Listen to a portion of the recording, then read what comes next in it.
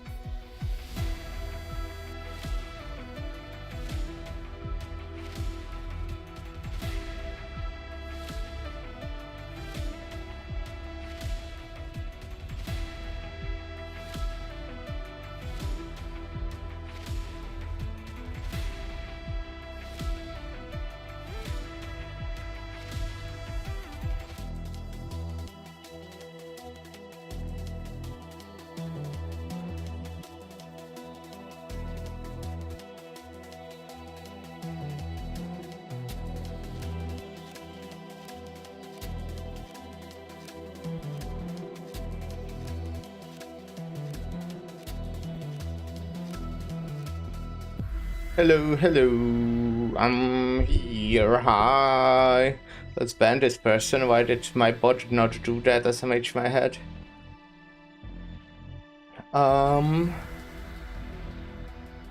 Whew. I'm somehow out of breath. To be fair, I was kinda in a rush, one might say. Where the fuck is the BRB button? I mean starting soon button. Hi, hello. So. What a sophisticated design. Let's go like this. I have no proviso here because I fucked up with my Fia. After she was in the training room, I did not put her back, and then I fucked up the order because it was different than I am used to, and now I have to do without proviso here for until they rest. Damn. Yeah, sucks, but yeah, damn. Anyways, what we'll be doing today, it's kinda in the title of the stream. We'll be finishing Path of Life, which is the last side story of year one. Year one. Yeah, I'm finishing year one actually. Year 5. So that's kinda cool, isn't it? That's pretty neat. So I hope we'll be finishing. I mean, I think it's reasonable to think we'll finish today. Might be another on the longer side. I feel like for like a week at this point, I want to do like a shorter stream, you know, for a week. But it just never works out. But who knows? Maybe tomorrow. Maybe tomorrow. Actually, let me check what we'll be doing tomorrow. I will be checking it again later anyway, but I'm interested. Tomorrow we'll be starting Adventure That Cannot Wait for the Sun. I have kinda no idea what that will be about, but I see Pepe. I see you, and I know you, but I do not remember the name right now. I mean, I don't know you, I haven't seen you yet, but I know you exist. And yeah, anyways, Path of Life. We'll get right into it. I think, if I remember correctly, yes, I need to do this. Oh, I can do practice? Practice, and then we'll be doing the after story. That's where we ended. Yeah, okay, I was doing the EX stages of the Syracuse event, and on the first EX stage on challenge mode, I could not do it even with this team because I'm apparently really bad. But yeah, so that was interesting. It would probably be possible, I just didn't have the patience. And that's fine. I did already spend quite a while on it because I was trying. So I kinda just gave up. Alrighty. Yes, I've noted the mission location and objectives. I'll get my job done. Oh, should have probably put someone on this side first, huh? Makes me think. Got it. Shut up. Solid positioning.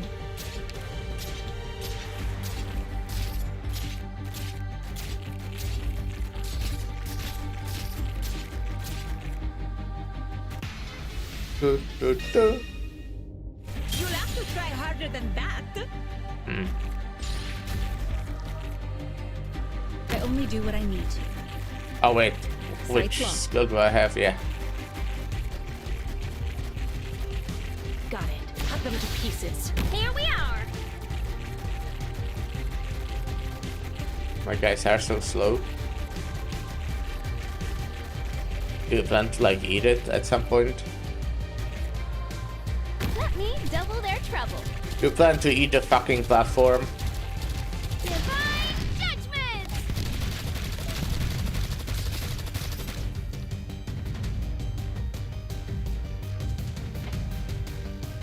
No enemies? No, we don't need those. Oh, right. Well, that's fucked. Awaiting order. I mean, I did fuck up. Because we cannot really... Yeah. Well, that's fine. I need to, like...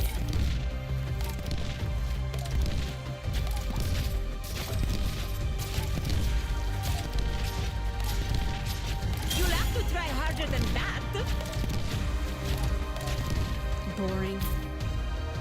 Oh, wait, that's the one who eats it, right. Oopsie. I'll do my best. Awaiting order. Cut them to pieces. No, I just don't have anyone who actually deals damage. So we'll just need to take like 10 hours to win. Let me double their trouble.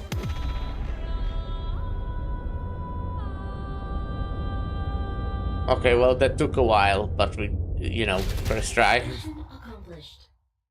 But very, very scuffed, unoptimal. Mission accomplished.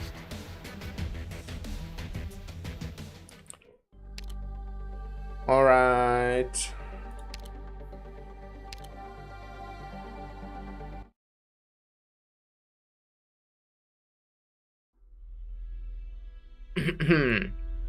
Sea Patrol, here to interrogate me? Interrogate. Ha! I never thought I'd have anything to do with that word.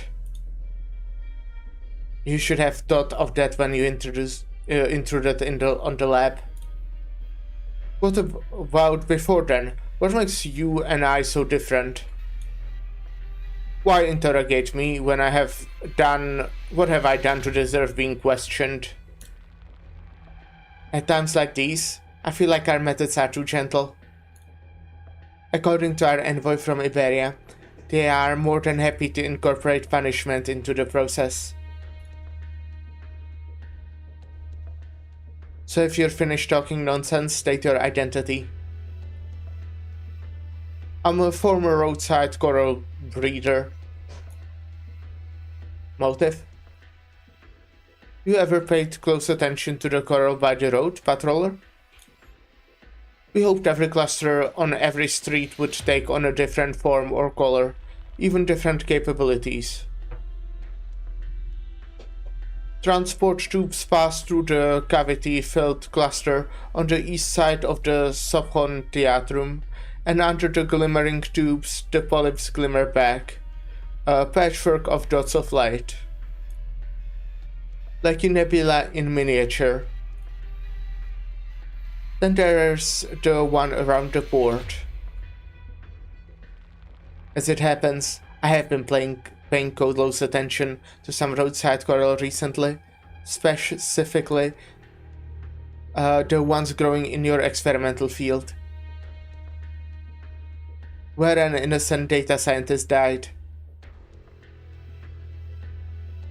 Her dreams, her obsession, her love for her seaweed were as beautiful as the coral you speak of. But you murdered her. You asked a good question earlier. What makes you and her so different? So why are you still alive? What did she do to deserve death? She found... Found what? Speak up. Or are you implying I should be asking Cassia this question? You... What is the church planning against the waterway program? Will you be attacking the beacon or the weapons? Speak. Oh, church this, cultist that. I'm still not used to being called names like that. I'm sure they are not just convenient excuses for you to arrest people. This so-called church and its cultist, what part of them is holy exactly? I don't worship any kind of imaginary entity. I just agree with how Cassia sees things. From the despair engulfing Ager, she can see this nation's future fragile nature. People place too much importance on the value of things, but are unwilling to recognize how fickle these values really are. They have become worshippers at their altar. But now, those values are crumbling away. Before Ager falls completely into despair, someone must sound the alarm. Perry, you're just trying to loosen my lip. You won't get another word out of me. If you're feeling impatient, go ahead, scan my brainwaves. You won't get anything out of that either. Questioning you is the last respect I'll give you as a human being, scumbag. Maybe you believe yourself innocent and your actions free of conspiracy, but you will tell me everything I want to know. Now speak.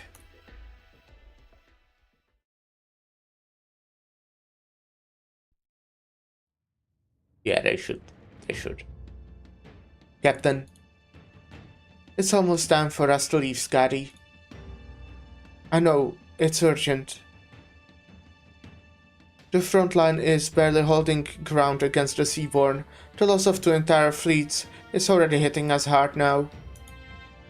According to their most recent missive, Legions 8 and 10 failed to regroup into formation, and they are now mired in a bitter struggle. If the beacon cannot be deployed at the designated position within the nest, and the deadlock continues, it will mean the failure of the waterway program. Understood.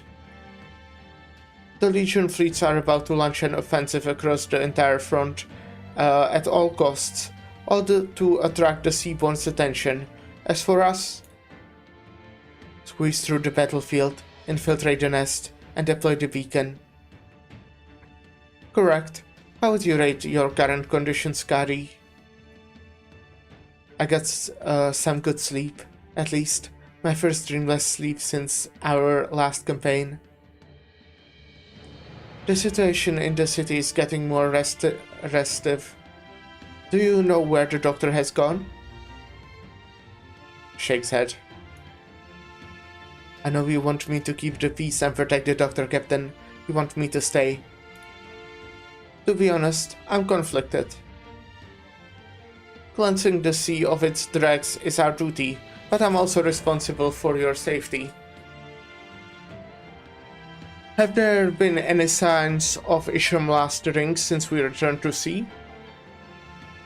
If it has, it's been real quiet. If it speaks up, I'll shut it up. Actually, I've got something to say to you, Captain. We have never been this cautious in our work before. We had our ways of handling this sort of thing. If the Church's God, the one the scum call Ishramla, really is inside me, then if I ever go out of control, I want you to execute me on the spot. Simple as that. My heart's right here. I trust you won't miss. Scotty, I'm not finished. If your sharks start or fall under their influence in battle before I do, I won't hesitate either. What I was going to say is that, with war close at hand, I can imagine nothing more reassuring to hear. Let's go.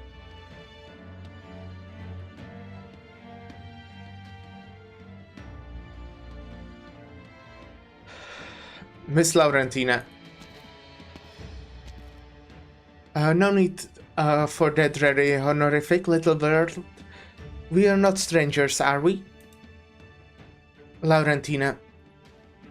Considering how long we have been in this city, I'm surprised this is the first time we have run into each other.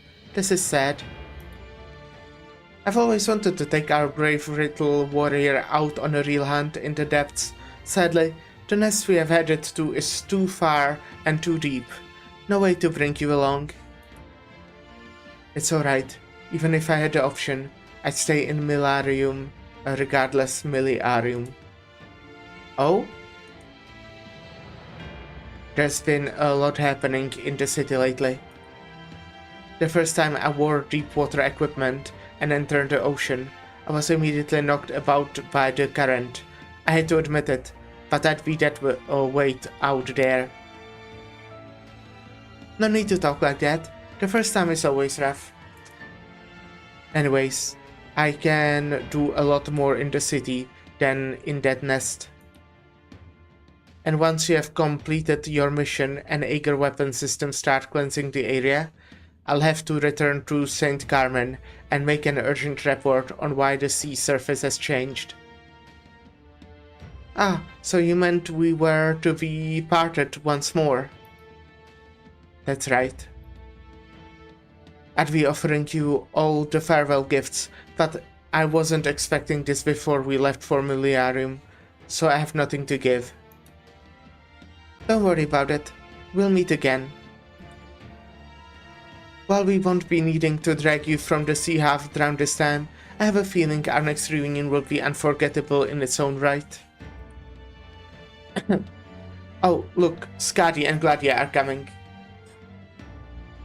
Take care of yourself, Laurentina.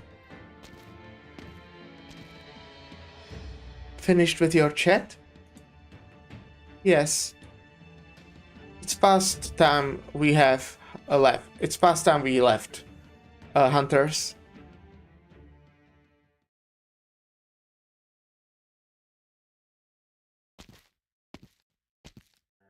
Doctor. Seems you got the evidence you wanted. Yes, you have been of great assistance. So what's the verdict? As previously mentioned, there are unusual data interactions between the beacon within the city and the ones deployed in the nest. It seems the bulk of the work was handled by Lab C-22, namely, the facility we just infiltrated. While I do not fully understand the principles behind the beacon system or the class 4 weapons, the contents of these interactions can still be inferred. The conditions between the beacons and the weapons have been altered. As I surmised, the waterway program has been infiltrated at the highest level. Did you doubt the program from the start? Correct. Ever before it was conceived, I had my doubts about Aegir. From where? That decisive campaign. You were meant to kill the Firstborn, but you lost contact with your team. Skadi was left to take the burden. So you already know. Skadi trusts me more than expected. Trusts you more than expected.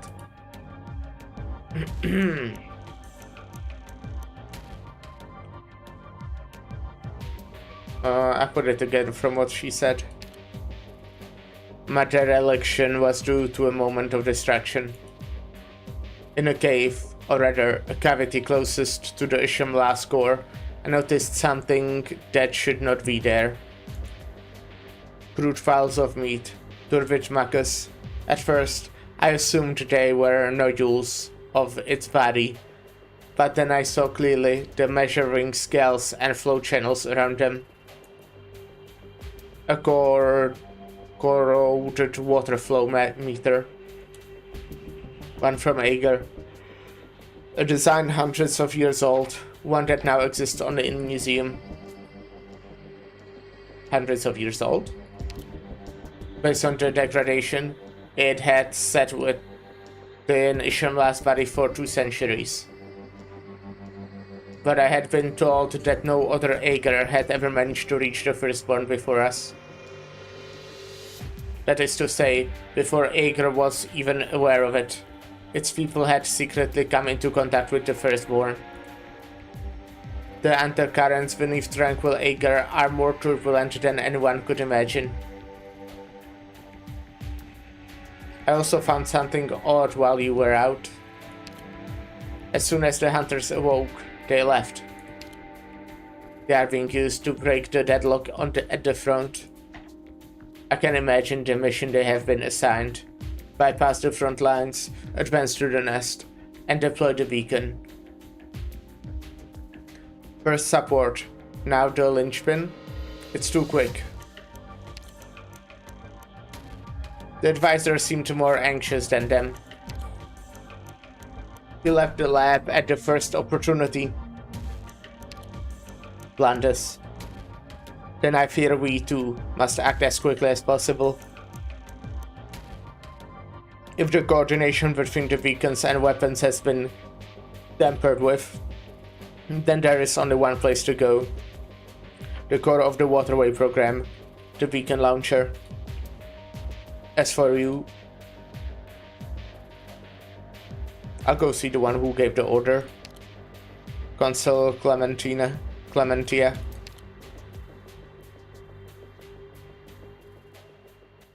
Alright.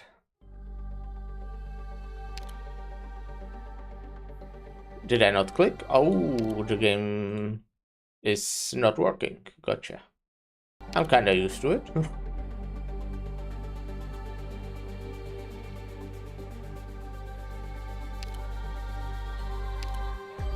I did not read the thingy on the left. An anathema of Ager. What Ager represents has never been justice, but the dignity of humanity.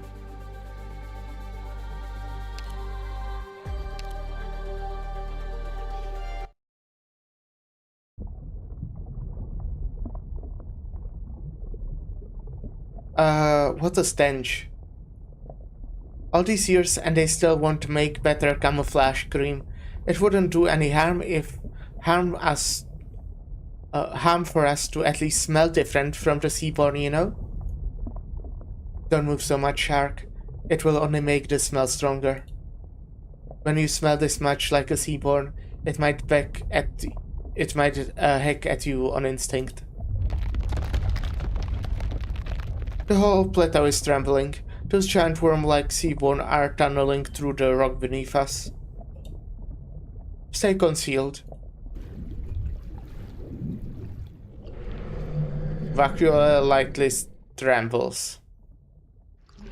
Core shudders fiercely. Look at those numbers. Honestly, between the currents and the seaborn, who's carrying who? They are flooding towards the front line. I can't imagine what the soldiers there are fighting through. Snap out of this, Scotty. You'll crush your health doing that. We mourn those on the front best by completing our mission. Thanks to the Legion's fleets containing the seaborn swarm, we are able to slip in and plant the beacon deep in the nest. Even a single plant could alter the seaborn to us. Alert the seaborn to us. If it happens to be assimilated, there's no room for negligence on our path forward. The great bleached coral will cover us as we dive for the depths of the rift. Yes, Captain.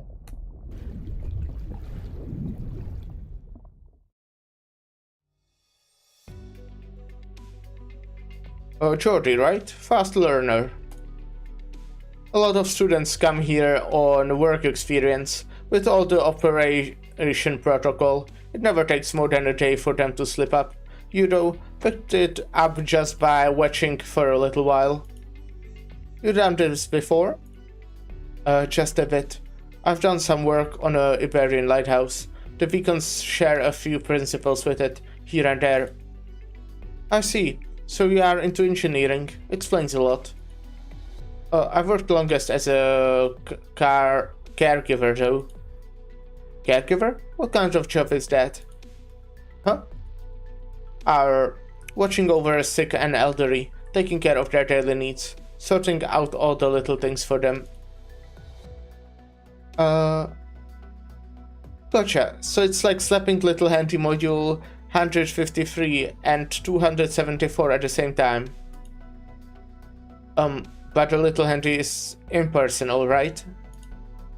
That's correct. You look taut as a wire, Georgie. This isn't an exam on your general knowledge. I just want to ask, if the little handy has no personality, how's it supposed to meet the emotional needs of its patients? To care for people is to meet them at their weakest, most vulnerable moments, after all. I'd say physical fragility doesn't particularly inspire emotional needs in us. And if we headed for the grave, even with illness, we don't feel especially vulnerable either. We do let the old and sick request some final company before their euthanasia, though usually a leading philosopher will come in, scholars from whatever field in general, really. I know nothing about philosophy. I just talk to them about the most banal things, food, flowers, sunshine, and so on, but for some reason, they are always so happy to listen. You're a great guy, Geordie. Yeah, he is. That shows how keen you are at grasping people's moods. No promises, but something tells me you'd shine in the Institute of Development Planning or Institute of Incubation too. Could I? Regardless, thank you so much. I finished resetting the storage facilities here. Wonderful work. Now about... Wait, did you just see something zip past the hologram? What?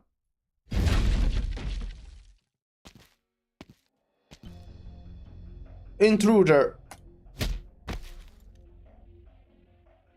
You?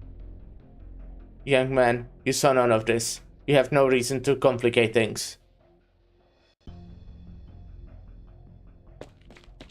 Oh, wait!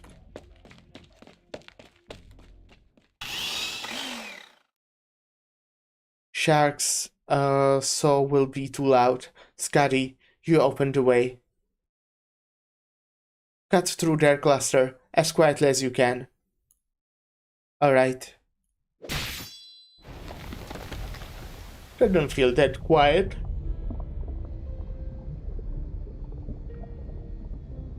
For but an instant, the heaving hunters are baited in vivid color and indistinct light.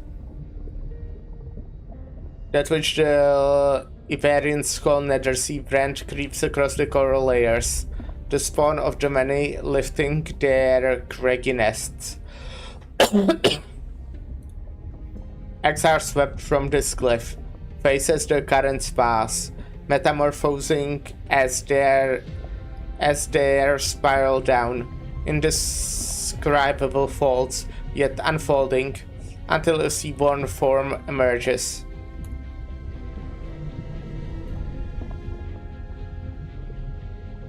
Soft membrane stirs.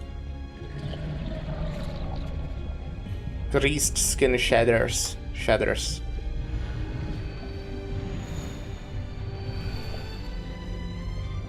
The newborn silently gather together, their trembling bodies echoing all throughout the nest, intertwining palps and feelers. They sweep each other off for far away. They just keep on leaving the nest, rushing for the front line. Wait, don't you think something's off? How did one turn from a whole bunch into a whole bunch out of nowhere? What is it doing? Multiplying? Splitting? Yeah, some of them do that, I think. I've had the gnawing feeling ever since we built out the fleet. Swordfish, have their assholes evolved even more? The Seaborn are forever evolving. Scotty, can you remember the first Seaborn you ever killed? Not really. Just that it had a lot of gross tentacles. That's what I mean. Tentacles, stingers, chitinous shells. We could still discern the organs, identify their functions at a glance. Prior to this, The Seaborn's only skill was to hijack whatever evolutionary progress other species had occurred over the epochs. But now we've got these things. I guess it's because they are more evolved than any other thingy, so they don't have anything they are like know about, basically. I can't begin to tell what their organs are. If I didn't know better, I might not even think to connect them to the fodder we were slaughtering just 3 months ago. The Seaborns have outgrown the evolutionary advancements. They have begun seeking their own answers. I guess, yeah, something like that. Which means their evolutionary course now transcends our knowledge. Yeah. I'm so smart. If we are unable to grasp their physical companions, unable to discern their organs, unique functions, unable to predict the direction they will evolve, we won't know how to kill them. We could fetch a specimen for Advisor Blandis while we evacuate. Still, the mission takes priority for now.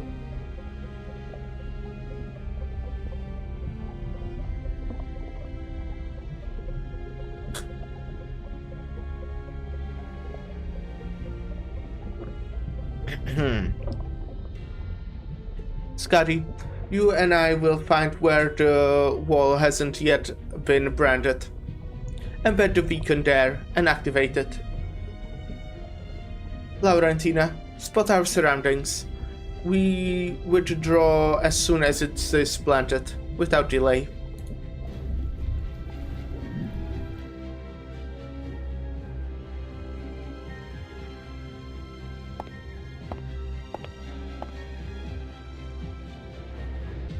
Consult Clementia.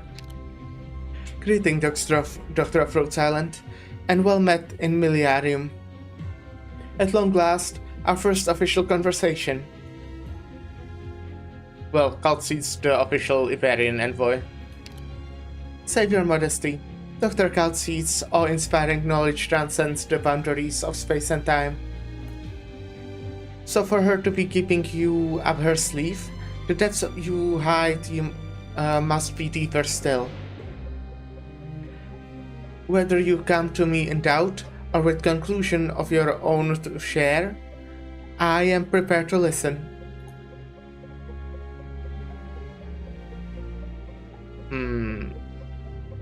We are endangering 3 of our operators.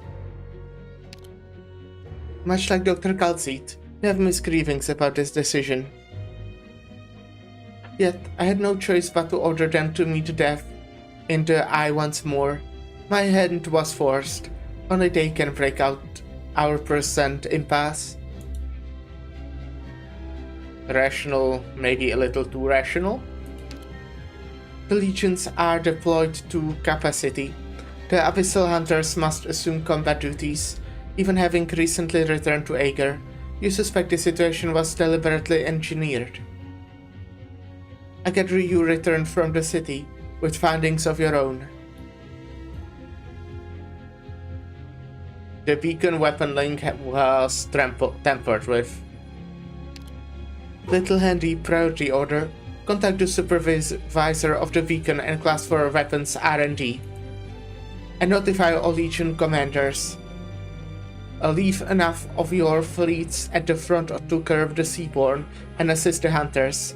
The rest should withdraw in order and return to the city. The Sea Patrol will seize the beacon tower right away. You have our gratitude for informing us, Doctor. Nod in silence.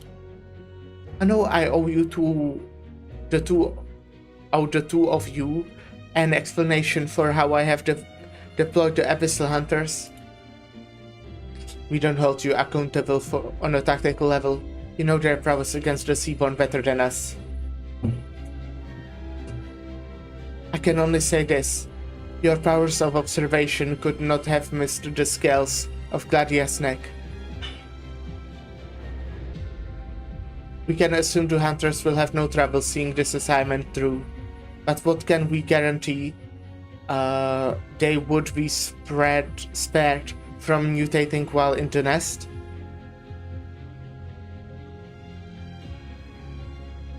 The word of Advisor Blandus, and nothing more.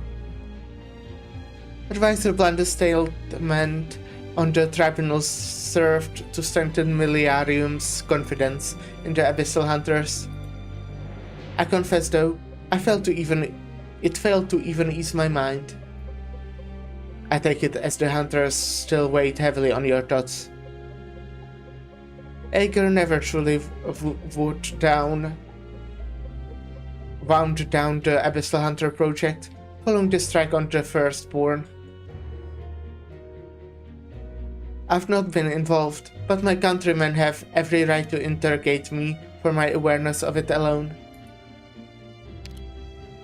For a short time after the Firstborn died, the project went through major upheavals, abnormalities plagued by the experiments, and the Church grew only more fixated on the Hunters. This suggests there are urgent, hidden truths about the Hunters yet to be found. Yet it also proves that the project can no longer run publicly. To this day, it still operates in secret, but even now, Ager has only 3 Hunters, including Gladia. 4. For how constantly we iterate on our technology, we have never succeeded in making another Abyssal Hunter. No matter how stable the subject's signs and physiological indicators are, they lose their reason the moment they awaken, immediately corrupting into a Seaborn. They don't even make it out of the chamber, let alone to the ocean proper.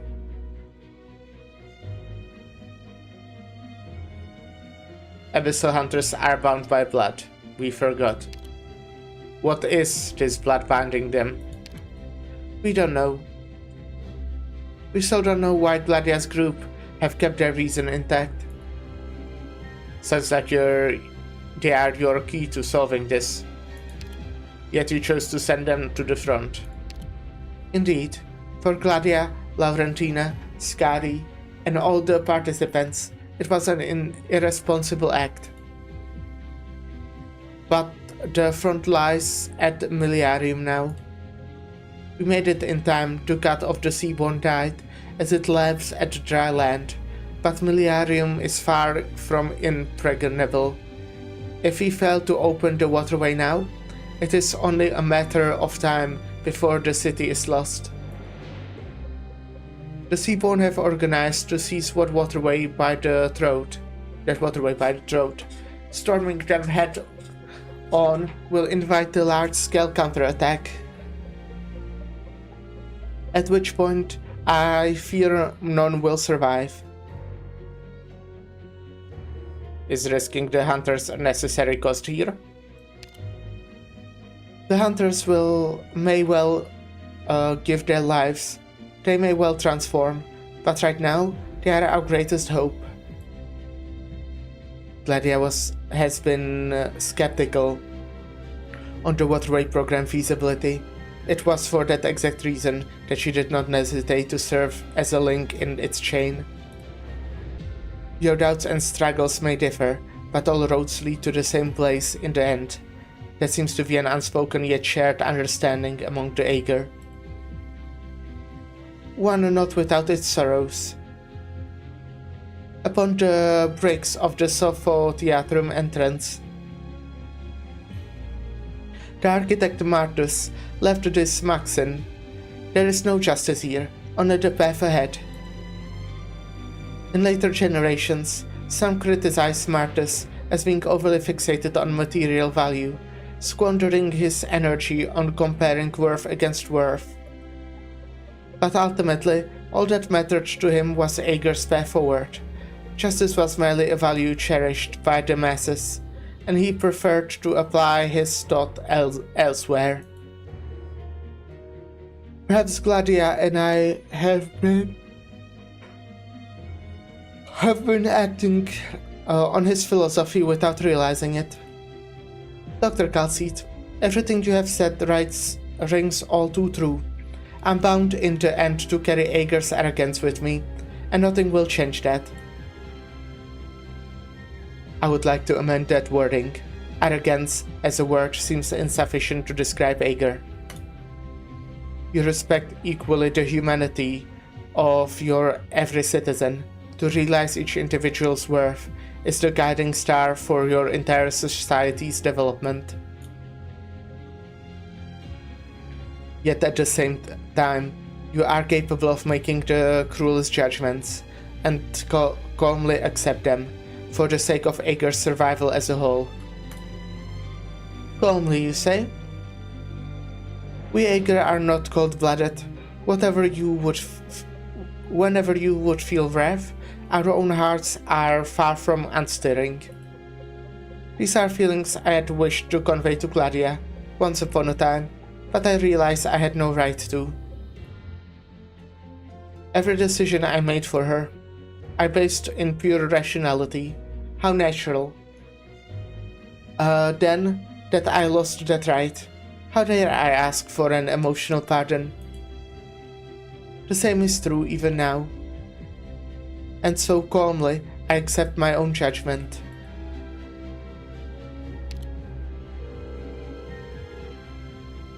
The designated individual has been contacted. Advisor Blanders did not pick up. Dr. Calcite, Doctor, I'm deeply sorry I could not give you an appropriate answer. But right now, I ask that... I just keep yawning. I think I slept pretty well, by the way. I think I slept pretty well. Might want to open my window.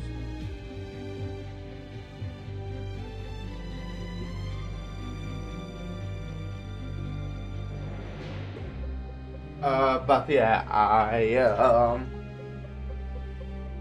what did I think I went to sleep like, I guess around 1 AM. I did went to sleep actually a bit later. I was like, after yesterday we streamed Far West. After the stream I don't know what I did, but then I remember just playing even more Far West solo. So it was pretty fun. You know, instead of like finishing the video or anything. But right now, I ask that you permit me to carry out my duty.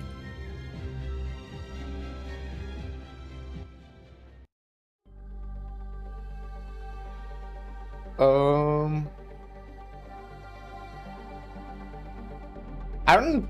Again, I feel like I'm saying that maybe way too often at this point.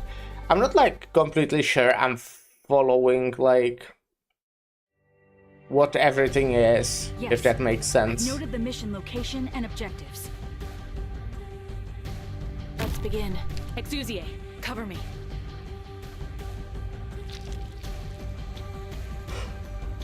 Got it. Cut them to pieces.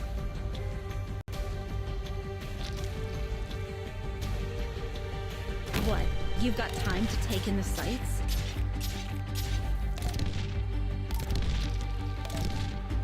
But like it's okay, I think. I think I understand enough.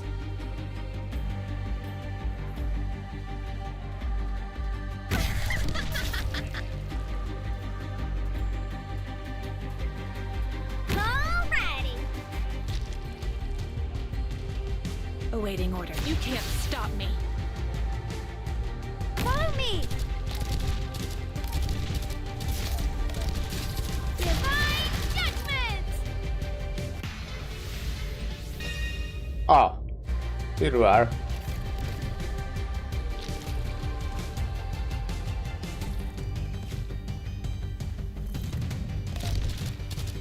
Boring. Anyone in front of me who still feels like thinking? Yeah, okay. Rock and roll. So yeah, does deal solid damage to you there. But yeah, X doesn't reach. isn't my... Ah, fuck.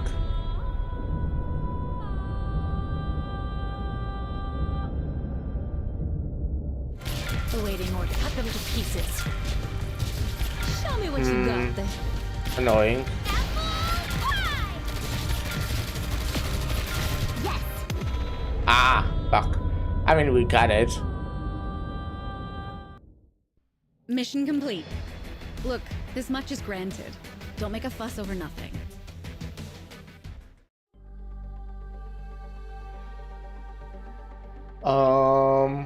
That was 6, yeah. Well, we are progressing quite fast today so far. At least it's like, it feels like it.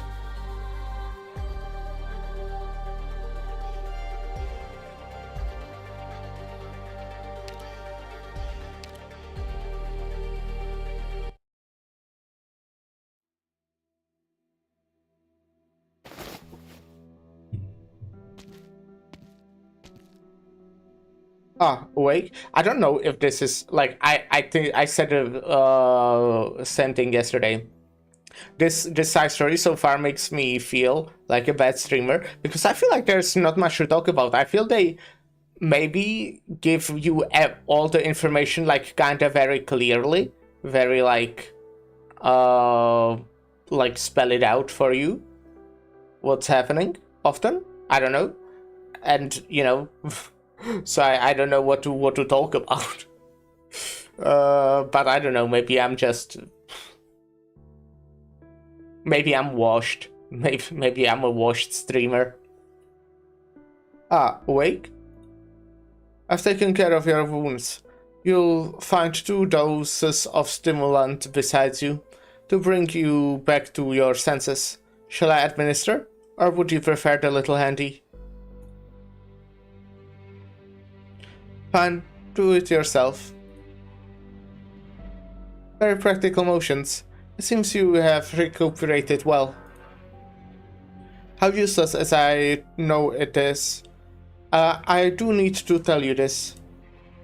You cannot keep experimenting on yourself, or you will have to cover your eyes as well to avoid looking like you have been tortured. The mask won't be enough, at least. My wardrobe has nothing to do with my modifications. True, you have always looked that way. We all got shivers as you entered the classroom and set your gloomy self down. All this time we have known each other, and you barely even show me your face. Blunders, given you have started cracking jokes, I take it the results are less than awful. Now, that's tricky to say. The emotional ride I've been through felt like being seated next to Secunda as she sailed the patrol ship with both eyes shut. That is to say, utter madness. First of all, I noticed baffling effects on your autoadaptive junction. I guess the only thing I'm like wondering is exactly about the Waterway project, or like why does Ulpianus not trust it or something. Your body's reaction is bizarre. When the seaborne genes extract their abnormal dominance, your anti-seaborne rejection response doesn't intensify. No, it actually lightens somewhat. Also, I guess what the Church of the Deep is planning to do with the Waterway project. I mean, they did do something with stuff, apparently. It's what Doctor just said to Clementia. Which means my transformation is getting faster. No, quite the opposite. It was right as I was concealing the surgery that I observed a curious phenomenon. Once your rejection ebbed, your seaborne genetics slowed down their influence. As if to be crude, your body and the seaborne genes have reached some sort of understanding. That's neat. This is certainly worth further study, but for now, I need to know one thing. will this impact the hunters in their upcoming battle? Slaying the firstborn will be our single most important operation since we are created. At this point, I will allow no freak accidents. I've observed no negative effects so far. I'll be setting up a few more risk assessments before you head out. That said, we are going to figure out what's underpinning this phenomenon. Then you'd best come back alive, so I have something to study at all. I'll be honest, I'm anxious. We have never waged our war on this scale before. We are marching every single Abyssal Hunter, plus 3 whole standing legions, off into a single trench.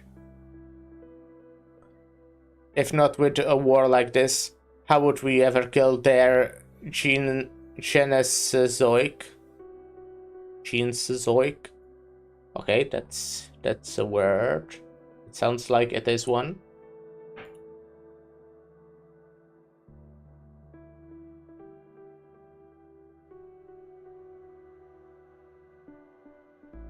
Oh, okay. It's just like an Arknights word. It's not an actual word. Gotcha. Their source, their god. I mean, that's the first word, I'm guessing, right? Yeah. Do you truly believe we can polish off the Seaborn just like that? Once and for all? You have worked with us for over a decade, and you still have doubts about the Hunter project? Do you want the truth?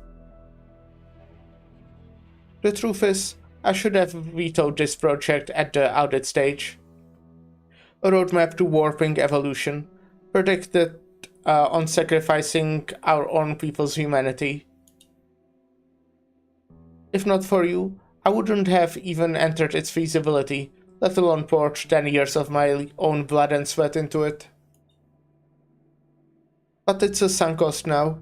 The more I doubt it, the more crucial it is for me, be its core member, to steer it with my own 2 hands. Yet I can't shake the thought of how many monsters this lab's created.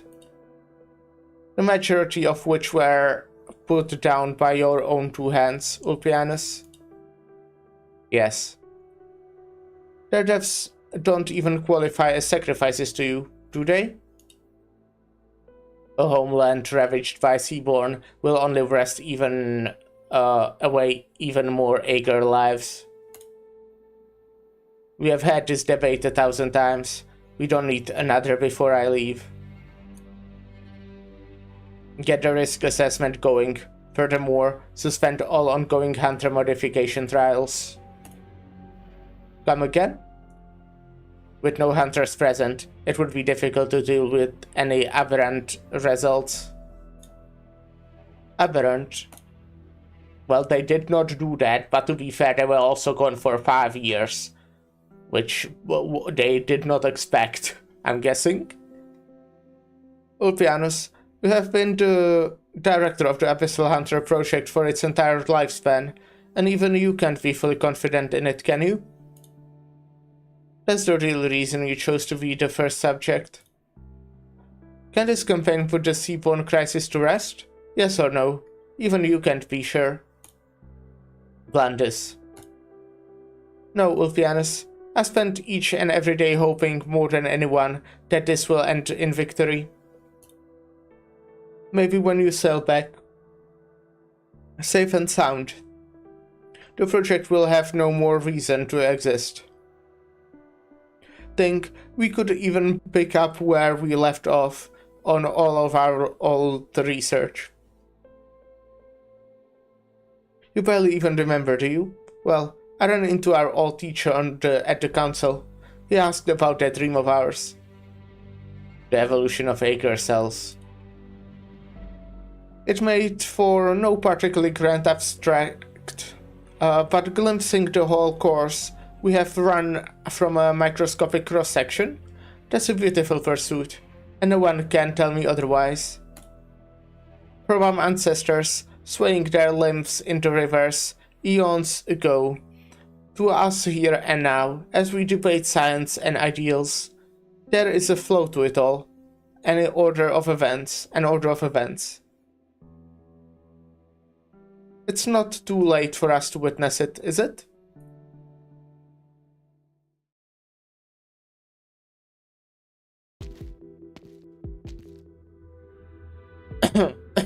You finally came, Ulpianus.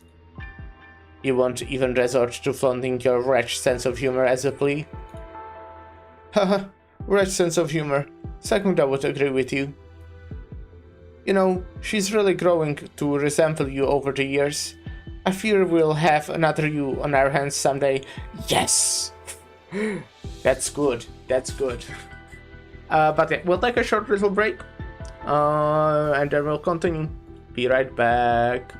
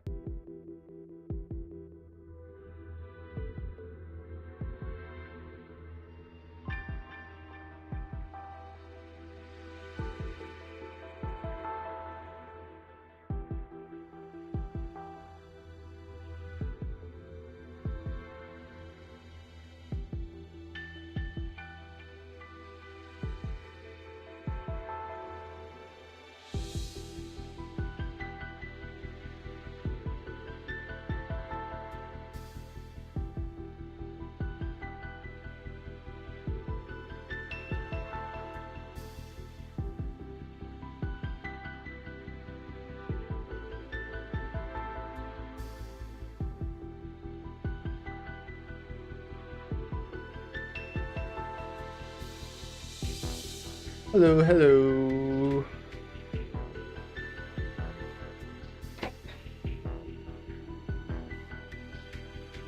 Along with countless other youths born by or against their will, throwing themselves into the fight against the seaborne and perishing in combat until the shores are soaking in Aegir's blood.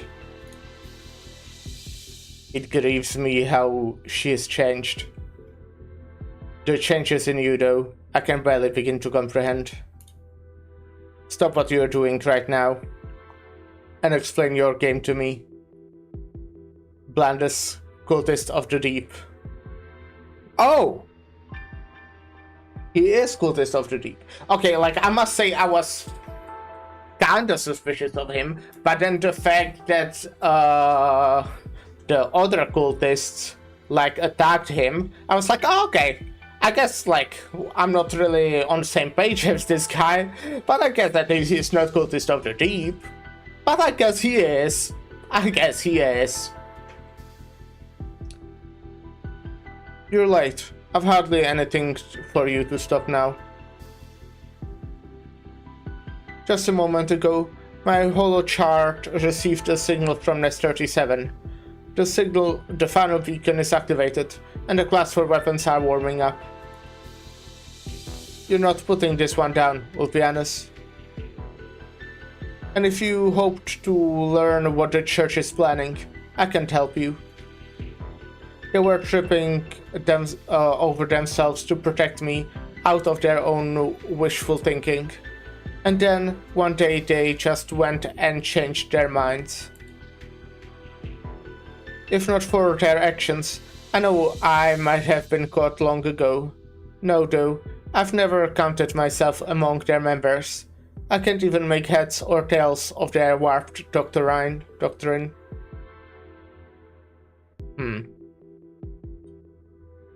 Still, if you're asking what drove me to do all this, I would love to bend your ear.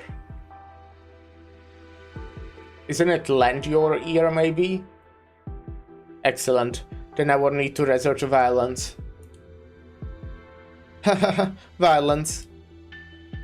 Still talking that as your first impulse, if it weren't for the embarrassing situation you have put yourself in, I'm sure the intuitive of development planning would love to have a chat with you. Want to know something? It took only moments after you failed campaign for them to declare you all dead. Then soon enough, the Institute came down to me with an invitation to restart the Hunter project.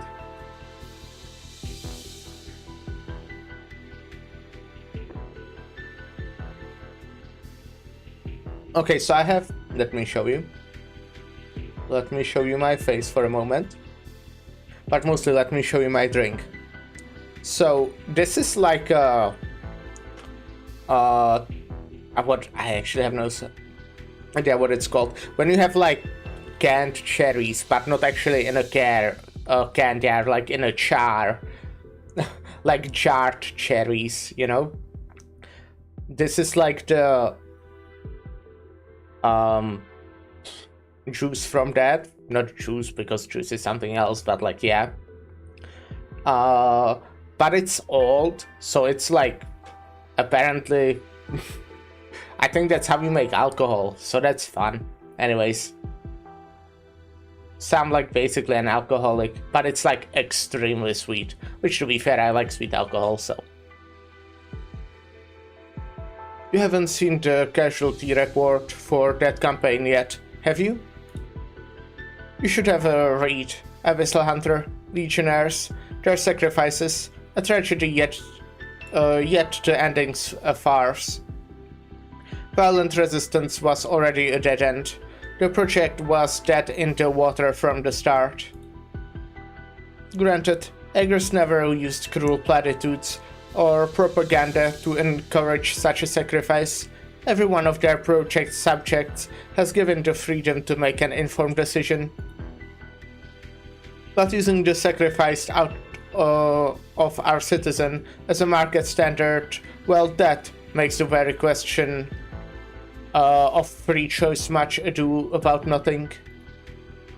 once an acre's worth lay in all that they had built up and created during their life, and now, our very lives, even our deaths, are price tagged.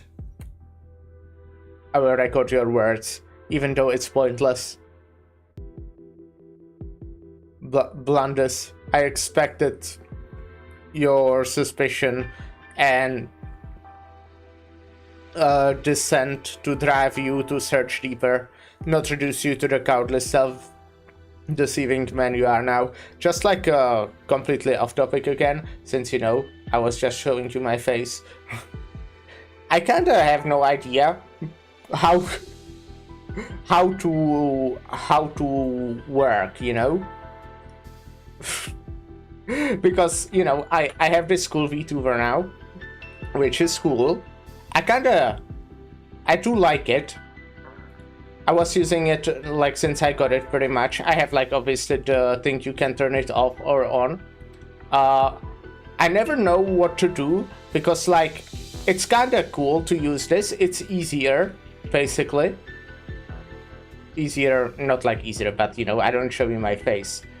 But also I don't show you my face. So I just don't know what people prefer more. Because I don't really have a preference. I think there are pluses and minuses for both. I mean, it's easier to show my fucking expression with this. But with this, you don't see me. I must say it will be very convenient when it becomes really hot and I can just stream without clothes. That will be useful. That will be useful when that happens, but it's not that cold yet. That hot, I mean.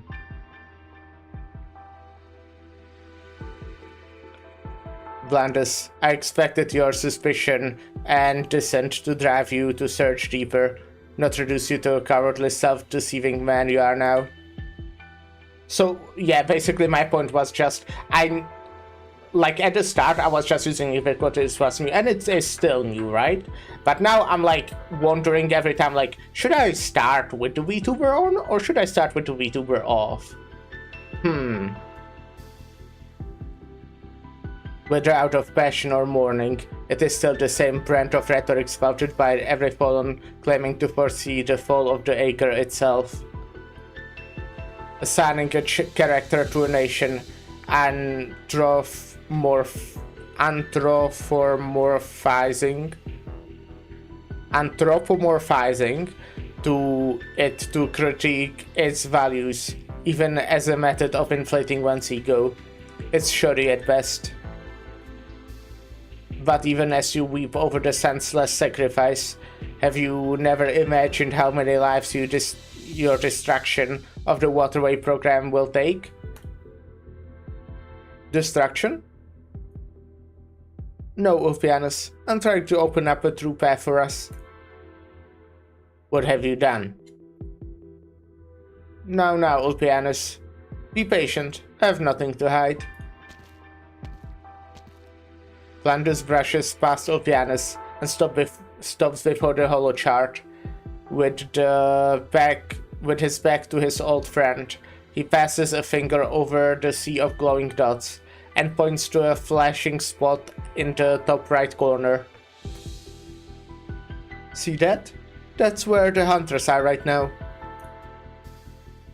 They activated the last beacon and are probably caught in a deadly struggle, but they aren't in any danger. Any true danger, that is.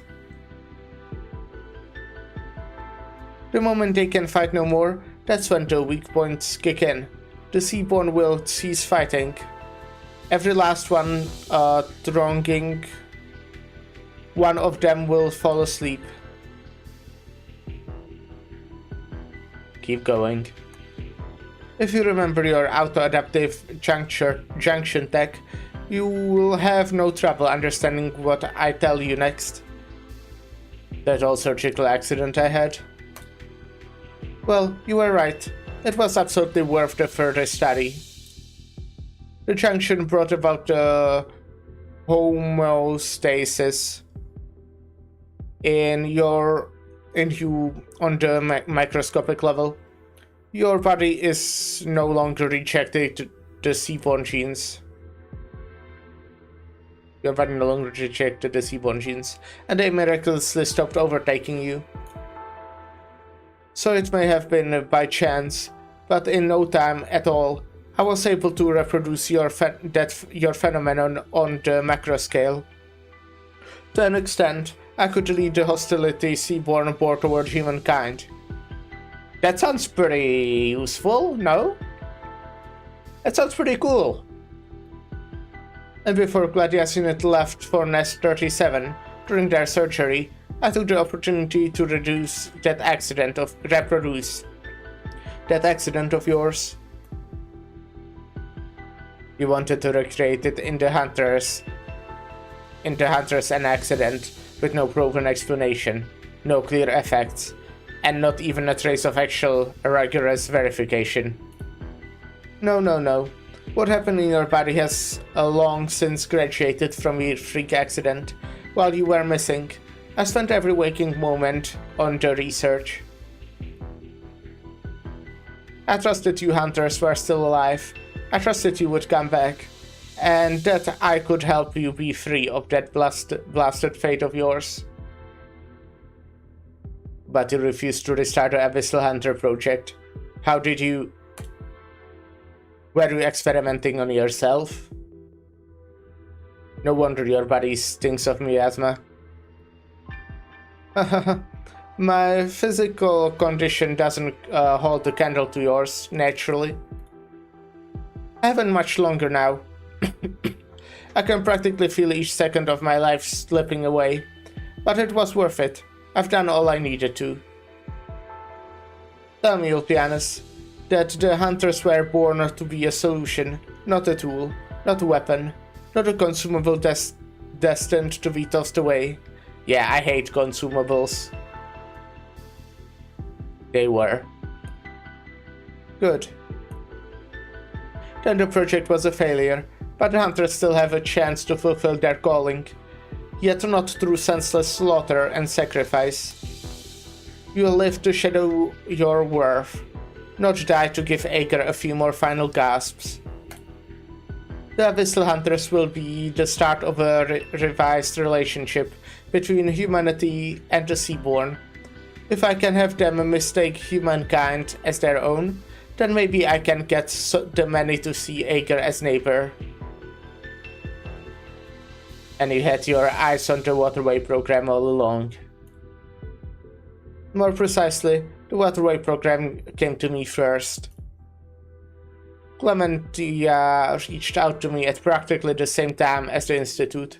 She let me on both the game plan for the Waterway program and the research project for the Class 4 weapon array. Weapons rooted in biotech like them can impact seaborn behavior at large. The theory granting them has a natural affinity with the auto-adaptive junctions. By then, I'd already gathered the data I needed to perfect the junction tech, to the point that I was no longer limited to human subjects anymore. So I made a tiny little tweak to the class force. The instant they activate, we can close the book on our fight with the Seaborn.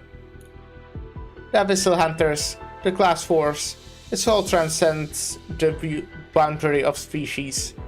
It will become a path, a bridge. You can't make this up.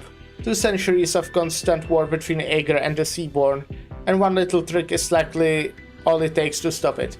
I mean, from what I'm hearing, it sounds like a good option, you know? Do I understand correctly that it's supposed to just make the Seaborn not aggressive towards, like, humans? Is that... It's like a good thing, actually. But I don't know, maybe I misunderstand how it's supposed to work? Because it sounds maybe like even too good. So yeah, like I'm sure that I either misunderstand or something will go wrong. One of the two. Or both, possibly.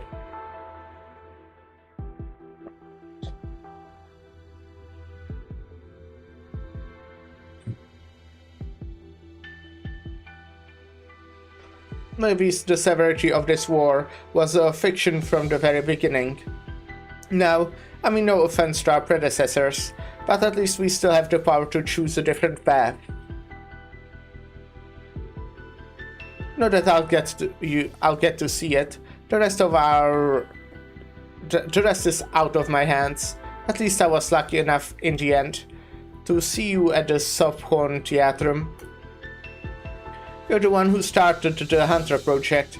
You know your way around self-adaptive junctions. You have been through all this. Only you, Ulpianus. Only you can keep the work going. Is that why you were so literally waiting for my arrival? To entrust your work to me before you die? It is my turn to invite you. Ager and the Seaborn have a chance to achieve true symbiosis. Perhaps that's the future you wouldn't mind bearing witness to? I refuse. I did expect that, but still, that was a little too blunt. Ulpianus, this is the control room where I'll die, but... Blandis, even if your death is certain, you must know, you have no right to go regretting anything, fighting anything.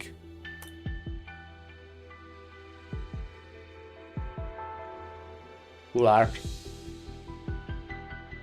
There was a time, not so long ago, when we ventured to make a sense of the meaning of our existence by studying how our own Aegirian cells had evolved. But you have ruined everything you had with your own hands, all for one wild flight of fancy. The Seaborn are a noxious scourge upon the ocean. There's no point in doubting that. They are beings full of unknowns, yet you believe in symbiosis with them as if they are your friends? Blandis. That is the same arrogance that Ager had in assuming victory was inevitable. No, it is that 100 times over. Are you even aware of what you're thinking? Can you describe his hopeful vision you see in your fantasies of symbiosis? Are the Seaborn to be magical seafloor fairies spoken of in children's stories, or will they be our beloved household pets? Will Gladia debate philosophy with them? Will Skadi take tea time with them? Will Laurentina be dancing with them?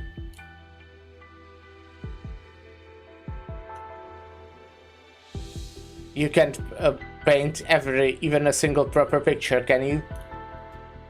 Your own proven record as the scientist you were, thrown away. When I see you now, Blandus, I can only laugh. I've never heard you say so much in one breath, Ulpianus. You mean to tell me you despair, yes?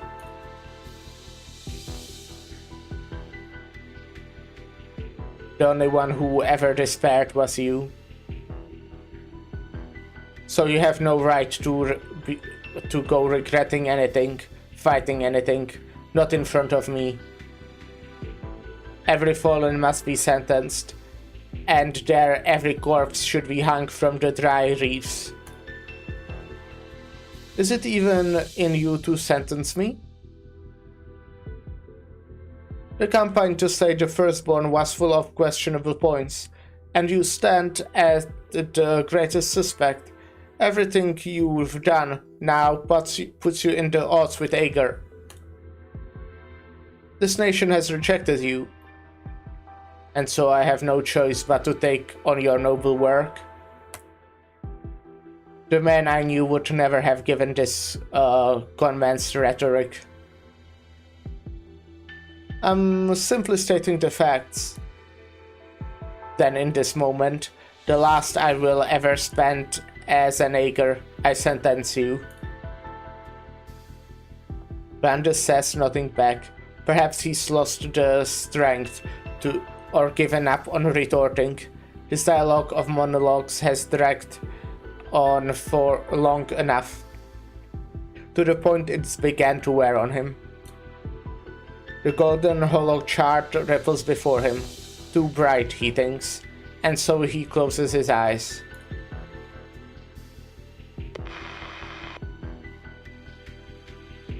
From somewhere, the communication intrudes and shatters the brief silence. With it, he hears the shrill grinding of his old friend's anchor being dragged across the floor. But only one thought makes it in time. He couldn't even give the hunters a welcome home hug.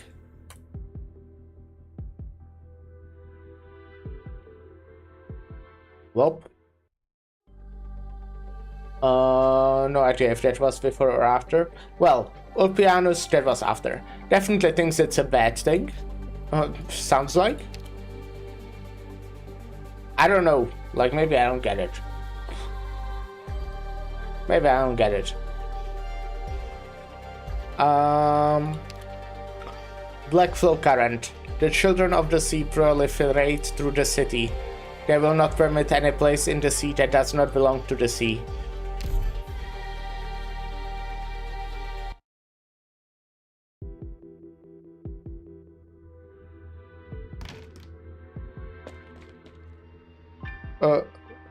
Senor?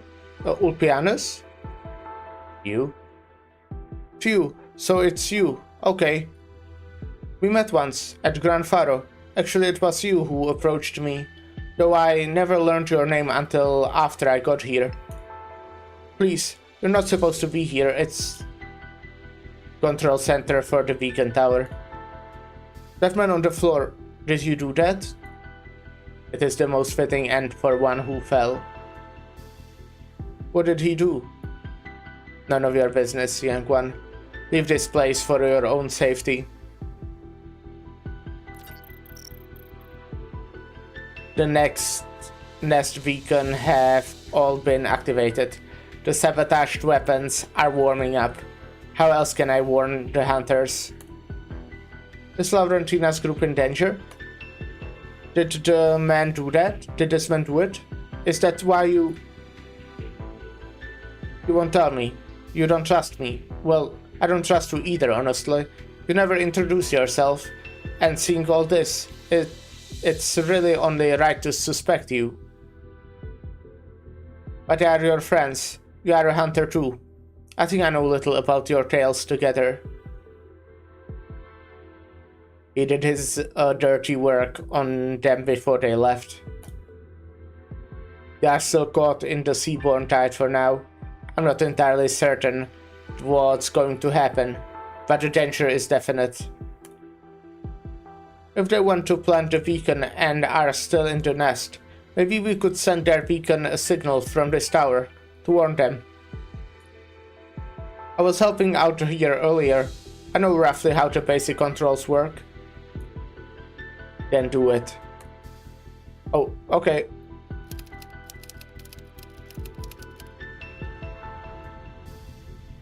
Well, it's much more complex than in practice, but I can say that this seems to operate on a very similar framework to a lighthouse's control system. As far as I'm aware, Breogan passed through the city and aided the tower reconstruction effort. The technicians mentioned that the tower will automatically navigate the weapons once every beacon is active, and all other controls will be locked out by the program. So if he wants to send a signal to one of these beacons, let me see. Just as I feared, it's impossible to resume control. Do you have any way to circumvent the lockdown? If Breogan was involved in the reconstruction, then maybe, just maybe, I have a very stupid plan. My entire time here in Miliarium, I've been trying to get to understand the man Breogan was. He had a habit of writing things down, always noting his thoughts, his suspicions, etc. He kept it up even on dry land. Was it so he wouldn't forget things? I think I can try temporarily shutting down the main control panel's data decomposition system. Like this. Before you were bringing up my history, you called me Vrogan's descendant, but just from looking at his images, you can tell I don't resemble the genius architect one bit. My parents were just Aegir's router on to the land. There are plenty of us across Iberia and the other terrestrial countries. Strictly speaking, we don't even count as... So what? It used to trouble me, but recently I've been learning to let myself get over it, to not think so hard about it. It's just, you were the first to ever mention that to me, so I wanted to be sure. Why did you think I was? True, I did miss the mark, but I never engage in baseless speculation. There's more of a bond between you than you think. A bond? The profound silence ruined Iberia. The lighthouses fell dark along the coast, and doubt and suspicion grew in their shadow. Vrogan was forced to flee the splendor he himself had designed. Gran Faro was one place he sheltered while on the run. The research notes your parents left you are undoubtedly connected to him. They were people he knew, he could entrust his life's work to. Look at what you're doing now, young one. You may not be his descendant by blood, but you have most certainly inherited a portion of his wisdom. Miliarium is the first Aegirian city you visited, and coincidentally, the last Vrogan stopped at before leaving the country entirely. His trail covers the entire seabed, and everywhere he went, he visited those of great repute to share his thought on dry land, his conjecture on Terra's future.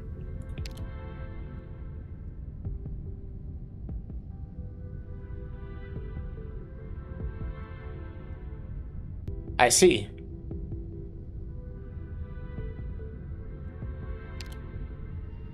He had hoped someone would head for the continent with him, so that one day land and sea might stand against crisis together, seek new possibilities together.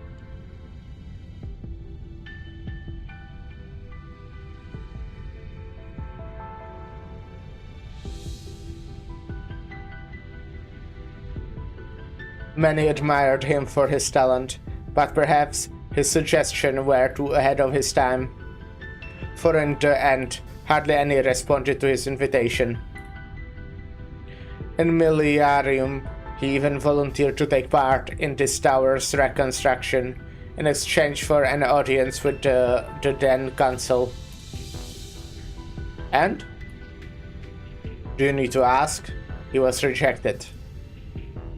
But as the work finished, he made a final decision to wrap up his winding tour and officially depart for the faraway soils.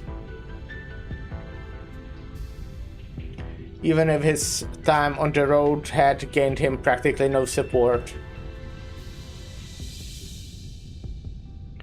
Think over what you have done. You left the town you knew and came to this alien place they call your home. That too took incredible courage. In this respect, you and Vrogan are not dissimilar. Conversely, if all you'd share was just blood, then that would have been something to be ashamed of. I do not usually play psychological counselor, Jordi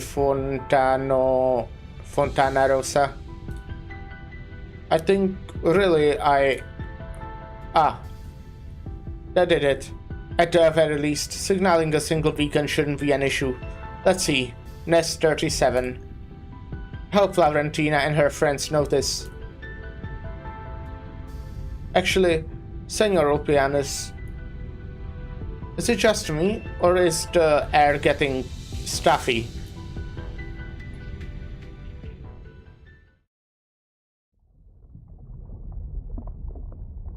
My comms just picked up a faint gravitational wave.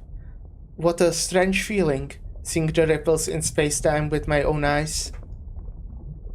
Just like in the manual, seems the beacon's already active. According to Clementia, this beacon's going live should mean the class 4 weapons array will automatically come online. We should head back to the way we came, immediately. And here I was thinking we'd stay behind and enjoy the front row seats. What's so fun about watching cannon fire? Oh, weren't we supposed to have something rather different in store? I thought we'd see the Seaborn silently popping all at once across the entire stretch. How poetic, how fitting, when you consider all the little bastards wrongs know. Though class 4 weaponry may not affect us, pointless deterring will only invite more variables. Fine. Off we go then.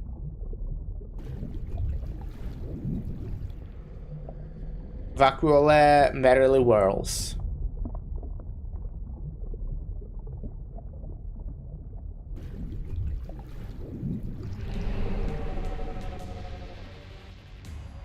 A soft murmur reaches Spectre's ear, and when she turns to look, she meets with an eye.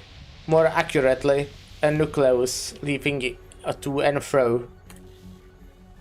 The flagella of the Seaborn sticks to her cheek, soft as a kiss. Spectre sees the nucleus pulsing in a clear rhythm, blending with her own heartbeat. Shark. Don't attack yet, Scotty.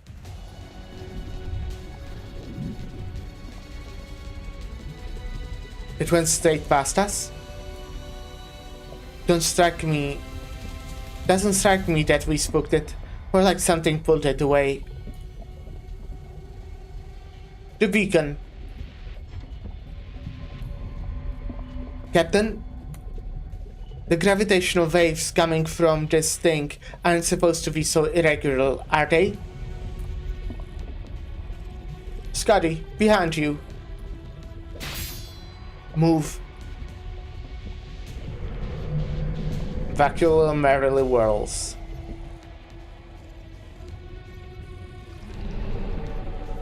Soft membrane cheerily stirs. Greased skin excitedly shudders. The current reverses. The tide sweeping the Seaborn surges back into the nest. The sound of beating membranous wings, of compressing and unfolding, of clamoring mouthparts, of roaring streams. The whole space reverberates with layer upon layer of cries, of pure elation. The beacon's been completely drowned out. The eggs and newborns are multiplying rapidly. Give me a sec, I want to check something real quick. Okay, it's nothing important. Yeah.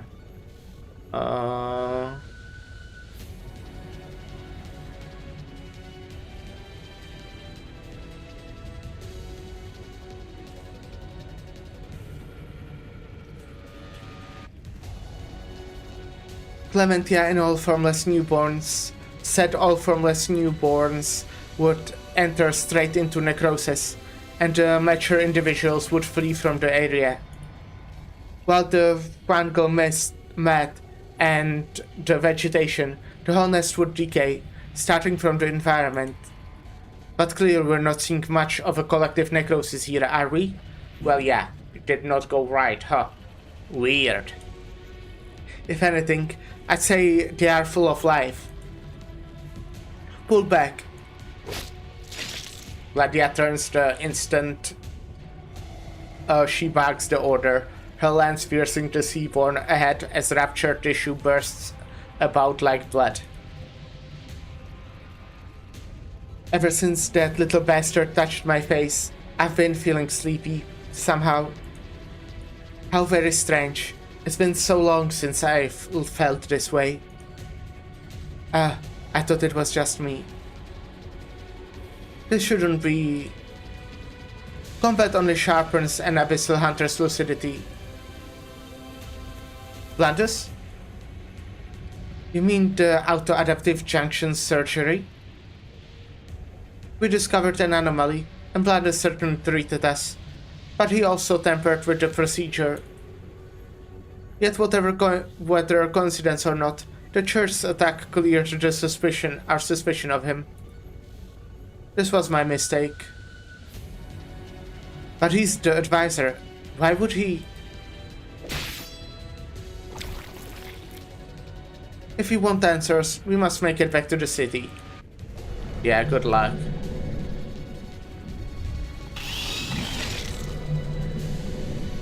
Spectre skips ahead at the vanguard, her dance as graceful as ever. With but a twirl, a high RPM saw blade leaves the seaborn ahead carved in two. Vacuole excitedly swells. The beasts have noticed us, and yet show hardly any will to attack. Captain, Shark, have you noticed the water flowing? Slower? Get a hold of yourself, Skadi. No, wait, she's right. These animals are secreting something. Finally, the title is receding. The nest temporarily bears the truth of its transformation. Seaborn living and dead fall into every ravine on the seabed. The nest's borders have begun to bleach, chitting something together into a thick crust. Something has provided them immense nutrition. The whole nest is forming a carapace, and spurring every life within to evolve faster. A shell, if we take the Iberia's so-called Nether Sea brand, as the roadmap for the organism's expansion. Then this shell is the final act of fueling before it begins. Without warning, the beacon pulsed irregular gravitational waves. Right afterwards, the seaborn swarm began to nest around it. Either this is some elusive aberration in the weapons themselves, or someone in the city is trying to remotely control the beacon to transmit information, or possibly both.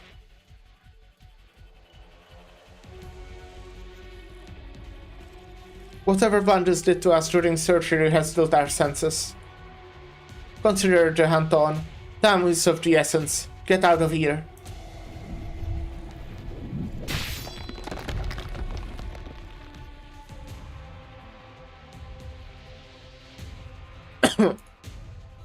Your cheeks are flushed, and your clothes soaked through with sweat. I'm not nervous. No. You're accustomed to dried, arid land. You're more sensitive to dampness than an average Jaeger. The humidity is wrecking you. Hold on. Look at the chart. Densely packed biosignatures from right above us? It's the dome above the tower. The seaborn are seeping into the city through there. No, but weren't there two legions out there keeping them at bay? Plus the hunters. Even if some were, or some from other nests lived around the perimeter, Millenarium still has countless sensor units across the dome, and all sorts of complex defenses. How could the Seaborn get into the city without a sound? Did this tower draw them in? But why? My guess is someone showed them the path. Blandus, had it ever dawned on you that your folly would lead to such disaster? Ulpianus is pensive. He doesn't not turn to look at the culprit of all this, lying motionless on the floor. He stares closely at the holographic sea chart. dots representing the seaborne swarm, converge right on Millennium's coordinates. They shine like the stars. Alrighty. Well, yes, it went wrong. I was right, it went wrong. Or maybe this was the plan, but they just, like, I don't know. You know what, suddenly it went from I think everything is spelled out to me super clearly to I have no idea what's happening, actually. Okay, no, I think I do have an idea at the very least, you know, but I guess I don't understand what the fuck are the Church of the Deep things. Okay, well, no, they want to join the Seaborn, actually, right? It's as simple as that. They're like, yeah, they are gonna win, so let's switch the sides, basically. So, I mean, it makes sense.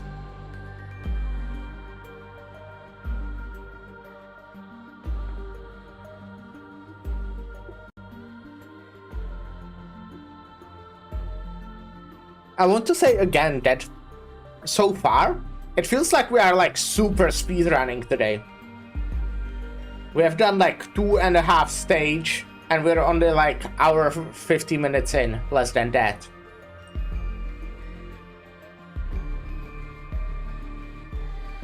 While yesterday 5.5 stages took us like 6 hours.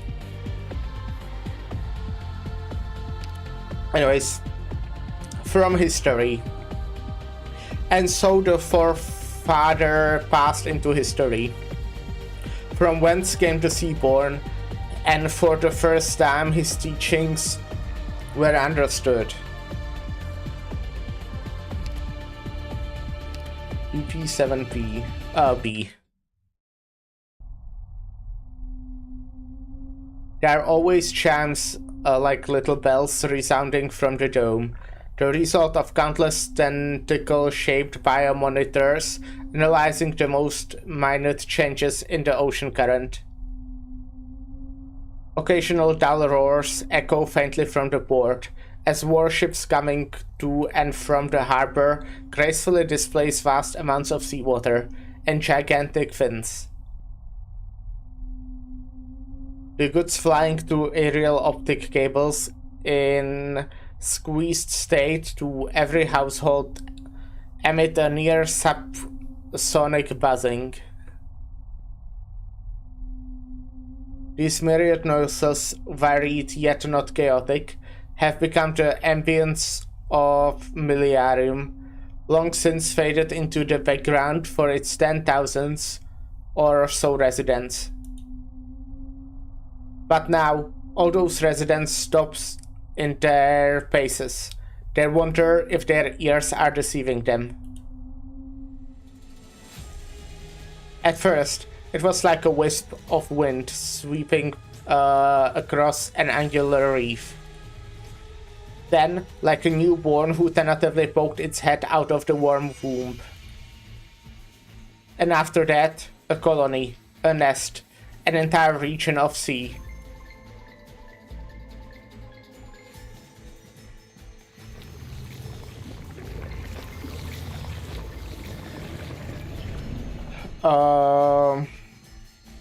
The thick, bizarre sound of blooming of life could be heard clearly. The children of the sea now give back to the ocean. They give civilization a kiss, and civilization is now filled to the brim with life.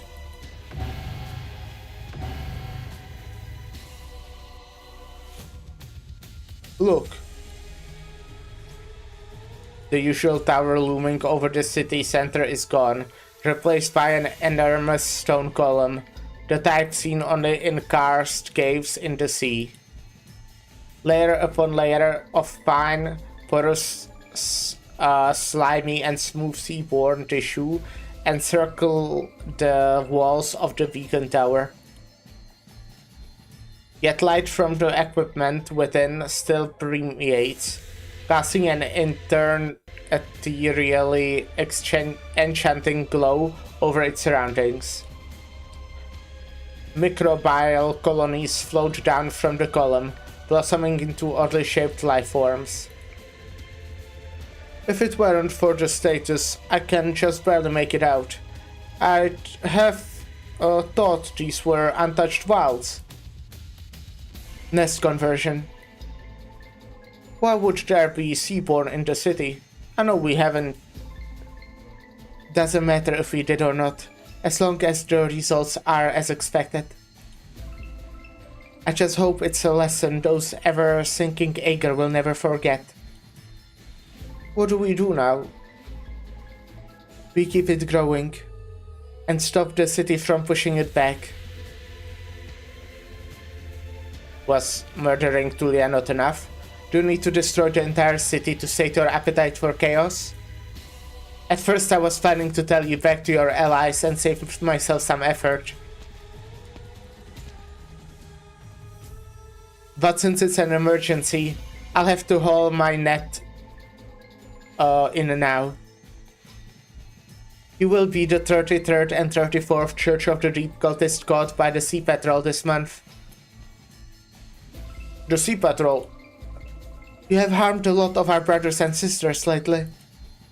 Clinging to the current order will do you no good.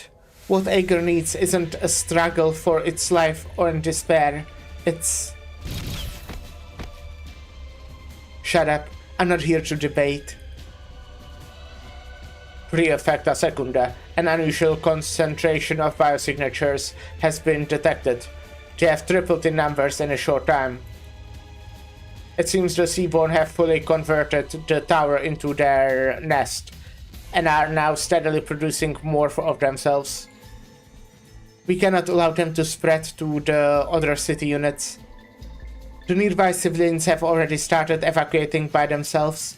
Take a squad to guide them to the emergency shelters. Remember to clear the roads of all support machines. If the Seaborn contaminate them, they could be used as weapons against us.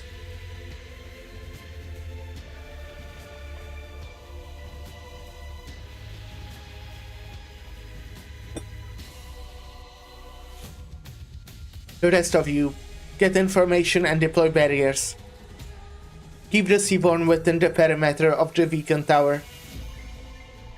Yes, ma'am. Was sure the class for weapons had already been activated. Don't tell me. I'm listening. Lock down the class tab for weapons. Immediately. I want to route inspection of the entire system as soon as possible. All troops who have fallen back, regroup at the port immediately. From now on, all combatants are to remain on standby on the channel.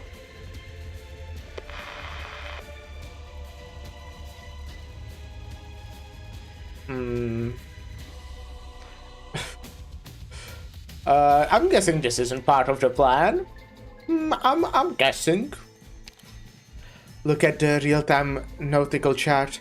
Just an hour ago, seaborne biosignatures were generally stable. But now, every nest on the continental shelf is getting closer and closer to each other. No, it's not that the nests are moving, they're expanding endlessly. Like countless drops of ink spreading across a sheet of paper. This entire stretch of sea is turning into a nest.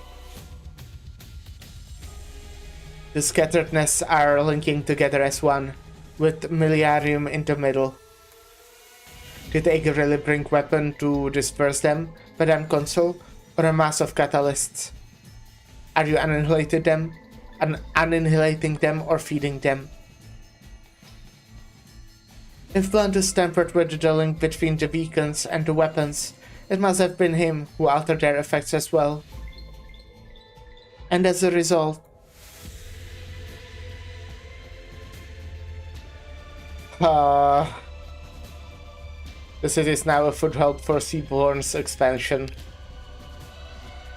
As the Waterway Program's chief designer of warfare, I will take full responsibility for this, but we haven't lost the battle quite yet. Look outside, not a hint of disturbance in the streams. Millenarium has not yet sunk into panic. We have struggled against the Seaborn far more than 200 years. We have experienced countless incidents like this. It's far too early to declare Millenarium lost to the enemy. Dr. Calceat, Doctor, you must leave the city at once. I'll escort you to the port. I had assumed the consul would need to remain at her post. As things stand, the port is the heart of the city. A key military installation we cannot afford to lose. The Seaborn have already invaded my city. You think I'll wait for our uninvited guests to knock on the Pensivarium's door? Gah. The air's getting more humid the further we go. I can barely breathe. Watch your steps. Use your device to float over. Don't step on that. Nether-sea brand? Indeed. Yet another means for the Seaborn to extend their reach. They have already spread from the top of the tower to here. Much faster than you'd see on land. The Seaborn are nesting in the city, above our very heads. You said there was someone directing them. Why? How? This is the work of that dead man, Blandus. He spent the last 5 years on this. According to his farcical plans, the signal emitted by this tower would, along the weapons we brought, become a bridge connecting humanity and the Seaborn. He has indeed built a bridge of sorts, but the Seaborn have not reciprocated his ambitious goodwill. Our connection has only served to alert the beasts to Millenarium's position and given them an understanding of our defense mechanism. The legions had taken great pains to divide this stretch of sea into manageable regions. But with the nest now converging on the signal, they are whole once more. The Class 4 weapons that should have destroyed the nests and repelled the Seaborn have done the exact opposite. Seaborn tissues grow along their firing paths. What should have withered was instead nourished. Even until death, he never realized his own arrogance. Senor Ulpianus, I don't quite understand what you're saying, but right now the Seaborn already consider this tower a new nest. It will steadily spawn and attract more from others' nests to gather here. Can we reverse the change? It's too late. We have only one option. Eject the city until the beacon tower stands on. Eject? But underwater cities aren't built in blocks. How would you... There is still much you do not understand about Aegir.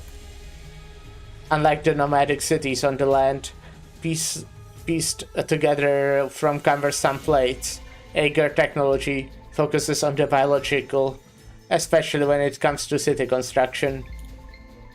Batting of a poisoned limb is an instinctual reaction in a sea beast, nothing difficult. We must keep the remainder of the city, for it still has use. Otherwise, the Seaborn in the area will eventually unite into one, and no one would ever be able to stop them then. They will come ashore without a hint of resistance.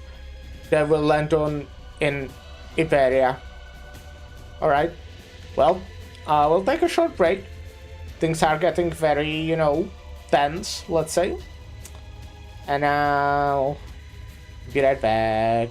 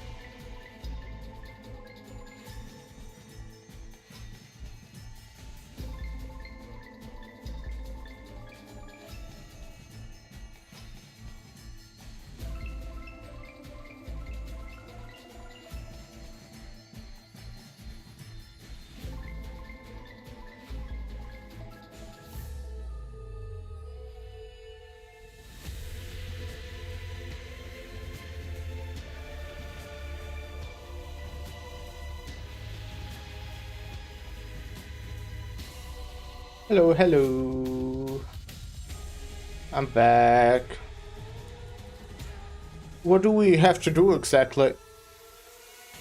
A massive yet precise framework supports each city unit of Millennium. The operation system controlling the linkage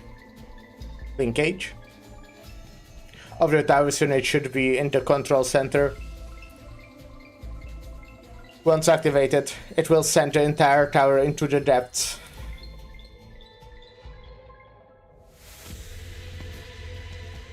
Is this it? I can operate it, but there's no response. It doesn't seem like there's any issue with the system, so it must be linkage itself. The Institute of Facility Management has specialists dedicated to the maintenance of the framework. It is less likely to malfunction than a hunter's weapon is to rust. And yet here we are, precisely at a time like this.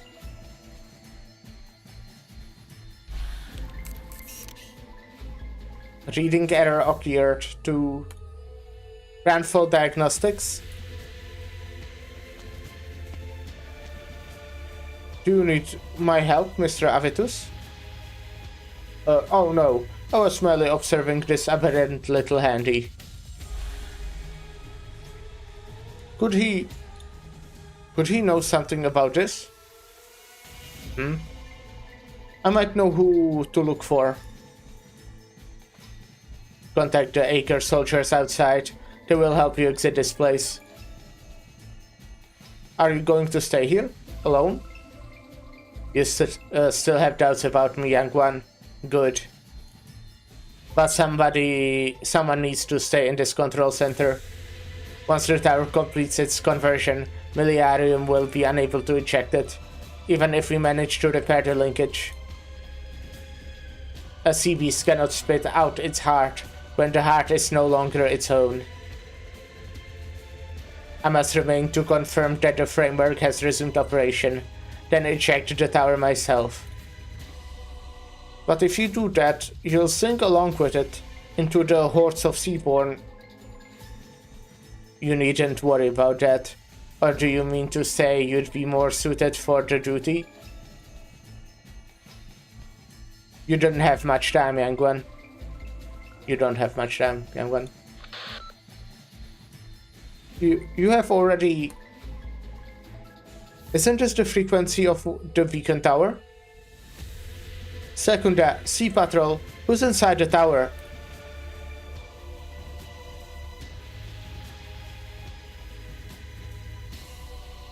Then what about Blandus? He's dead. The two of us were in contact, but I never noticed anything unusual. I should submit myself to the Council for Discipline once this is settled. Millenarium must abandon the tower. I must see it sink into the abyss with my own eyes. And after that? Will you return to Ager? Can you return to Ager? I told you not to ask pointless questions, Secunda. You should not allow the past to render you indecisive. You're overthinking things. Blandus told me what happened back then. As far as I'm concerned, it doesn't matter which of you rejected my application. Though I'm willing to admit that I regret not becoming a hunter and fighting alongside you all deeply. I'll admit that I felt anger and resentment for a long time. I even envied Skadi. But eventually, I became accustomed to patrol work, for your sake, for the sake of the project keeping our home, our civilization safe. Staying outside of a specific project will allow you to see more sacrifices, more betrayals, more untrustworthy people, more things deviating from their paths. Like you right now? Have you thought through what you should bear? If you truly did betray Ager, if you really are associated with that scum, then you are in that tower now to plan your escape, and bear the guilt of allowing a fallen Ager to flee. If you're still a hunter, then you'll be fighting alone. However, it's already impossible to wipe your slate clean after infiltrating the city, breaking into the tower, not to mention the outcome of the tribunal. Ager may not remember your sacrifice, just like how Tulia will inevitably be forgotten. But I agree, ejecting the tower is the most effective way to help Millenarium respond to this disaster. I approve of your choice. I'll afford you some limited amount of trust. Very well. You have 5 minutes. After that, I'll come rescue that land dweller in the tower. The entire city is following the emergency transportation coordination plan. We'll enter the exil channel via the Sophon Theatrum and leave for the port.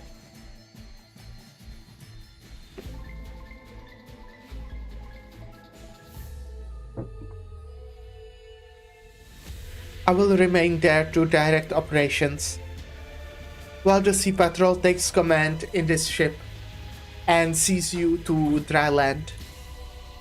The drone matrix will also head to the lighthouse and assist Iberia in mounting a defense.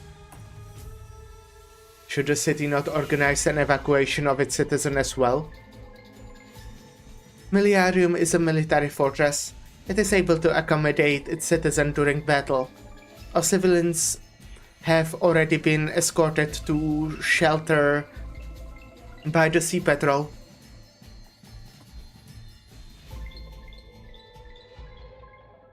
Those neural cables by your hand. Should they be twitching like that? No, with communications down, my connection to the ship's operating system has also been cut. I'm losing control. Little handy, ran diagnostics on the entire ship. The system branch is more serious than I expected. We might not have enough time to land. I'm sorry. At least the city's artificial gravity is still functional. The devices you have will help you move freely through the air. Now follow me. No need to be scared. All you have to do is walk out the door. Okay, walking through the door, very difficult.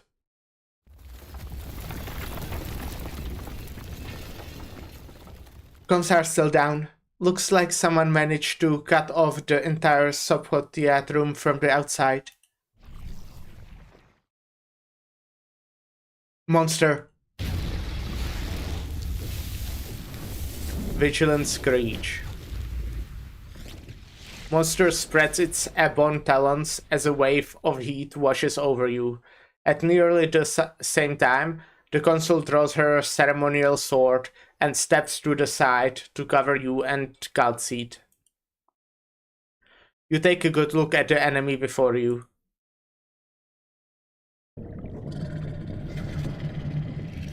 I'm guessing it will be some sort of a seaborn. Just a guess.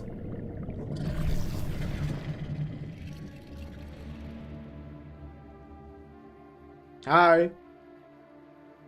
An unusually shaped seaborn bars your way. It seems to like hostility. Before Monster's roar startled it, it simply stood there quietly, its featureless face illuminated by the coral-shaped terminal in the middle of the Sophon Theatrum. The granule organelles surrounded its body, spread out like arms stroking the branches of the terminal, and fusing with the flowing characters and symbols on it. Was it observing? Sensing? Can it even comprehend human perception and reasoning?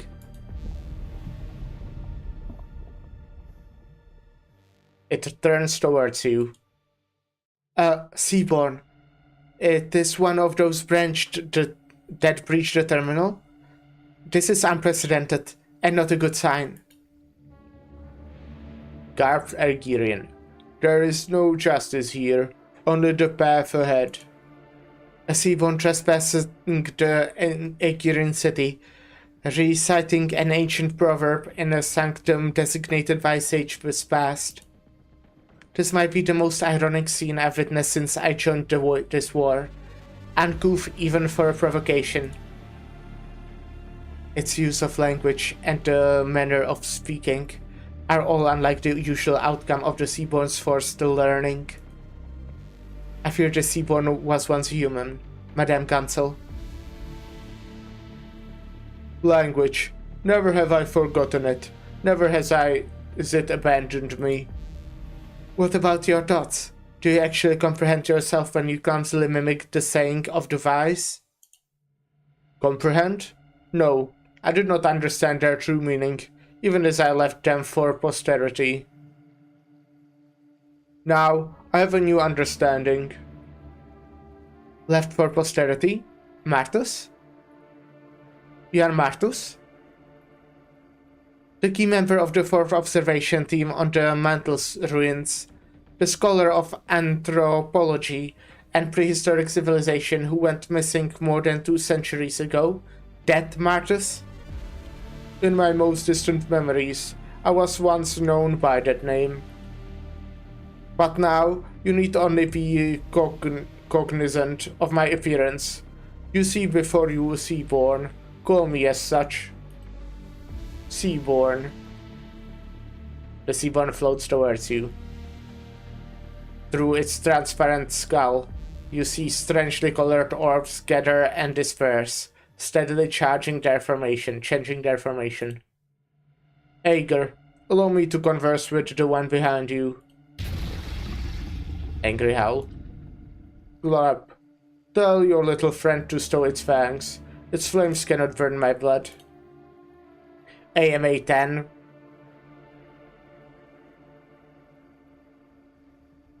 Interesting.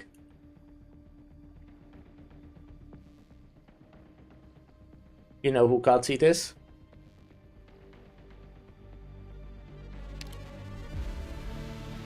Stay vigilant, Dr. Mastiza. I'll speak with it. Well, okay. That's interesting. But it also does make sense to me.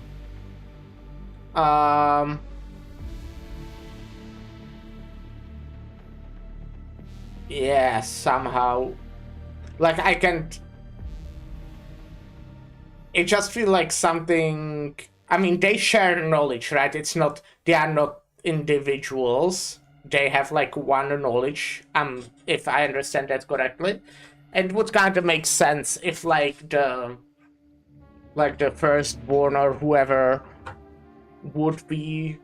Well, maybe it doesn't. The only one we have seen her call her AMA 10 was... Well, there was the Friston. Who else was it? There was someone else. Who was it? I cannot recall right now, like, at all. Trying to think of, like, you know, characters.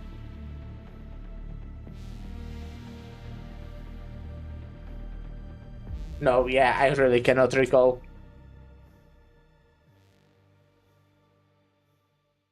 Godseat, I see now. You are accustomed to that name. I can call you by that. I've waited for you, Godseat, for the two of you, for a very long time. Interesting. Now we're going for practice. Oh, we are doing for dailies first. How's my sanity, by the way? Yeah, okay. I did use it before.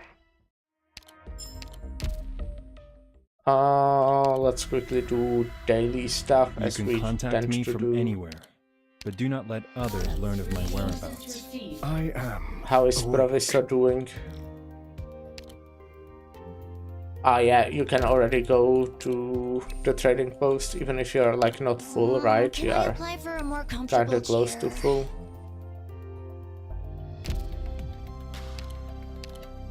So this is the dorm. Mind if I give it a makeover? And buy some little decorations for it? Well, I'm thinking about who could have it been who called Godseat AMA. I'm pretty sure it was someone before Friston. It was before Lone Trail that we have heard it somewhere. But I might be wrong. I might be remembering it incorrectly. And I'm worried if I googled it, I might get some spoilers. So I don't want to do that. So it's, like, fine. But, you know, he just has that name.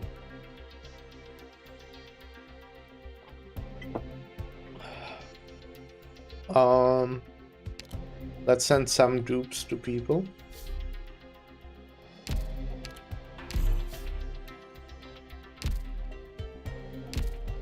And go through my friends.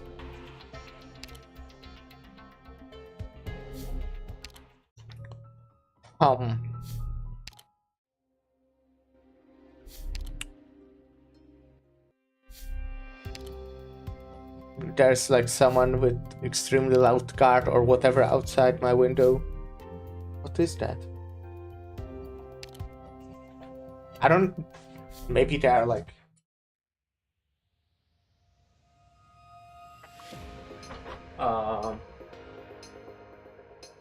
Well, I don't know, making a lot of noise. Maybe they're like making a lot of noise or something. Anyways. Oh, this person has the icon that you got from the web event that I did, because Lyra reminded me to do it. What a sophisticated Well, not reminded, design. told me that I it gotta exists, find time to because really look at it. I did not know about it. I did not know. Reminds me, I don't know if I will see it, because Deep it's rollover kind of complete. The been doctor is some time now, online, but detecting emotional surge. where within would that Telopsis. be? If it would be somewhere not bags, definitely.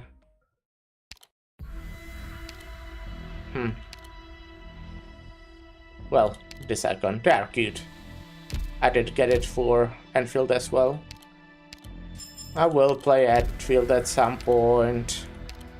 I think, possibly.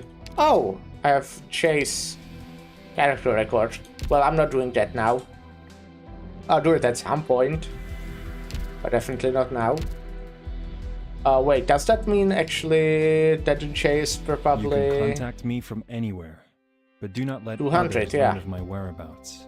You should So know that. let's play someone else. Who do I kind of want to... Mantra? Monster? Mantra Monster, I'm thinking. I'll probably do Mantra. It's time to rest. I mean, I know that it would show you that they are on 200, but yeah.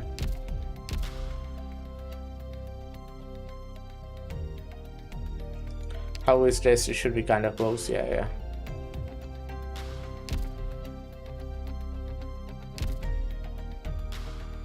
Where are you headed today, Doctor? We're heading to finish Path of Life.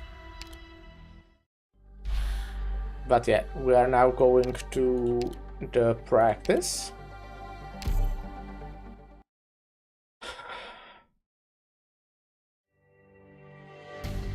Let's go!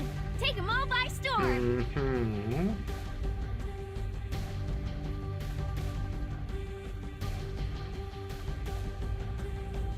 I should probably... Let's begin.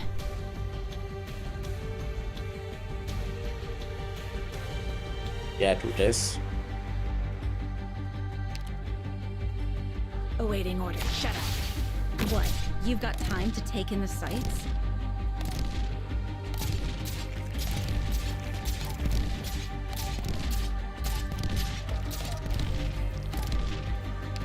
Right, yeah, I know these.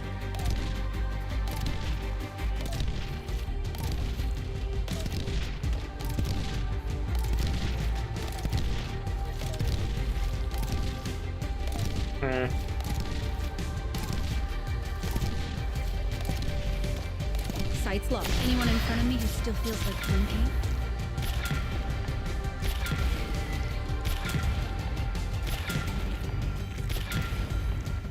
This is going well. I should probably like... Follow me! Okay, I shouldn't have actually. That was a lie. Shouldn't have done that.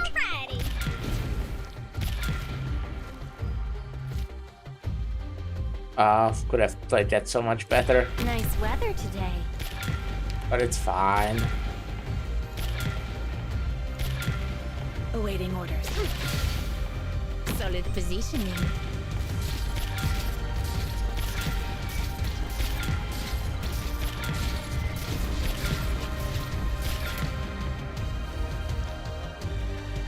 Let me double their trouble. Apple pie! No, my Texas.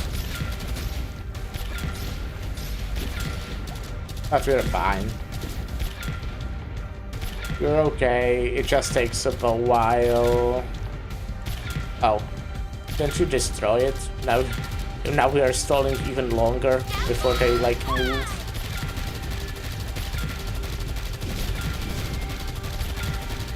And these guys are making whole circle.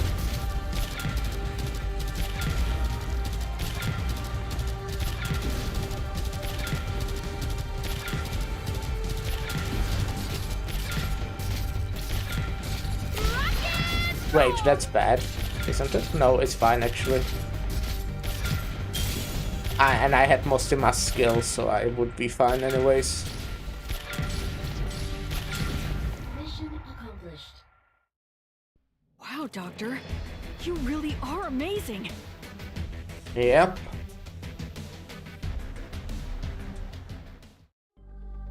Now we're going for after.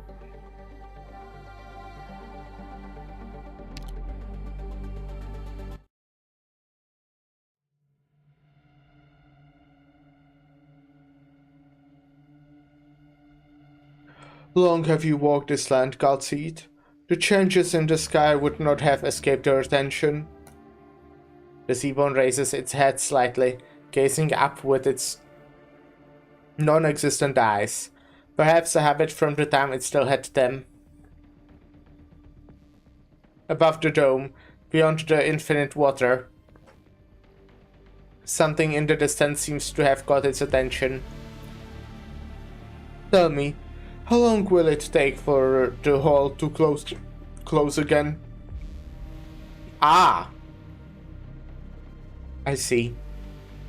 Egger was right. The Seaborn had a clear reason for leaving the ocean and invading the land. You came because you noticed the change in the barrier. I have seen through the eyes of we many who have ventured on land. There is a ripple in the sky. The immutable veil has been torn open. Your survival instincts have driven you to monitor every change in the environment and the dangers they signify. Dangers? Yes. You are indeed sharp, Godseed. Your program runs smoothly. Our communication will be effective. The calamity that hangs above Terra, the eye that gazes upon us, does it see the abnormality in the sky? Or has it already... You understand Terra, Godseed, and the crisis it faces. You can, you must, help we many understand, help we many evolve. Am I hearing this correctly, Godseed? I sincerely hope that this Seaborn's wishful thinking, rather than some kind of consensus you have, Dr. Godseed. Let it finish, Madame Consul. The last chance is fleeting. The oceans of Terra are too small. Knowledge, nourishment, space. We many must grow. We many require help.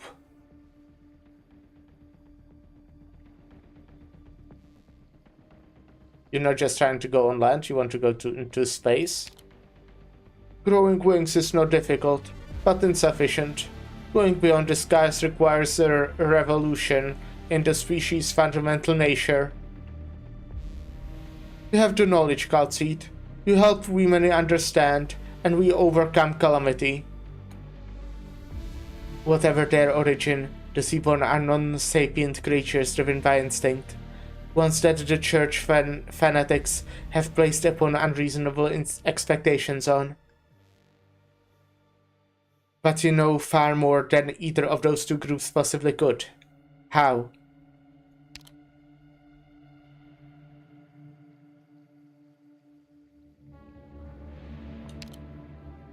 We are the same, Godseed.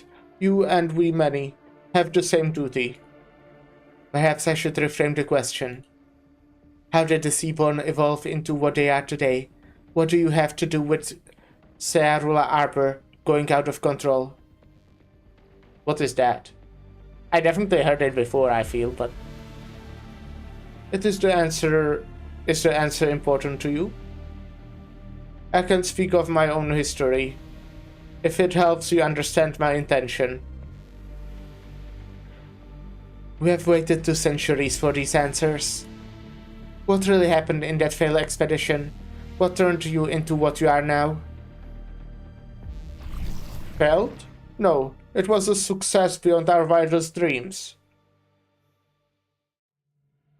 We penetrated the deepest layer of the mental ruins for the first time. The predecessors carved open the rock and built massive maze-like complexes, reaching into the lower mantle. We'd never gone further than them, even after thousands of years of excavating. The mental ruins are the genesis of the Aegir civilization. We thought we'd find more relics, more secrets, more answers there. But all we had hoped for did not exist. All that was buried in those depths was a spark of hope. Go on.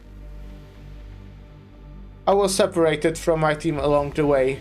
I was the only one to make it to the end of the path. There I saw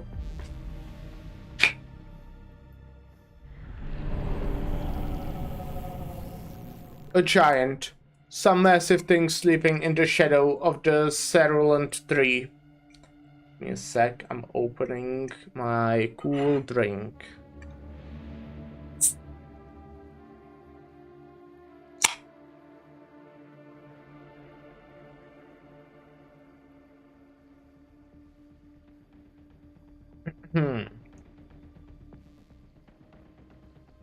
I did not see his entirety. A small part of his limb was enough to fill my entire vision. I don't remember exactly. This was something that was, that happened at some point. I think it might have been the conversation Kelsey had with Tristan. I think that was it, but I do not remember. I always, remember parts, but not, I don't really even remember who was fucking part of the conversation. But I know Kelsey was speaking, I think it was with Tristan, about, basically, the dangers that are kinda, on Terra. Something, and it was one of them was from the sea, and I think it might be seaborn, but it might also be whatever this is. Also remember it mentioned something that was on the north, which were probably the demons from just the demons, I guess. It might have also been they talked about not being able to go through how no one went through the fucking ice field or something. Whatever. Just thinking. Because this was something that was new even for the Seaborn, this giant thing. I did not see his entirety. A small part of his limb was enough to fill my entire vision. Also, his with capitalized H. Just saying, that might mean something. That limb was touching the transparent wall of a sealed chamber. Perhaps he was waiting for contact, or perhaps... Before I realized it, I was standing before him and reaching out. The wall of the chamber was cold, but I could feel his warmth. Then, vision surged towards me from every direction.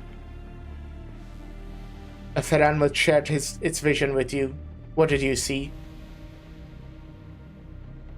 Fallen cities under an oppressive hanging dome.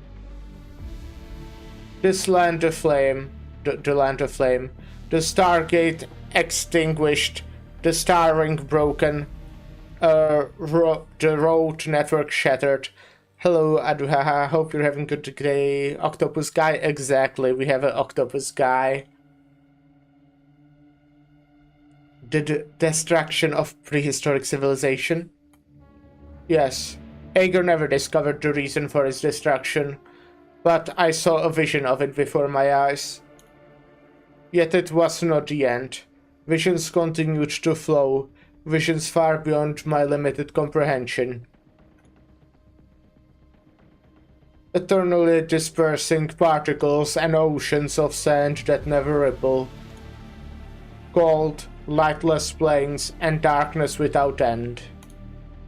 Burned out stars and ever-expanding black holes. Nothing there was familiar. I lost my senses,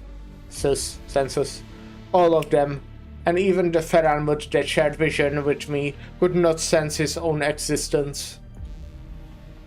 It was an entirely alien place, without life, meaning, or information. And I still have no idea what the Feralmuts are. Like, how did they, I don't know, appear? The seaborn words stop through its transparent skull, and you can see the strangely colored nuclei gather, then disperse. It seems to be thinking, and the nuclei represents the process of its thoughts.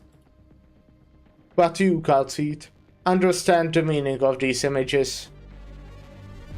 The crisis destroyed everything. It cannot be visualized. There's no word in our language to describe it. It was the end of prehistoric civilization, and the calamity that Terra must face. It is the end of all things. The horrifying images left me as I pulled my hand back, replaced by another image, one that was broken, blurred, chaotic. He and his children shall devour all that is living, and consume the moons, that the stars, all that is living, and that shall nourish him, and he shall murmur at the end of time. Survive.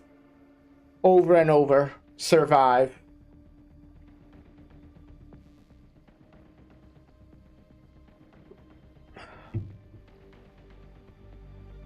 Chaotic murmur.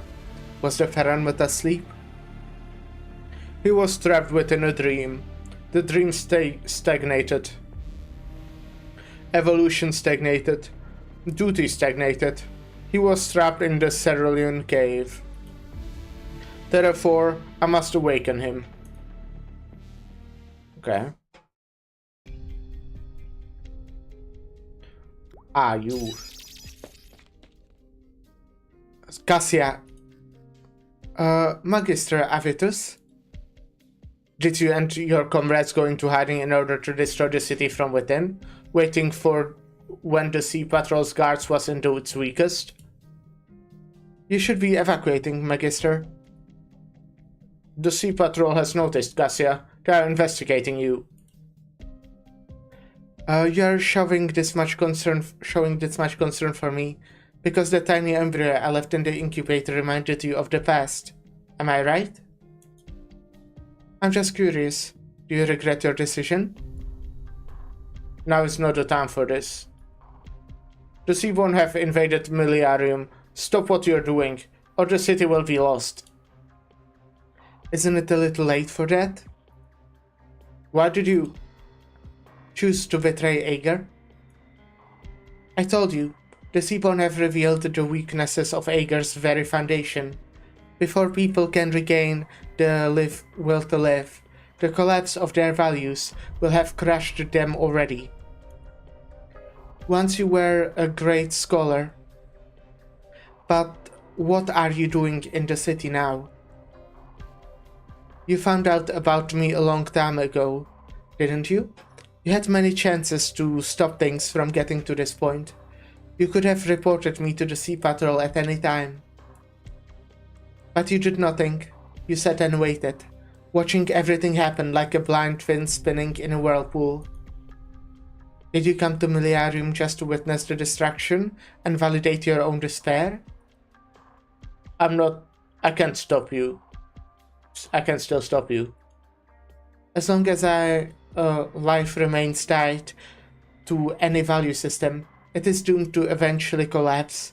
Life itself should be reason enough to live.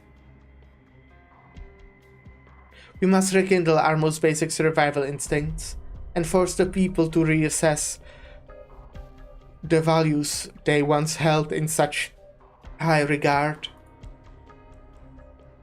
Only by doing so can they be saved from despair, from becoming like you. Like me. Watch out! Cries and puzzles excitedly. Cassia got away. The linkage here was sabotaged. No wonder it didn't work from the control room. Leave this to me, ma'am. The Seaborns are approaching. My mentor at the Inquisition taught me some arts, although my talents are nothing to write home about. That woman worked at the Institute of Facility Management. She should know how to sabotage the city unit's framework. I appreciate her courage, Jody. I called in people to get this area under control. As for Cassia, she's mine. Rapidly flaps fins. Whoa. Already? Are you going to keep lying there, Mr. Avitus? His student had vanished. Avitus gazes upon the young man who suddenly appeared before him. The fear in Jody's eyes is obvious, but he lights his lantern with a trembling hand.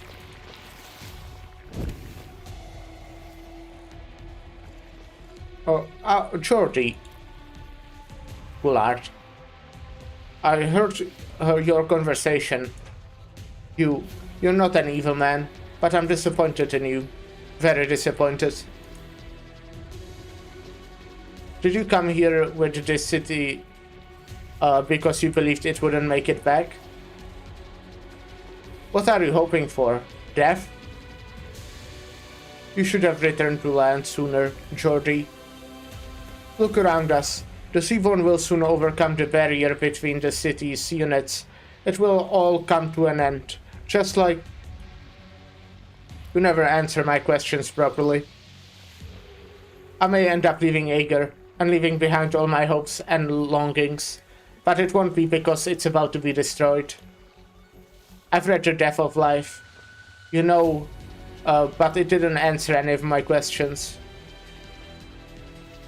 Let's say all your predictions come true, and that at some point in the future, we'll have no choice but to watch our homes come to an end it depicts, just like that man in the book. But does the destruction of a civilization really weigh more than that of a city, a family, or a person here and now?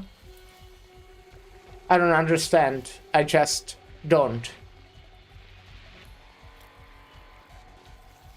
I wasn't sure if I should say this, but you said your family gave up on the idea of raising a child and died in disappointment. Familiar. But was she disappointed in the future of Ager or in you? The young Ager musters all his strength. The lantern shakes violently, and the flickering light ripples the Seaborn. He gasps for air. Sweat rolls down his cheeks. Avitus can see his arm tremble, but if anything, it is himself who cuts a surrounding figure. Look out!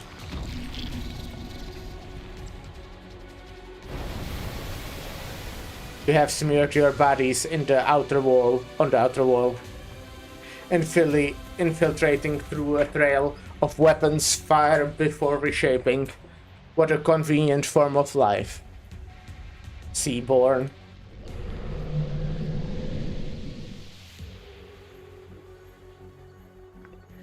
Joyfully convulses its gelatinous body. Excitedly sways fine tentacles. You, here. Nest, we seen. From nest, you, have, incomprehension. Ul pianus, kin, you, here, wait, us. Ul pianus, no. Confusion? Dumbass. Faint convolution.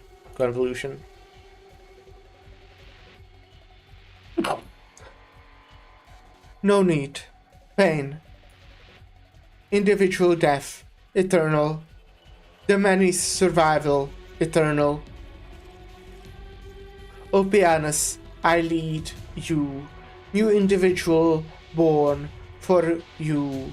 Help you. Extend me.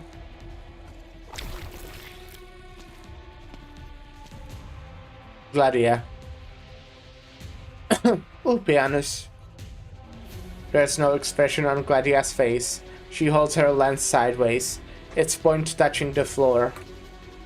An almost imperceptible posture, enough to mitigate the fatigue that continues to rush up from within her, and to support her as she stands before the long-absent colleague.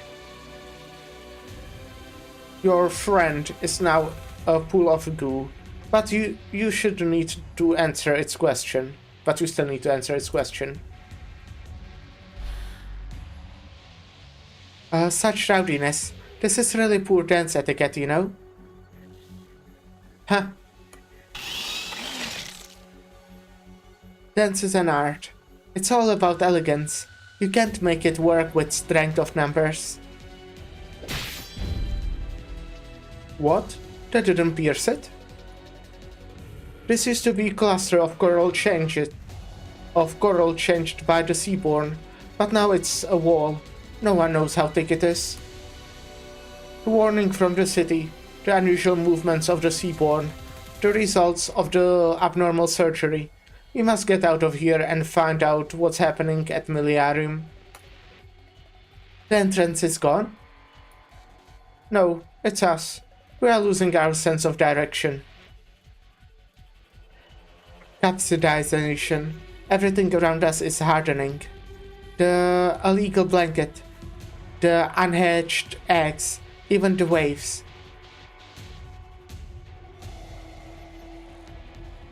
This entire nest will become a hardened shell for these creatures to store their nutrients. A shell without a single crack. There's no way the three of us can. Even worse, the stagnant environment is excalibrating our exhaustion. Captain Gladia, Shark. Behind you. Comes gently. You. Nest, become whole, soon, the sea. You kin, no harm. We many accept you, we many protect you. Here, much nutrient, sleep, only sleep.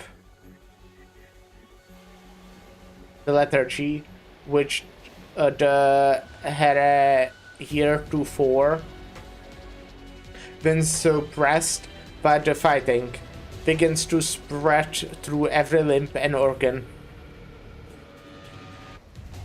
The thick and hard shell solidifies the waves. All is stagnant. The hunters vaguely sense their consciousness sinking, as though there is no bottom. The hunters hear the song. Coming from right beside them, coming from inside them.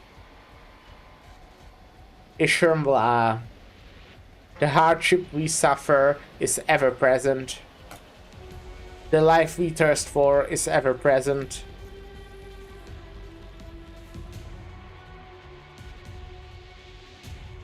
Over there, Scotty. Roaring. The faint roar comes from above. The thundering roar comes from beside. The stagnant seawater flows again. The infinite ocean could be bound by a cocoon. Then from where comes the force, they can break even the cocoon. Land, moon, the scent of wheat, home far away.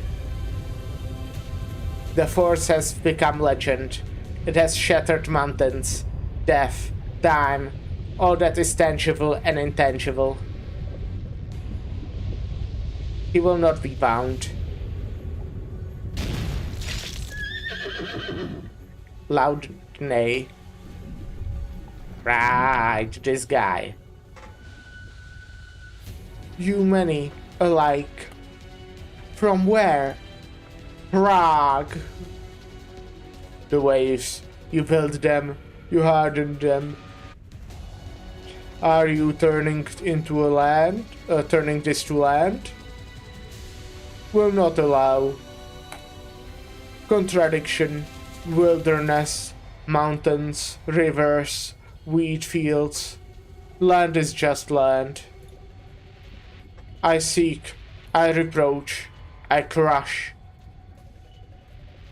The one who was with Ulpianus. Phew, a pleasure to see you, Sir Knight. You, Notkin. Wow!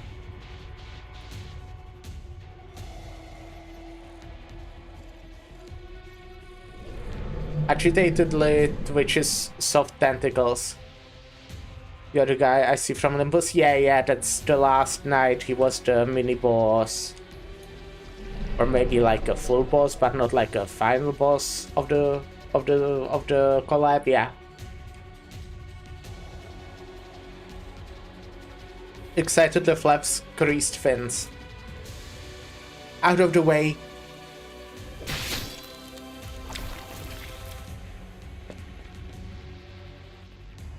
Donna Irene. I've been looking for you. Sorry, I received Consul Clementia's message. Dr. Calci's group is headed to the port. But then we lost communications again. You must return to the Eye of Iberia immediately. Inform Lord Carmen and help the Inquisition and Penal Battalion from defense lines. No, we have to wait. Why? Most of the invading Seaborn are still under control near the beacon tower. If that unit can be ejected, then Miliarium is not yet lost. It can even organize a counterattack. But the cultists have sabotaged the linkage to prevent it from being jettisoned.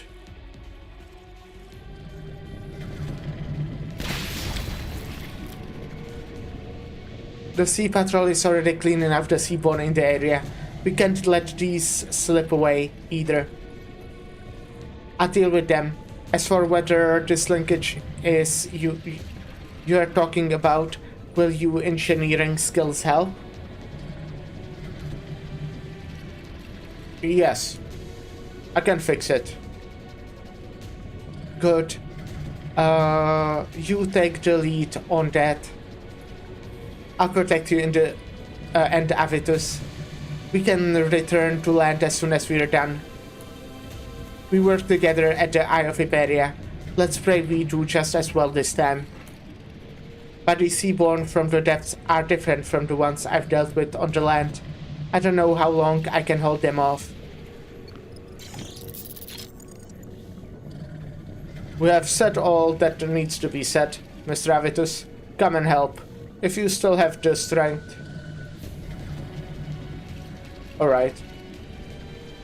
Harry Jordi. Harry Jordi Fontana Rosa.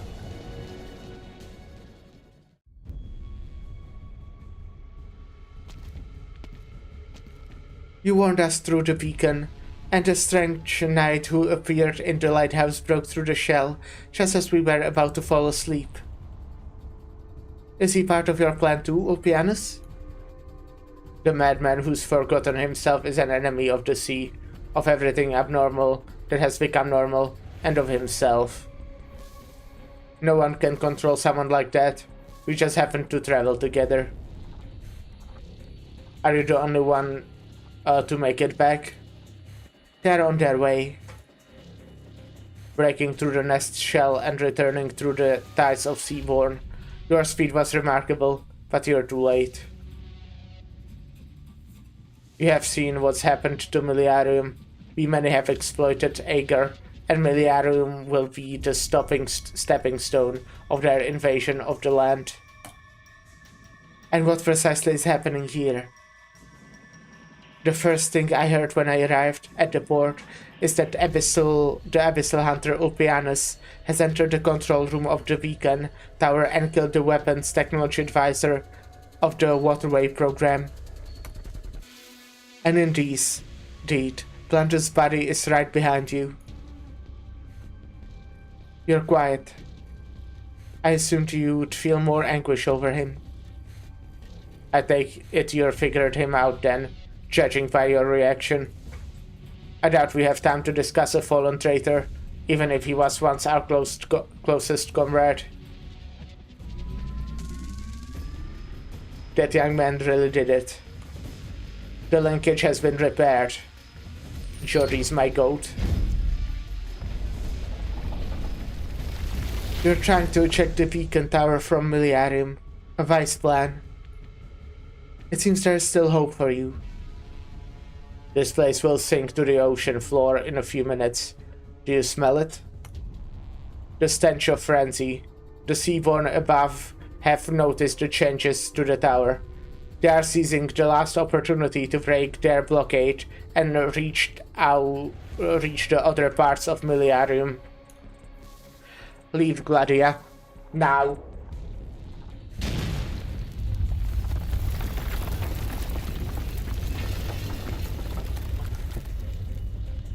Come back to Ager, Ulpianus. This is your last chance. I still have things to clear up. If I give up now, all my efforts will have been for naught. The dreams and the end of prehistoric civilization, where the Seaborn came from, where they will go, the calamity before our eyes, the destruction beyond the skies. Being aware of them is not enough to turn the tides. I must learn more. If the Seaborn have memories, I must know every last detail of them. I'm not disputing that. We're back on the ocean, in the ocean, back in Ager. We'll have many chances to approach the truth. That is your way, and I don't disapprove. But we need more approaches, more angles, in order to maximize our odds of victory. As you've said, I'm on another path now. Will you still try to stop me? Unless my eyes deceive me, the Seaborn I just killed had evolved specifically for you. That doesn't just mean they are trying to accept you, it means that you also. Correct. Then you know well what being inside a rapidly hatching nest would mean for you in your present state. Answer me, Ager. How much of your mind is still your own? Is there even enough left for you to choose death? It's the only way for me to earn the trust of these scum. Wait.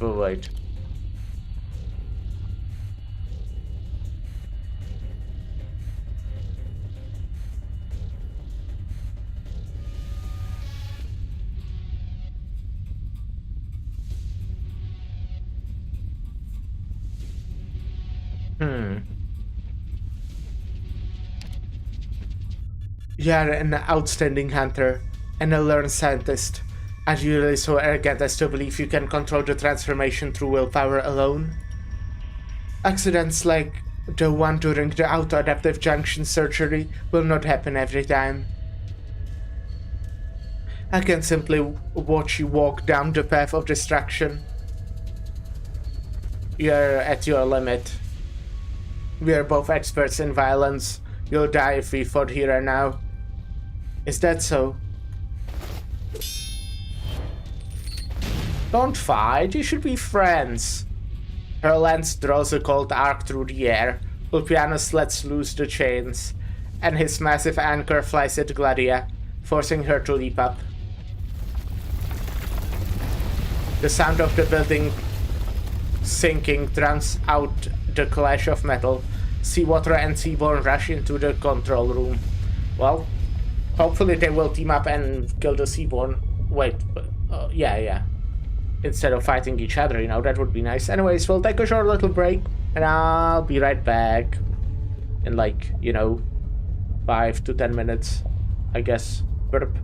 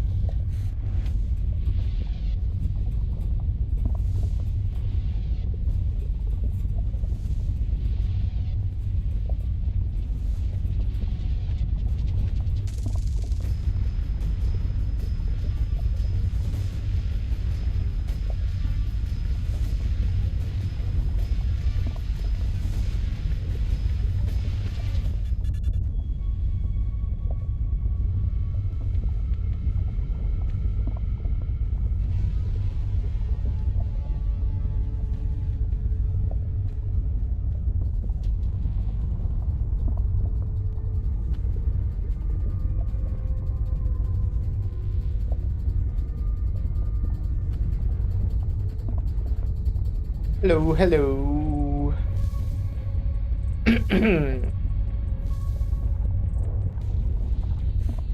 In the last moments, Gladia watches her erstwhile colleague stand before the darkened holographic sea chart, calmly waiting for the colorful waves to swallow him.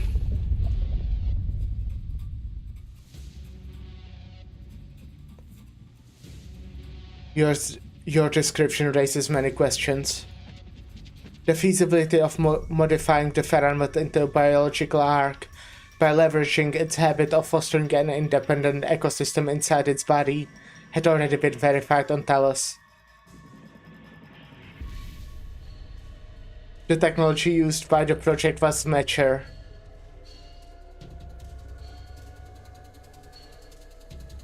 And their complex was deep in the mantle. Energy coming from the heart of the planet could support the facilities' operation for almost an entire eternity. The project had more than sufficient power supply. Why then did the project deep beneath the ocean stagnate, as you put it, and go out of control, releasing innumerable seaborne? The existence of Ferranmut was introverted by nature, yet he did not turn all things to nourishment. For his survival, he was given meaning that did not belong to him, and the name that did not belong to him, Ishermla. The changes they were put to were bolder, wilder, more ambitious, and more despairing.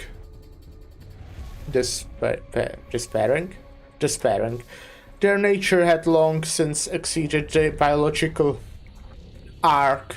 Arc? You speak of.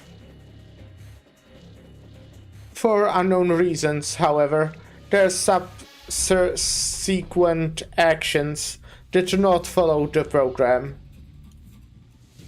meaning that the project did not proceed along the planned lines, but a new direction was also interrupted. Not entirely. They continued to foster new offspring within themselves, but the lives trapped within the Ferranmut were weak. They evolved too slowly. The new generation needed to be liberated. They needed to leave the Ferranmut's body, adapt to new environments, and obtain more nutrients. More nutrients to be fed back to the Ferranmut, so that his evolution may be accelerated.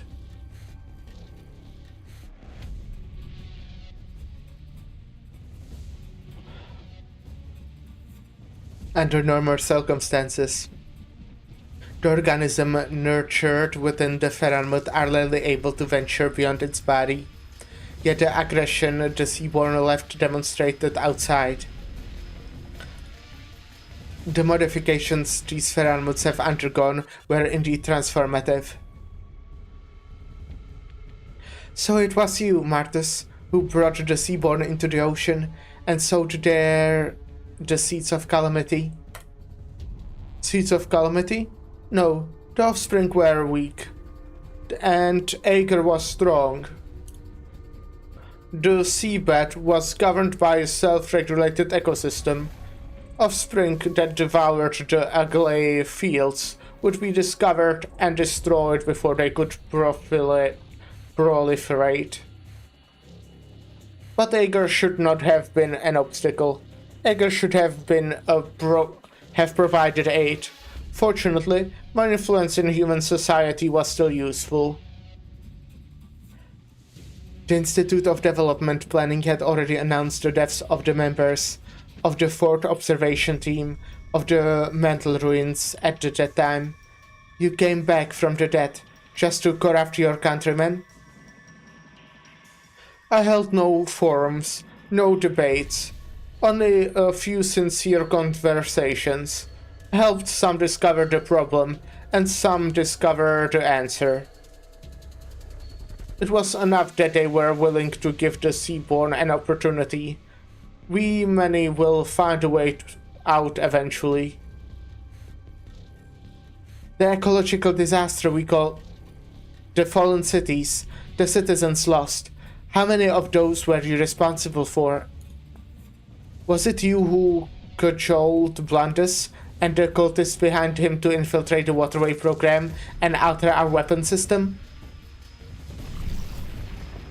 The nuclei within its skull spin. This so-called Church of the Deep is not a formal organization, at least not in the sea. It needs no guidance, no leader. Not an organization. You mean you manipulated the people's thoughts and behaviors only using their faiths and tenets? How did you implant the ethereal concept of God into them when such absurd ideas were completely absent in Aegir? Civilization could never truly purge the idea of primal worship. It waits at the end of science, ready to be awakened at the moment's notice. The Aegir you call cultists do not know the truth. Each of them acts according to their own thoughts and ideals. Each faces their own questions and dilemmas. Selfishness and altruism. Flaws and perfection. Nature and civilization. Logic and unreason. The difference in strength and the shackles of form. The limitations of ethics and the fortune of humanity. A manufactured truth and the beautiful cycle.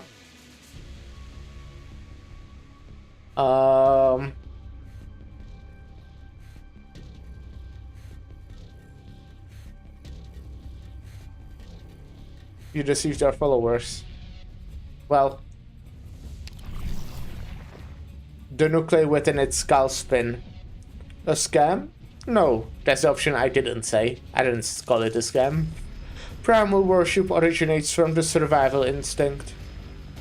Every thread of thought by every cultist ultimately leads to a single question. How to survive better? Fate? Tenets? No, only a desire for survival. You struggle for survival too, do you not? When you preach survival in Aegir, did you tell them whose survival you were talking about? The survival of life itself. Just as the survival of civilization inevitably involves the destruction of many more, the survival of life inevitably involves the end of many. Many species have gone extinct due to the activity of the offspring, while they gather nutrients for the Ferranmet. I once recorded the number, only to forget it. For the moment Ishimla awakened, it had become a meaningless, insignificant number. The birth cries of the newborn, interwoven with the wailing of the dying. Songs brought silence. You knew the consequences of awakening the firstborn from the very beginning. A disaster for the entire ocean, for countless species, but you show no remorse whatsoever. You even gave up on recording the number of sacrifices. Was it because you've gone numb after taking so many lives? But numbness is no excuse for your crimes, Martus. The consul steps forward. Her ceremonial sword is elegant, but the light reflecting of it is chilling, cutting off the sideline of the seaborn gazing towards you. Madame Consul, the Sobche Theatrum, you designated the building that inspired so many of our people, myself included. But you stand here now, calmly explaining how you pushed Aegir into the abyss. I've seen images of you, gentle, meditative observer, who has the habit of constantly pushing his large glasses back up his nose. Look at you now. Even the richest of thoughts can only be expressed by the simplistic movement of your cells. You still have your glasses on your neck, so it's too It is to reminisce about old friends whom you have no right to reminisce, Sith, or to mock the dead whom you have no right to mock. If you are Marus the Aegir, then I hereby pass judgment upon the fallen. If you are merely Seaborn, then we'll skip the formalities. The organelles surrounding the Seaborn expand and parry Clementia's attack. The ceremonial sword cuts into the shadow of the coral-shaped terminal.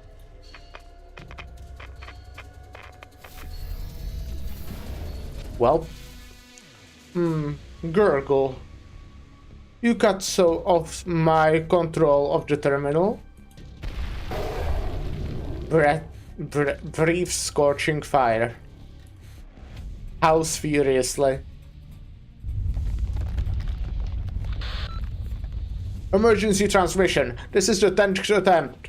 The Seaborn have taken over the beacon tower. We cannot stop the conversion, but someone has activated the ejection protocol for that unit. Good job, whoever you are.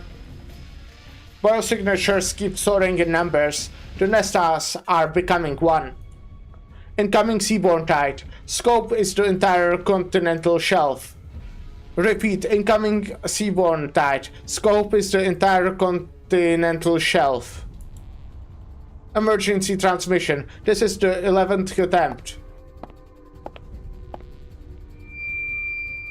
Ouchie. Unpleasant sound. This is Consul Clementia. Citizens of Miliarum, heed me. Once the city unit containing the beacon towers has been fully ejected, the rest of the city shall break through the Seaborn encirclement and move towards dry land. Reactivate the linkage mechanism in the city's framework and perform a structural reorganization. Force field at full power will stop the Seaborn tide from setting a single tentacle into land. Legion 8 and 10, along with the Sea Patrol, send all operational warships out in turn to escort the city. May Aegir and the Forefathers be with you. You are looking for an opportunity this whole time, Consul of Aegir.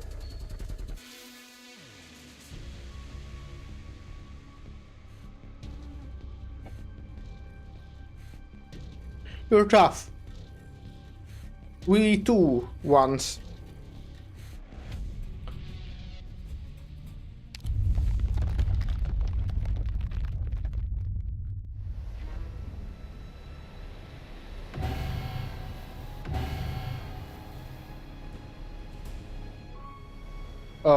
It is Aegir or the Seaborn who are trying to open up a waterway. The readings are off the charts. The endless Seaborn turn is approaching at us at the very moment. This is beyond the lighthouse's computations capacity. Sue Santi dead? I hear you. Look in front of you. Those deep colors between the sea and the sky are tired of Seaborn. The wind grows quiet. There's no point in trying to estimate their numbers and scope now. Experience is better than data. I've seen the ocean like this before. Do you mean the profound silence? Leave the rest to the Penal Battalion and the Inquisitors. Report. 2 divisions are ready for action. Aegir and drone matrices are helping us fine-tune our defenses. Aegir. Sir, the ocean. Something's rising from it. Is that an Aegirian city?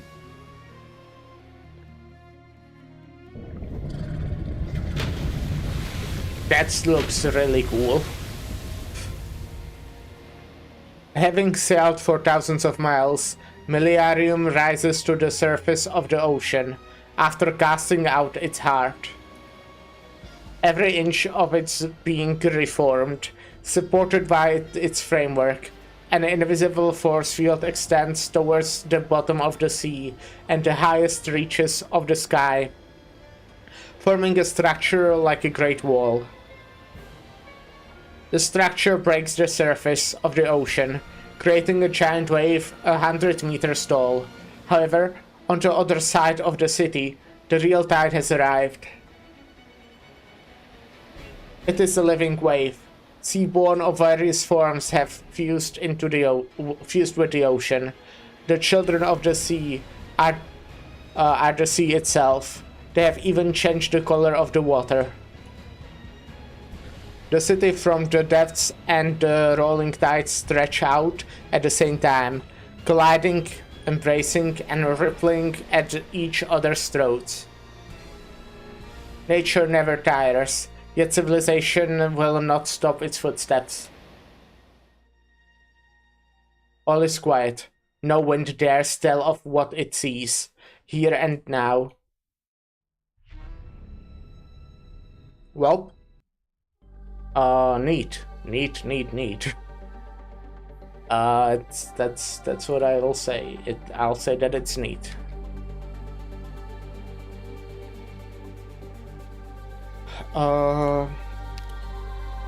What is survival? Is it the survival of life or of a civilization? Good question. I mean, survival is survival of both, specifically the word survival. Hello, Tavina, Fimsh. Yes, we do have fishes. How are you doing? Or, you know, I hope you're doing well. Not or, but, I just talk.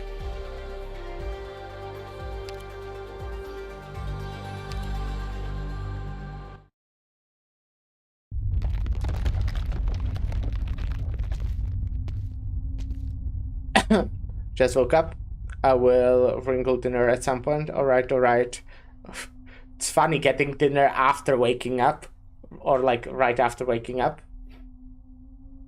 But I do know that I did see you on Ark's stream yesterday, which was quite late for like that your sleep schedule, you know? Yeah, exactly. You have a very normal sleep schedule. Exactly, you do. That woman nearly got me. Cassia? I've been looking for you forever. Where did you run off to earlier? Lucilla? What are you doing here, child? The city unit framework needs servicing. It is a standard combat duty. But look at the beacon tower. What happened inside the city? The Seaborn have broken into Miliarium. The tower has become one of their nests. Leave this to me. You should get out of here, quick. It's too risky. I'll stay with you here. I'll stay here with you. No need to. Are you hurt? Yes. It must have been the Seaborn as you came over. Wait, no. A scratch like this couldn't be left by a Seaborn. Did someone attack you?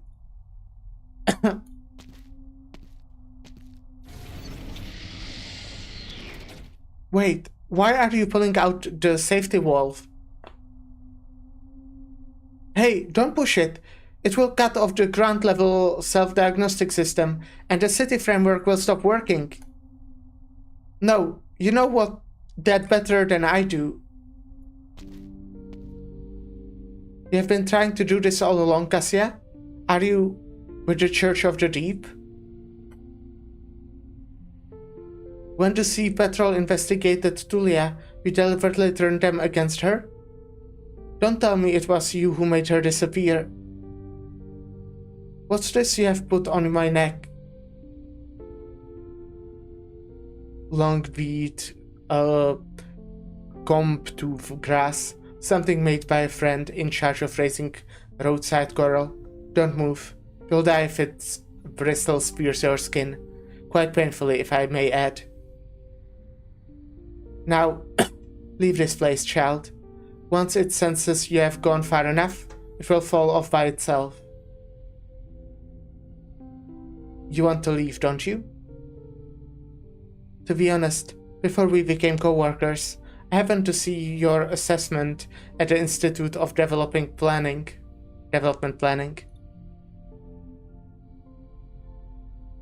You care so much about that data scientists because you have never forgotten that evacuation of Millennium, have you? You watch as the distant lights of the volcanic power station went out, surrounded in endless darkness, with only strange rumbles and rustling carried to you by the currents. The ocean as it once was. At that very moment, you were the closest to the ocean out of all the Millennium. You, standing at the mezzanine of the dome, all alone. The IDP assessment was that there was too great of a psychological burden, which is why they agreed to transfer you from the dome system to ground level. Your so-called fear of heights was just a little joke of yours. I'm afraid that you yourself don't even realize what lies deep within your heart. The remaining Seaborn will soon discover that this route is still open. You wouldn't want to meet them again. Go quickly, before it is too late. Cassia grips the safety valve and continues to push it. She no longer looks at the joke-loving colleague by her side. The valve stops abruptly, releasing an ear-piercing shriek. She can push it no further. A pair of slender hands are pushing back from the other side. Lucilla? Huh. In any other situation, I'd definitely give you a piece of my mind. Or stuff this whatever grass into my ink bottle and tell you this sort of practical joke is beneath you. But it's so bright.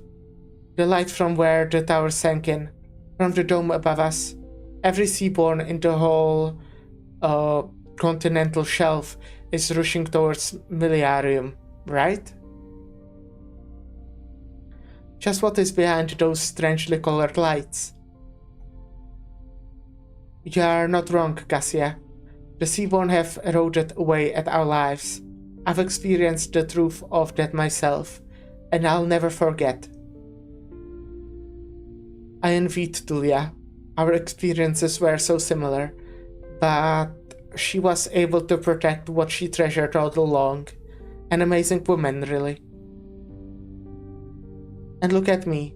I escaped the dome and got back to the ground. Before you arrived, I was even thinking of escaping from here too.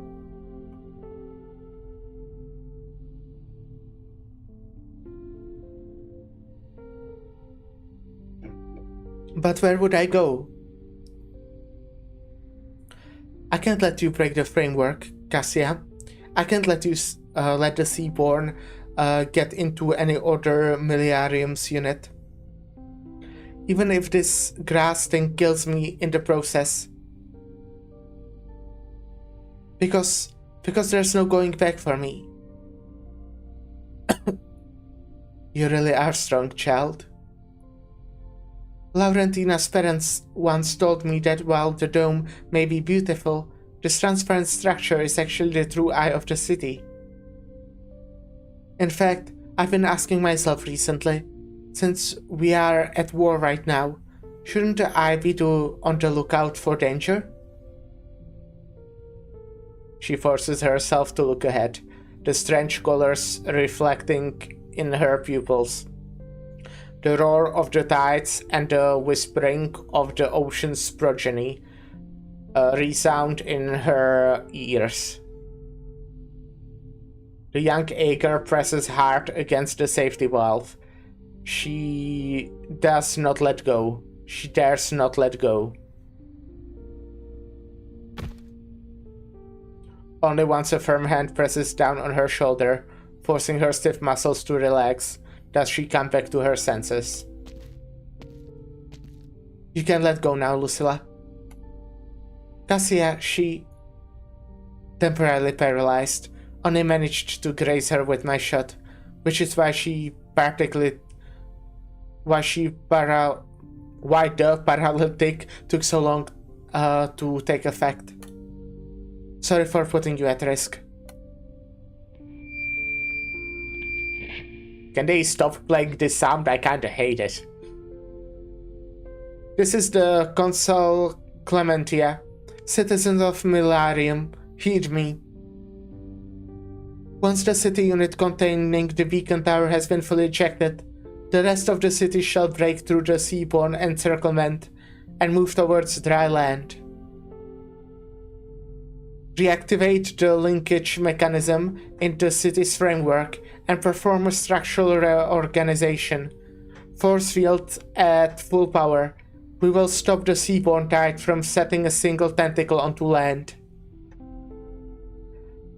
Legions 8 and 10, along with the Sea Patrol, send all operational warships out in turn to escort the city. It might be more appropriate if you were the one to handle the report regarding Cassia, Lucilla. I see.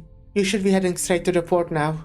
The mission just declared by the Consul is more urgent. Cassia's already subdued. I'll take her to doctor first, and then she should be punished. And if the city is going to undergo structural reorganization, the dome system will be the focal point of the force field to hold off the seaborne, so they could probably use some extra hands up there. Maybe I should submit an urgent application to return to the old post. You are very brave, Lucilla. Oh, so you heard all that earlier? I did. Before you submit that application though, you ought to see a doctor yourself. Long Beach Gump Tooth grass does in fact contain a potent neurotoxin. Oh, right. I will.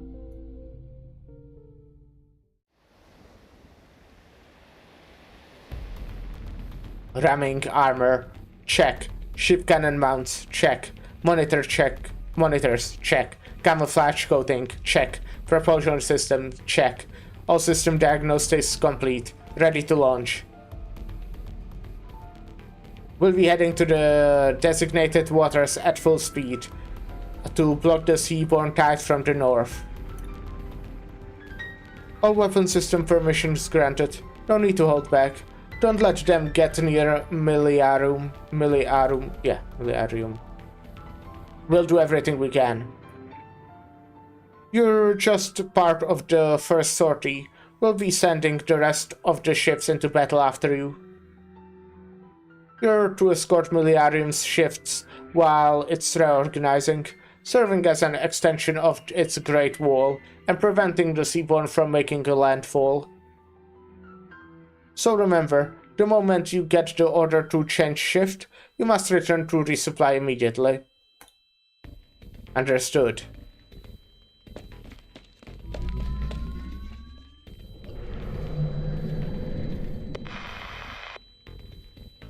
Seaborne spotted. The remaining seaborne in the city are attacking the port. Do not let them approach the warship docks. Paint convolution. Not content with ambushing us in their nests, they made a sneak attack on our city too. How annoying. Rapidly flaps fins. Wrapping around the statue. What? Have the seaborne developed a taste for art since entering the city? That said, the Sorrow Drinker is hardly a masterpiece, so I won't feel too bad when I've reduced it to rubble. Honestly, I think it's got more charm with an arm broken off. Thanks for the glowing reviews, Scotty. Are you feeling better now? Yeah, since we left the nest. Good to hear. It's the hunters. The Abyssal Hunters have safely returned to the city. Swordfish. Captain Gladia, you have met... Yes. I saw him. We have arrived at the right time. You must have heard Secunda's report over the emergency frequency. Infiltrating Miliarium, breaking into the Beacon Tower's control room, murdering the weapons technology advisor in the waterway program, and finally choosing to return to the ocean with the Seaborn. Laurentina handshake. Char. And extremely violent statue criticism. Yeah. Ulpianus has not made it easy to clear him of suspicion. To capture him, or even execute him, is a duty we Abyssal Hunters must perform in the future. Captain Gladia. But for the moment, our mission is to search for the remaining Seaborn scattered around the city units, and put every last one of them to the sword.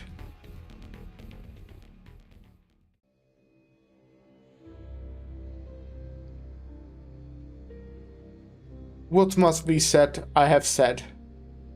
Oh, actually, Tavina, I have a question for you. This is something I was wondering. Who was it that, like... Okay, I might be misremembering completely, but who was the first person who called Cult Seat AMA 10? Okay, to be fair, I don't know if it was the first one. I know it was Friston, but I think there was one other instance where someone called her AMA 10, and I'm just kind of wondering... Alti from Alive Until Sunset, right, okay. Right. Okay, thanks. I was just wondering when the Seaborn called her that, like who else kinda knew. Was later revealed to be an aquatic Feren, but yes. You have avoided answering the questions in the heart of this, Martus. The question at the heart? From your description, everything that transpired beneath the ruins, the crimes you committed and the consequences incurred, they all seem to stem from some mysterious inevitability. But the Martus I know was an eccentric yet gifted man. He was doubtful by nature, and not only for making arbitrary decisions. He would not have rashly discarded all reason and played at being the mystic, and he would have been even less inclined to reject his own existence, or ignore the worth of others. The choices I have made, the outcomes I have borne. Why do you care what the past Martus thought before he made his decision? His past choices have made you who you are now. Without understanding his reasoning, we cannot understand your existence. You would care about such trifles as well, Godseed? The nuclei within its skull spin. I understand now. Of course, you would care. How could you not? The human that once ate the strange flesh experienced such struggle too. Was it a day, or perhaps several? In the depths of the ruins, time holds no measure. He feared, he doubted, he was compelled to think only over every possibility. Where will the next crisis come from? When will it descend upon Terra? He used a lifetime of knowledge to attempt to decipher the undecipherable, to comprehend the incomprehensible. If there exists a life form that could survive the cosmos of Quietus, even if only as a singular being, how would it be born? Given infinite time, even the tiniest fin will be able to type out an ultimate truth of all things, uninterminably using its tail, but time was our most precious resource. Admittedly, The Faranmut before him had foreseen our ruinous prospects, but could he and his progeny continue bearing the torch of life through it all? Supposing they could, before they instinctually intonate a way of overcoming the destruction in a limited time, how large a population and how efficient a fecundity would they require? Would they have to consume a path of sea, a whole planet, an entire star system? How many must die to support their lives? Supposing they could not, then where did the true answer lie? On the other side of the ocean? On the other side of the sky? Or perhaps is it something out of the sea of stars, untouchable by Terran's hands? Even if you spent your entire life simulating, you would not have been able to obtain a definite conclusion. The information you possess was simply insufficient to calculate every possibility. Indeed, Godseed, by the past Martus had no choice but to try. Danger and possibility both hang above his head, while below his feet he found only an unseen tightrope. You could have informed your country from the start. Ager would have helped take you on your burdens. The oldest records of the Academy of Science could verify the past you saw. The latest inventions of the Academy of Technology could model the future envisioned. To cede the choice of others, is that a solution or an escape? The choices of the countless many against the choices of the few. Are they more accurate or more ambiguous? More earnest or more capricious? Suppose the means for life to continue is not civilization, and the species that transcends ruins is not humanity. If so, how would Ager react? Enough, Martus. You had thought of every possibility and foresaw the bitter price to pay. Then your final decision is even more inexcusable. No, Ager, I do not mean to defend my choices.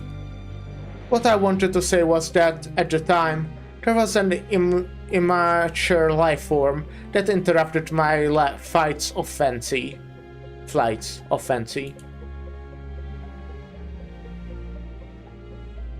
Yeah, that's the guy. The tentacle was where minute, and its body is yet uncoordinated. Beneath its translucent membranes, simple organs could be clearly seen. Born from Ishimla, it had unknowingly crawled past the cabin wall and was aching my ankle heavily. Was it unaware of how swiftly its death would come? Maybe, yeah. Did it not know that it was destined to become one of those insignificant dots among the millions of biosignatures on the monitor? Being the progeny of a Faranmut, could it have not seen the frightful vision its parents saw? Was it unaware that the destiny of its entire race was only to foretell the Great Reunion? It just wriggled calmly towards its foreordained destruction, acting out of instinct only. As for us, there are countless possibilities to consider before making a decision, countless trade-offs to worry over. We find ourselves unable to ignore the costs of our decisions, or the results of the value and meaning of those results. Humanity, Glub, humanity is ever a prisoner of itself, over one step behind fate. This is the essential difference between humanity in the Seaborn This is why they are suited to bear the duty of continued existence.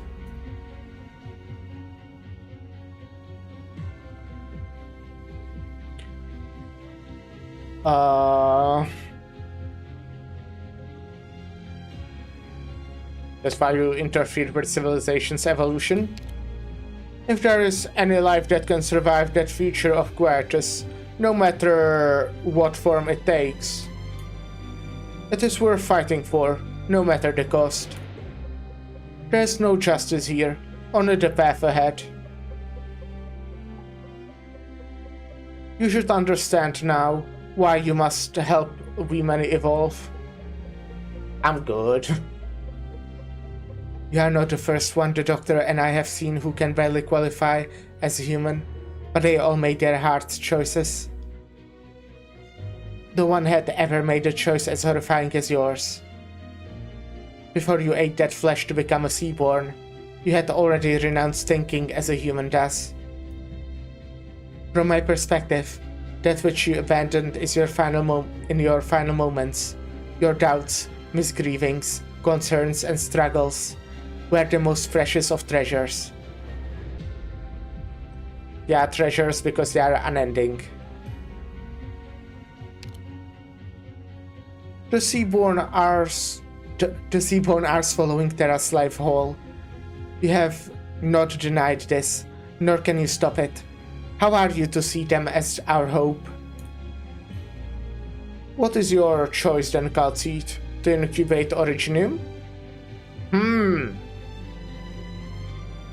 The collapsed Stargate, the extinguished sarcophagi, or the countless failed plans, is Originium the only one still in operation? Stones amidst the land and sky, even ever silent, they are an incurable disease, harming life atop dry land.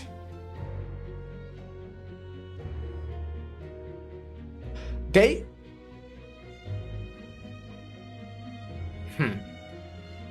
And yet, they are a plan left by the prehistoric civilization, one expected to save all existence at the very end, in ways incomprehensible to the average person. Club. The stairwell to survival can only be forged in the fires of destruction. No, such destruction must not happen. Much like Cerula Arbor, Originium at some point turned to the annihilation you speak of, a change in ways none can understand, and none can reverse. And since it has changed, it must now be stopped. Whatever the case, using life to feed life or ruin to beget ruin would only serve to remove all meaning from survival. Calcite, or rather, AMA-10, from the records. You surprise me. You and I should have arrived at the same conclusion via different paths. No, you should have been even more rational, more decisive. I merely noticed a spark of the prehistoric civilization and took on its mantle. You, however, were born for this task. You held aloft its torch eons before I did. You have kept watch over their distant aspirations and legacies. You have carried out the assigned mission. You witnessed changes. You bore loss. None human could have toiled for as long as you have. But now, has endless life rendered you feeble, Calcite? Has it turned you human? You don't know Calcite at all. Was it because of this one? Dr. Mastiza, or rather, Oracle. Many facilities, many doors, your fingerprints, face, voice. Within the cerulean cave, among the ruins, traces of you lie everywhere. You have visited the depths of the abyss before. A pity I don't remember. I recognize you. I have been speaking with Calcite until now only because it is more efficient. You must know the truth. Your visitation is sure to have meaning. Perhaps you are able to explain why the project is at a standstill. Do you mean the Originium one? Is that the project? Yeah, okay, well, what I wanted to say before, kinda... I was thinking that I might say it, like, after this conversation is over. But, like, they kinda... This Seaborn, or, like, the guy, I guess, even before he became a Seaborn, very much... I would very much, like, compare, let's say compare, because I don't know of a better English word, them to pre-amnesia Doctor. They just made the decision to basically sacrifice the whole, basically, fucking planet for, like, survival, even though the survival is very much, like, non-survival. If that makes sense, quite. Yeah. I guess I'm, like, really smart at interpreting media, huh? But yeah, it kind of just occurred to me at one point. I think it was kind of a visible moment, possibly, but it's interesting. That's interesting.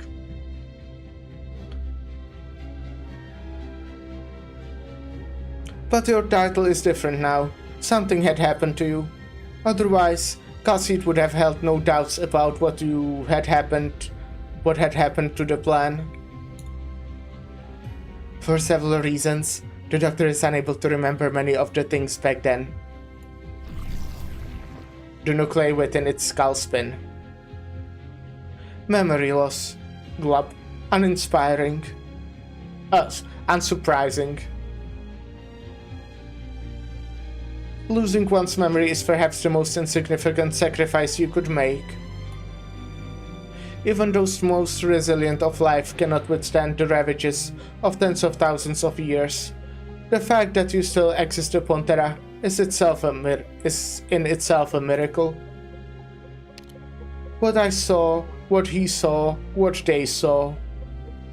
Those frightful visions are an absolute truth to you.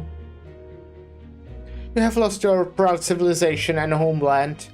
Heaven and earth have lost all color. Time and space have become vast prisons.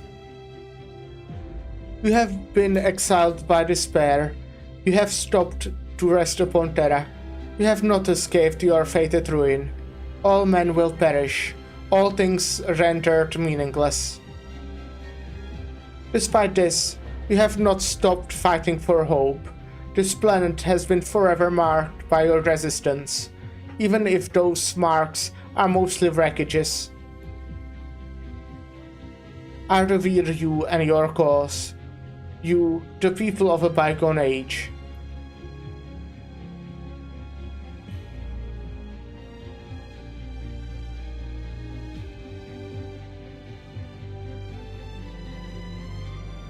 Maybe the project stalled because they realized the cost. Dr. Mastuza, whether you accept it, deny it, or are undecided, it matters not to me. I am not hoping to win your understanding. I seek not your approval. You and your comrades had planted hope in the depths of the sea, a possibility, a spark. Perhaps you have forgotten it, perhaps you have renounced it, perhaps you now stand against it. Come what may, now it is I who tends to this light, and I shall not see it extinguished. The rejection of our flame's kindler will not waver the many's resolution. Let's stop trying to prove ourselves. We shall return to the reality itself. We many sense the oncoming crisis. Perhaps the eye beyond the clouds has caught a glimpse of Terra's exceptionality, a sword hanging above all our heads. Well, I know about a sword that hangs above people. Terra is but a cage, trapping countless souls unaware of the truth. Now there is a crack in the bars, a crisis also, an opportunity. Fucking hate that myth or whatever it is, that thingy, sort of Damocles, you know, the whatever it is, legend. Sigh, sound, smell, touch, the rushing of the ocean waves. Within the cage that is Terra, the children of the sea are the most resilient race. Never have they stopped evolving. You cannot deny that we many have become the most magnificent of miracles. They will become the sparks of the wake of the Big Bang, the seeds from which the cosmos will blossom once more. They are the closest to success. Tell me, Calcid, Dr. Mastiza, and Ager. Do you now choose humanity, Originum, or the Seaborn? It is true that the crisis fast approaches. There are still many questions I am unable to answer, many truths I am unable to grasp. But this does not imply that life can be reduced to a hollow concept. That would simply erase its original meaning. You consider this a weakness, Martus. I consider it my drive, bestowed upon me by the endless life of mine.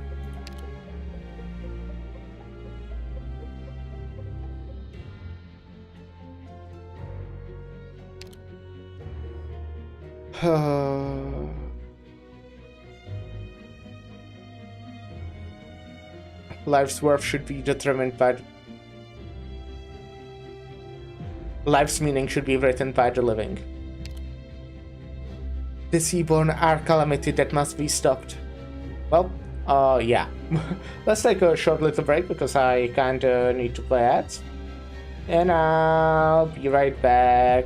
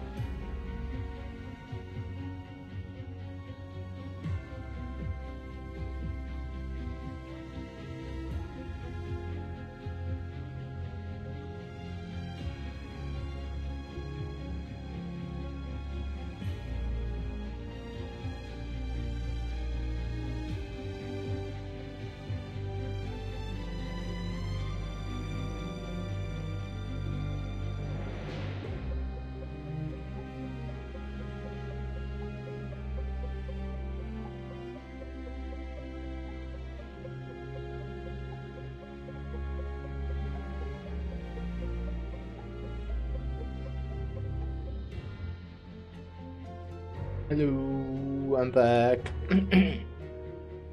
The Seaborn are committed that must be stopped. On this, the Doctor and I will not change our positions, and neither will Rhodes Island. Without civilization, how can you speak of survival? Without survival, how can you speak of civilization?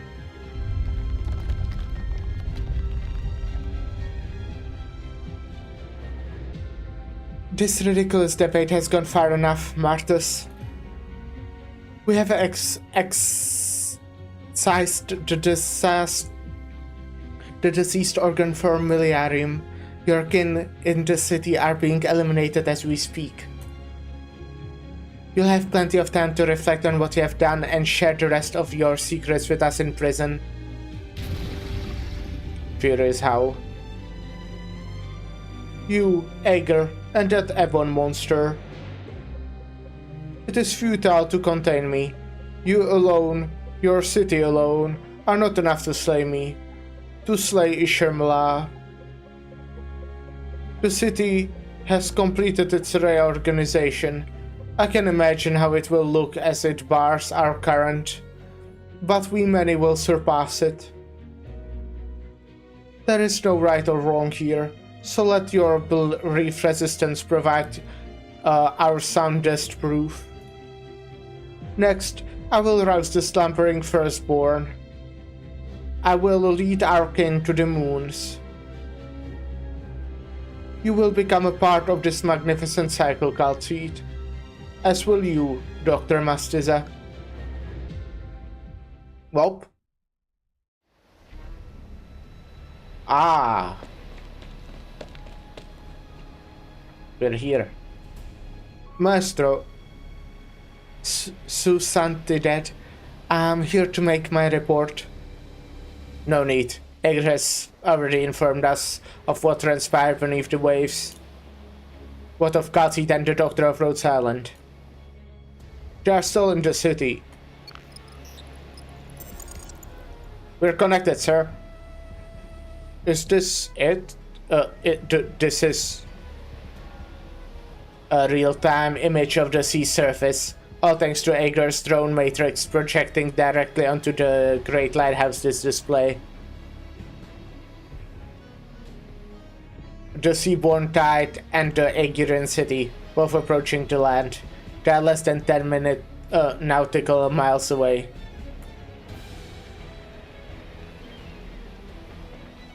That stirring spray, those intertwined currents, are they all seaborne? Even the color of the seawater has changed. That's only the portion exposed to the surface, the tip of the iceberg. The Seaborn took advantage of Ager's landfall. This entire section of sea has become their nest. Ager's defensive perimeter. How long can that transformed city of their holds? I'm wondering, Carmen playable when? I do not know. Have we come to a conclusion that Ager's waterway program has failed? All the Aegir in Miliarium are still fighting as hard as they can. For the past 2 months, the Panel Battalion has requisitioned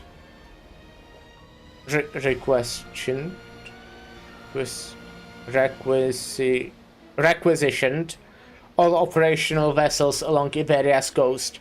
They have been on standby in Gran Faro and are now ready to set sail. Delts. Poop squad assemble. What's that supposed to mean? What are you saying? I will personally lead them to reinforce Ager's defense perimeter. Together we will stem the Seaborn Tide. Hope you're having a good day, though. I'm afraid you won't have much time to rest, Irene. It seems not. I have the Inquisition information at the base of the lighthouse earlier. You know what? Fuck you. Disassembles your boob squad. Okay, sure. In the end, Iberia has found herself walking a tightrope with no margin for error. Survival of utter destruction. There are no other paths before us. Should Aegar's great wall fall, it will be up to us to educate the Seaborn on the significance of land, and the price they must pay for desecrating it.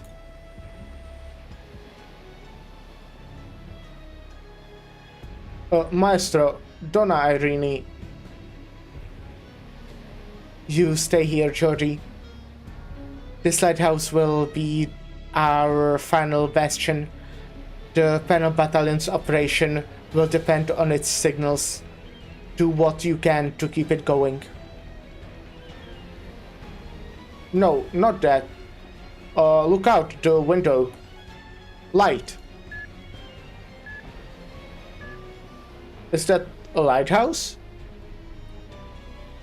But aren't we at on the operational Eye of Iberia? What's going on? Why are we suddenly receiving so many identical signals? The lighthouses along the submerged coast, which have sat in silence for more than half a century. They have all lit up at once. Whoa, interesting. Dios mío. The silent technology of those islanders. What are you responding to? Forgot about this part, that's neat, yeah? I would say it's pretty neat. Okay, what's Ulpianus gonna be doing? Ulpianus hears the rumbling of the city, reorganizing above his head as he watches the lighthouse's lightless beacon towers slowly sink into the depths. The building that once supported the grand aspirations of his people is now a seaborn brood nest. The old and feeble will use their bodies as nutrients for the next generation. Their journeys will continue with their newborn kin. This is how the Seaborn have always been. They spare nothing in their devotion to their kin, and so their utmost to nurture them. The thought brings a brief moment of sickness to Ulpianus. The wave of the great anchor in his hand stretches to his shoulder. The moment he realizes that he will never be recognized or remembered, he feels more clear-headed than ever. He is yet unable to cut the disgusting connection between himself and the Seaborn, but he still has the strength to cut off the tide surging towards the city. Gladia was right. Battling the rapidly proliferating nest might only hasten his assimilation. All that awaits him is death, or worse. Ulpianus puts all his might into swinging his anchor. As if able to read his thoughts, the tiny hatchling gracefully avoids his swing before, calmly flickering past the grip of his anchor. He adjusts his breathing, recalculates, and swings once more. Faint mechanical cry.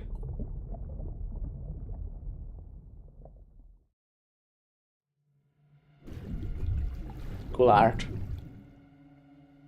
An immature life form, freshly hatched, flits across Ulpianus' vision.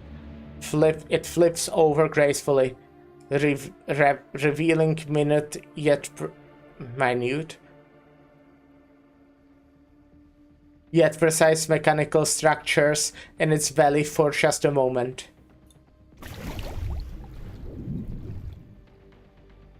Then there are two, then three.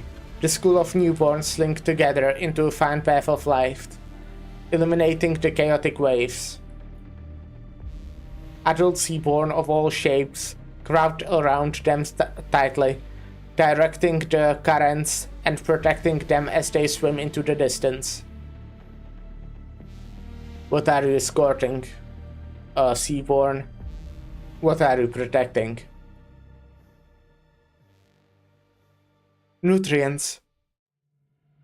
Life. Kin. and you, Opianus. We many, together as one.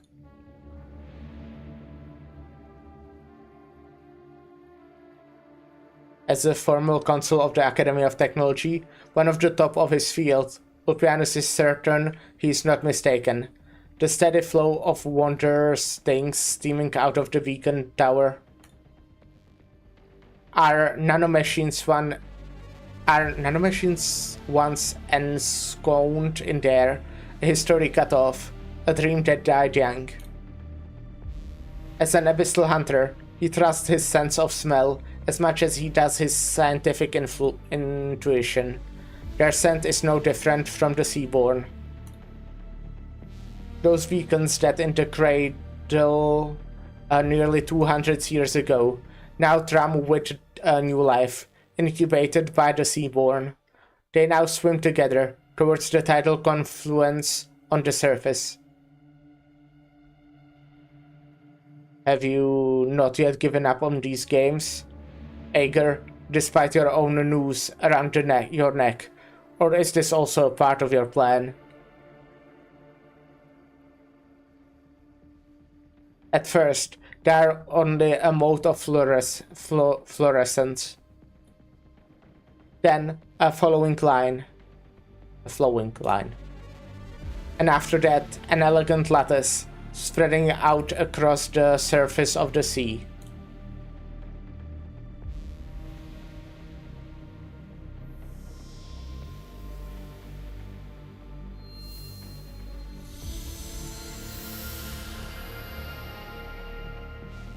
Pretty, I guess.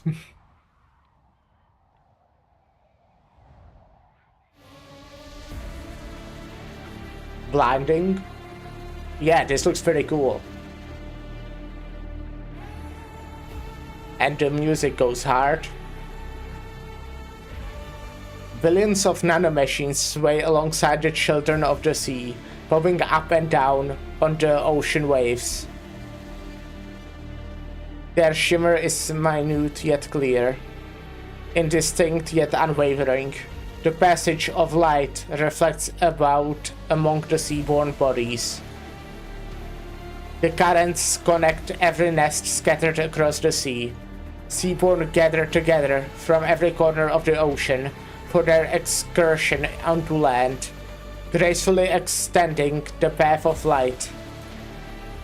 They intertwine with one another. The golden net they weave is like a galaxy strewn across the sea's surface, from Millenarium down into the deepest depths of the ocean. The waterway, the network of the ocean, the connecting land and sea, one connecting the land and sea, one transcending chaotic space and placid time, bound together with we many.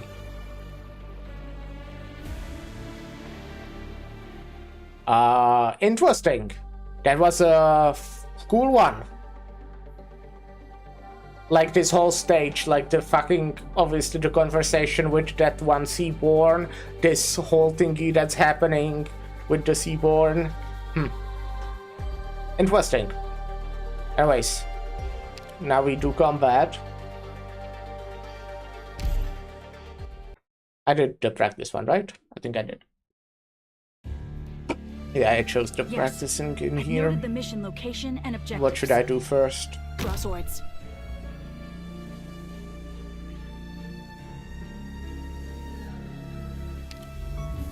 Got it. Got it. Shut up.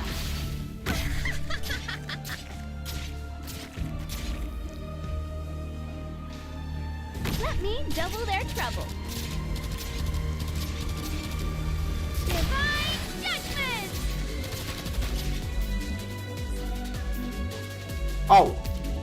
Oh, it's Marcus. Look at him. What a guy.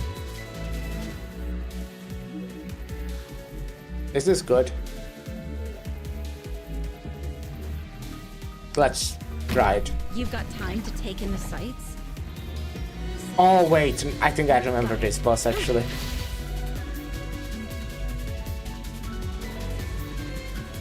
Got it. Come on, Shitty Quad! I don't think I can actually damage you, right? Wait, someone died?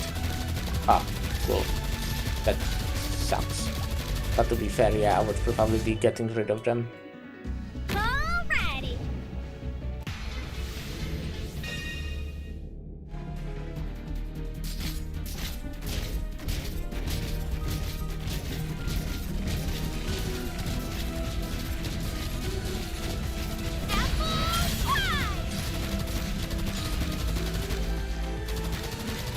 No, I thought you would survive one more hit.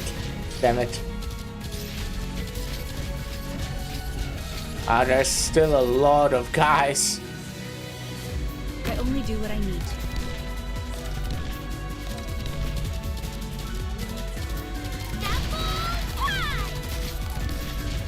Oh my god. Hang in there a bit longer? Understood. Ooh. Right. Alrighty. Bravo. Now I I see. want to crush them that much harder.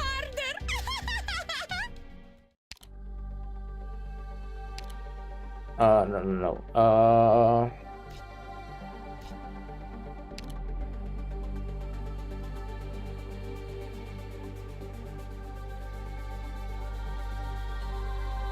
Okay.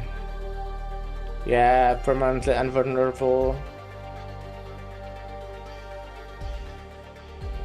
Yeah.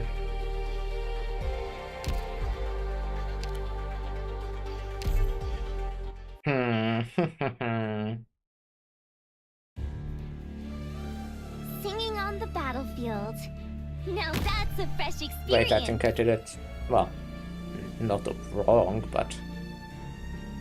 Got it. You can't stop me.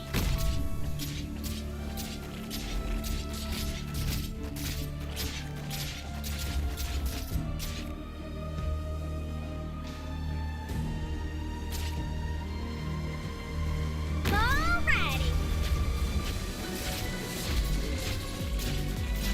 Come on, scegli quasi tesoro.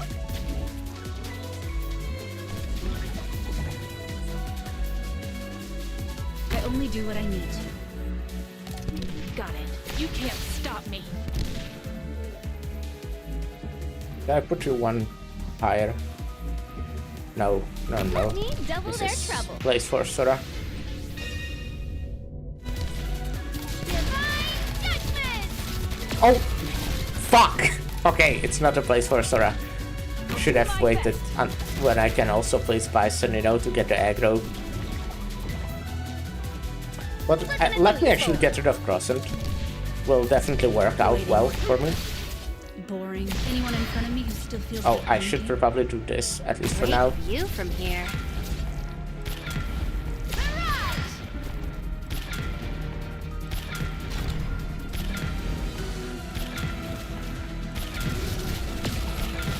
Okay.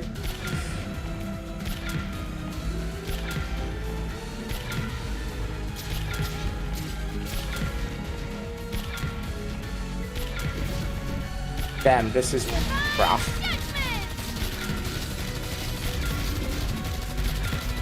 Even with X2 hitting the skill, it's just kind of rough.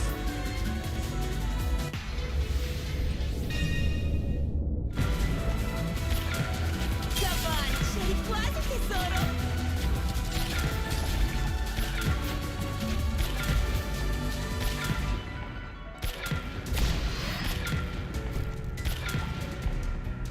Nice weather today. Oh yeah, Mostima will just die here, like, kinda quickly, won't she?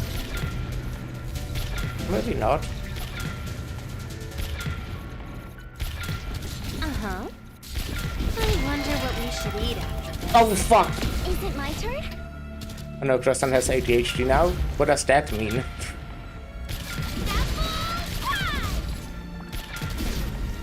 Is it my turn? Where'd she get it? Where'd she find it?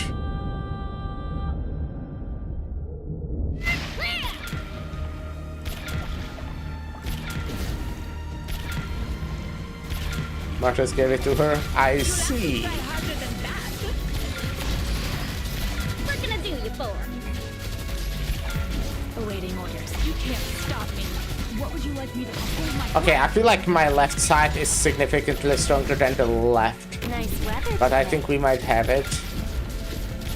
It's a lot of guys. That's so much guys. Isn't my But I think we might have it, yeah. I believe. I believe. Yeah. Mission complete. Look, this much is granted. Don't make a fuss over nothing. Wait, did I not play on the prep? Fuck. What a waste of fucking sanity. Yeah, minus 10 sanity, damn it. Fuck. Okay, well.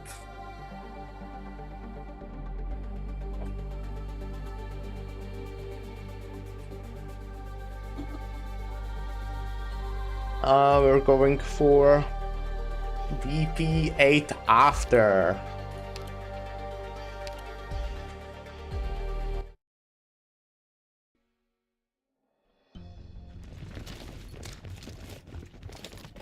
There we are, Consul Clementia. We noticed an extremely unusual biosignature in the Sophotiat room. I'm glad you're unharmed. What's the status of the front line? Regions 8 and 10 alongside the Sea Patrol have been sending out escort ships alternatively as per your orders. The city's reorganization and the force field are both complete. Milarium is holding against the seaborne tide. Inform every relevant researcher in the city. I need a minute-by-minute breakdown of the situation of this region of sea. We are still being far too passive, even with our contingency plan put into motion. Madam Consul, you may want to see what the drone matrix just sent back.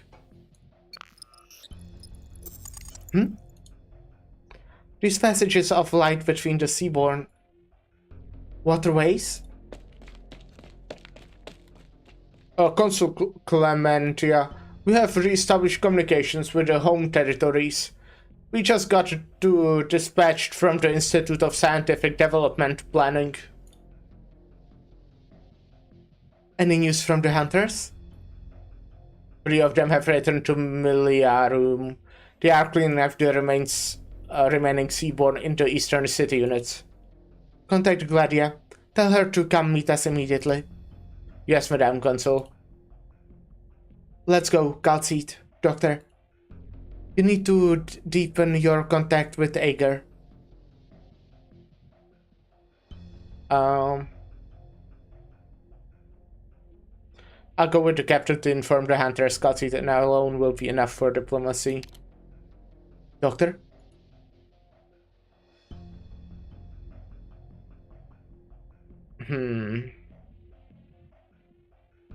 Whisper that Seaborn might run into Skadi. You exchanged a quick glance with Calcite. Madame Consul, the doctor still has some affairs to settle. Very well.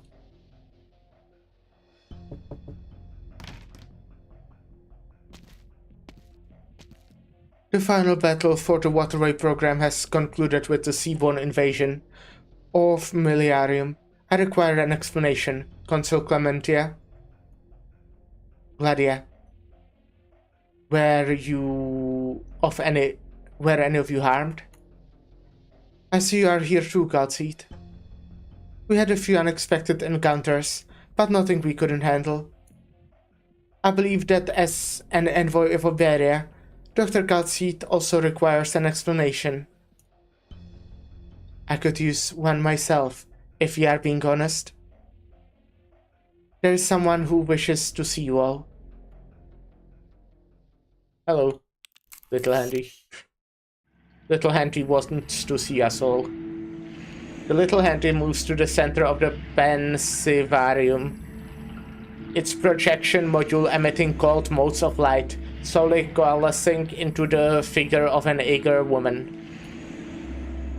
She sports a smile under her golden hair. Her eyes are focused on everyone in the room, as though she has been waiting for, or perhaps observing, them for a long time. Someone I know? Nope. Consular Horatia. Why ever do you look so fatigued, my little Gladia? Though the transmission efficiency of the waterway is much higher than I anticipated, I fear our simulacra are still unable to transmit my feelings. Otherwise, I'd stroke your hair and give you a nice big hug. How nice. No need. You know the risks of doing so. The changes on the sea's surface, as well as the sudden appearance of the waterways. Was this your doing? Whether Aegir or Seaborn, we still find ourselves competing over time. The Seaborn must keep sending nutrients to every region of sea they conquer. They wish to quickly transform the entire continental shelf into one great nest. Every issue has two sides. This disaster has also blessed us with bioenergy beyond measure. More than 2 centuries ago, the beacon launcher would have required a dozen cities' bioenergy systems to continually fabricate the nanomachines compassing the waterways. Now, those nanomachines are being fostered by the Seaborn, who regard them as harmless skin. Using the data flow between the nanomachines as a medium, fleets and cities in squeezed state could traverse the oceans in an instant. Through these machines, though these machines cannot take Aegir to the stars as our forebears imagined, they are more than enough to carve a path of life and for civilization in its time of need. But that would mean that for the foreseeable future, Aegir will have no choice but to enter into some kind of symbiosis with the Seaborn, using that scum as they in turn use us. Is this another of your so-called games? It is how we will break through this siege. The term waterway, the path ahead of for Aegir, has never referred only to pure waters. You have always had your doubts about the program, and that is fine, but if that doubts serves only to put you in disarray, then it is useless. As Aegir is determined to open a waterway beyond sea and land, there was no question that it should do so. I do not doubt your success, but perhaps there is still room for debate as to your methods. Dr. Calceed, I presume you're Consul Horatia of the Institute of Scientific Development Planning. It's a pleasure. It pleases me that there are still those on dry land who have inherited the will of the prehistoric civilization. That Aegir is not alone in our duty. I am also glad to see you have begun our discussion with a firm diplomatic stance. Then can I take it that you speak for all terrestrial civilizations, and that we can dispense with establishing diplomacy with them one by one? I too am glad to see Aegir abandon its contentment in isolation and speak of cooperation with the land. But I regret to inform you, Madame Consul, that I do not represent it in its entirety. I merely understand it more than most. That said, I believe that what Aegir needs now is exactly a true understanding of the terrestrial civilization. You and I both know that this waterway will not be used only for resisting the seaborne. Aegir has its eyes on every unnatural existence in these lands. It is the only means for us to ascertain the intrinsic nature of Terra, and to eliminate the disaster hanging above our heads at the source. And I am sure you are aware of how such actions will be perceived by the terrestrial nations. Terrestrial? Compared to the seaborne, you would be seen as the more direct threat. We bear them no ill will. We need not stoop so low. The cruelest thing we would do is ignore the need of help of other tottering civilization we meet on the road to settling this crisis.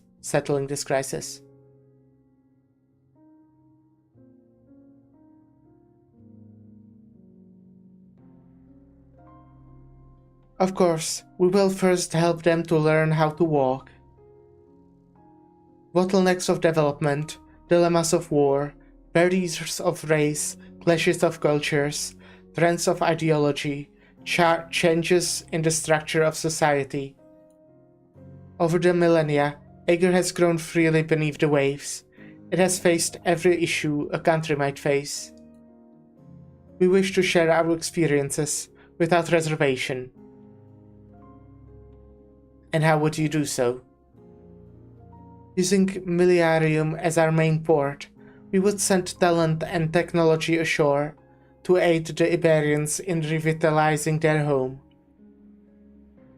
Pyramids perceive the oncoming crisis far more keenly than humans. That young one will not shelter Cherak forever.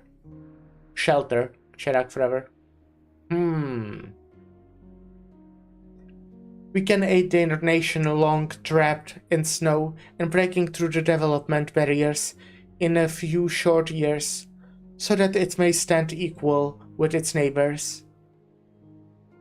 We can aid the Sami in purging the demonic corruption permeating every inch of snow, and restart the abandoned Stargate in the north.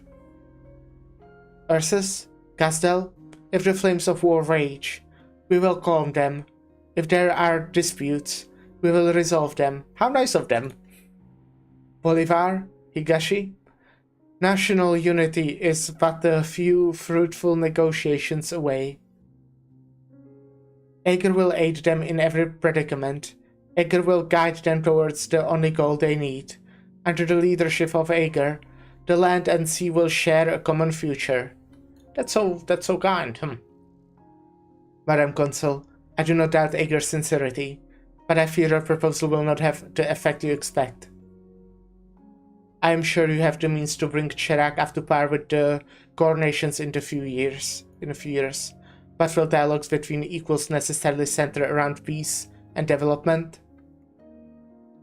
Were Ursa's internal problems to be resolved, who is to say they would not bare their fangs once more and attack their neighbors to satisfy their regained appetite?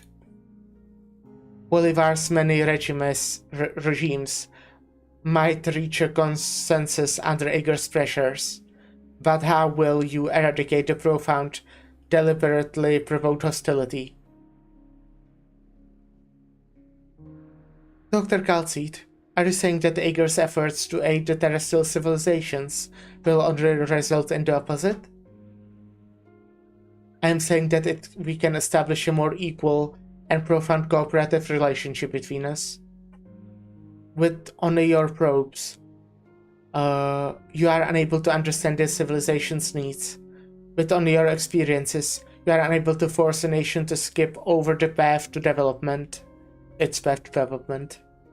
Before you act, you must learn more. Otherwise, the winds you stir on land may become some great storm you cannot turn a blind eye to. We would be more than happy to hear your suggestion then. On the condition that you do not allow us to be held back by excessive caution and meaningless apprehension. Seeing the gulf between us, between land and sea, understand that we need many more discussions before we can make progress. Once the waterway opens, I look forward to meeting you in flesh, whether on land or in Ager's home territories. I as well, Madame Consul. What about you, Gladia? Do you agree with Dr. Kaltseed on this matter? The IDP do not question Road Silent's sincere wish for cooperation, nor Dr. Kaltseed's ability. I can vouch for both of those. And there are indeed essential differences between Ager and the nations of the land. The land dwellers are short-sighted and clumsy, which makes them frail. Forcibly removing the differences between them would be no different from destroying them. It is truly necessary to show good faith. I've never seen Gladia place so much trust in someone, Dr. Kaltseed. A feat, to be sure. Perhaps she can be a bridge between our peoples and aid us in coming to a consensus. You will see what Ager's plans are that Ager's plans are no more idle prattle. Now, do allow me a moment alone with Consul Clementia.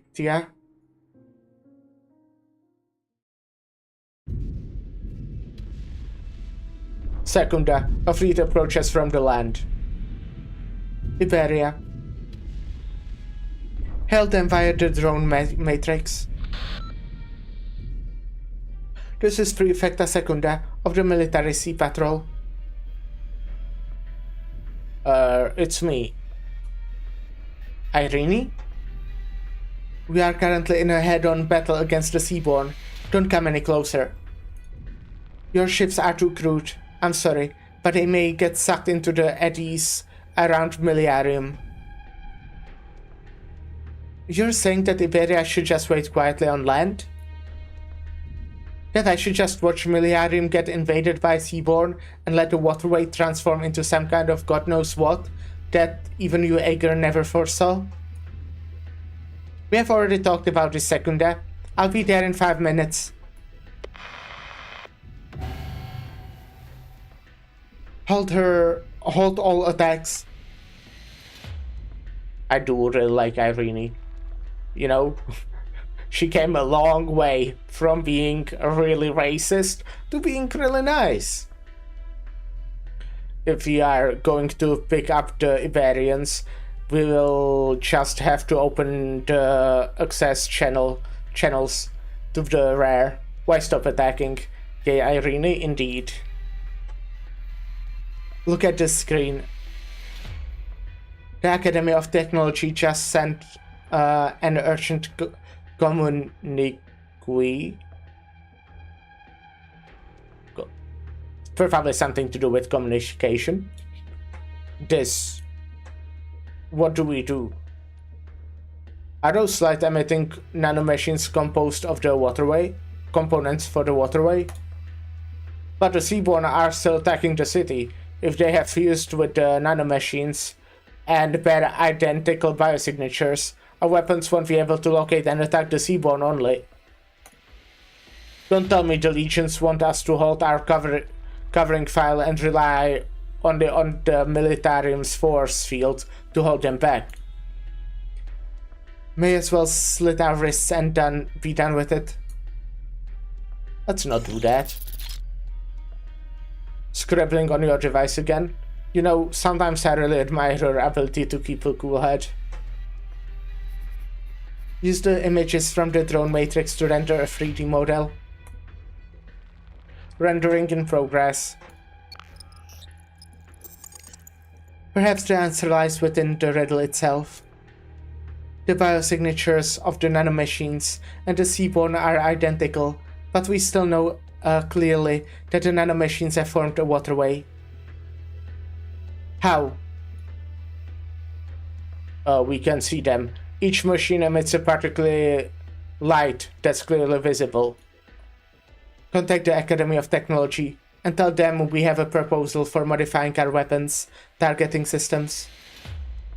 But recalibration think to Legion's worth of auxiliary optical system would take a lot of time. What about using a lighthouse on land? Irene. It seems we arrived in a nick of time. A dozen or so lighthouses on the lost coastline have resumed operation. They are responding to our waterway. Combined, they should be enough to illuminate this entire patch of sea. Maybe they could serve your auxiliary optical systems? I'm hardly an engineer, but these lighthouses were built with Islander, Aegirian technology. They should be compatible with your existing systems.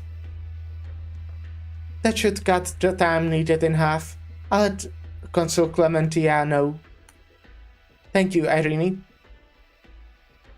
The Inquisition would be overjoyed to see these newly unclouded eyes become part of the combined defenses of land and sea. We are partners now, Secunda. Though maybe we should be thanking Breogan instead. Breogan. He truly dedicated himself to these lighthouses. A naval architect drifting into a foreign land, striving for the day when land and sea could work together. He foresaw calamity, but left no answer behind. It's a pity that Aegir saw him as an outsider, while Iberia never truly accepted him. He died alone and miserable, but now his plans will finally have the chance to become reality. We acted slower than he did. Far slower than he did. Indeed. But it's not too late, or rather, now is precisely the time. Let's get started, Irene.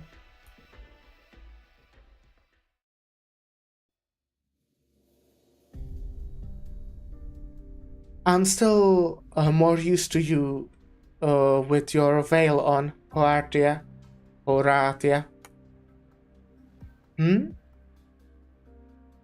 Did you show off the scar below your ear to let Gladia know that? As her mother, you will tolerate her setbacks, just as you accept the blemish she left you on your face?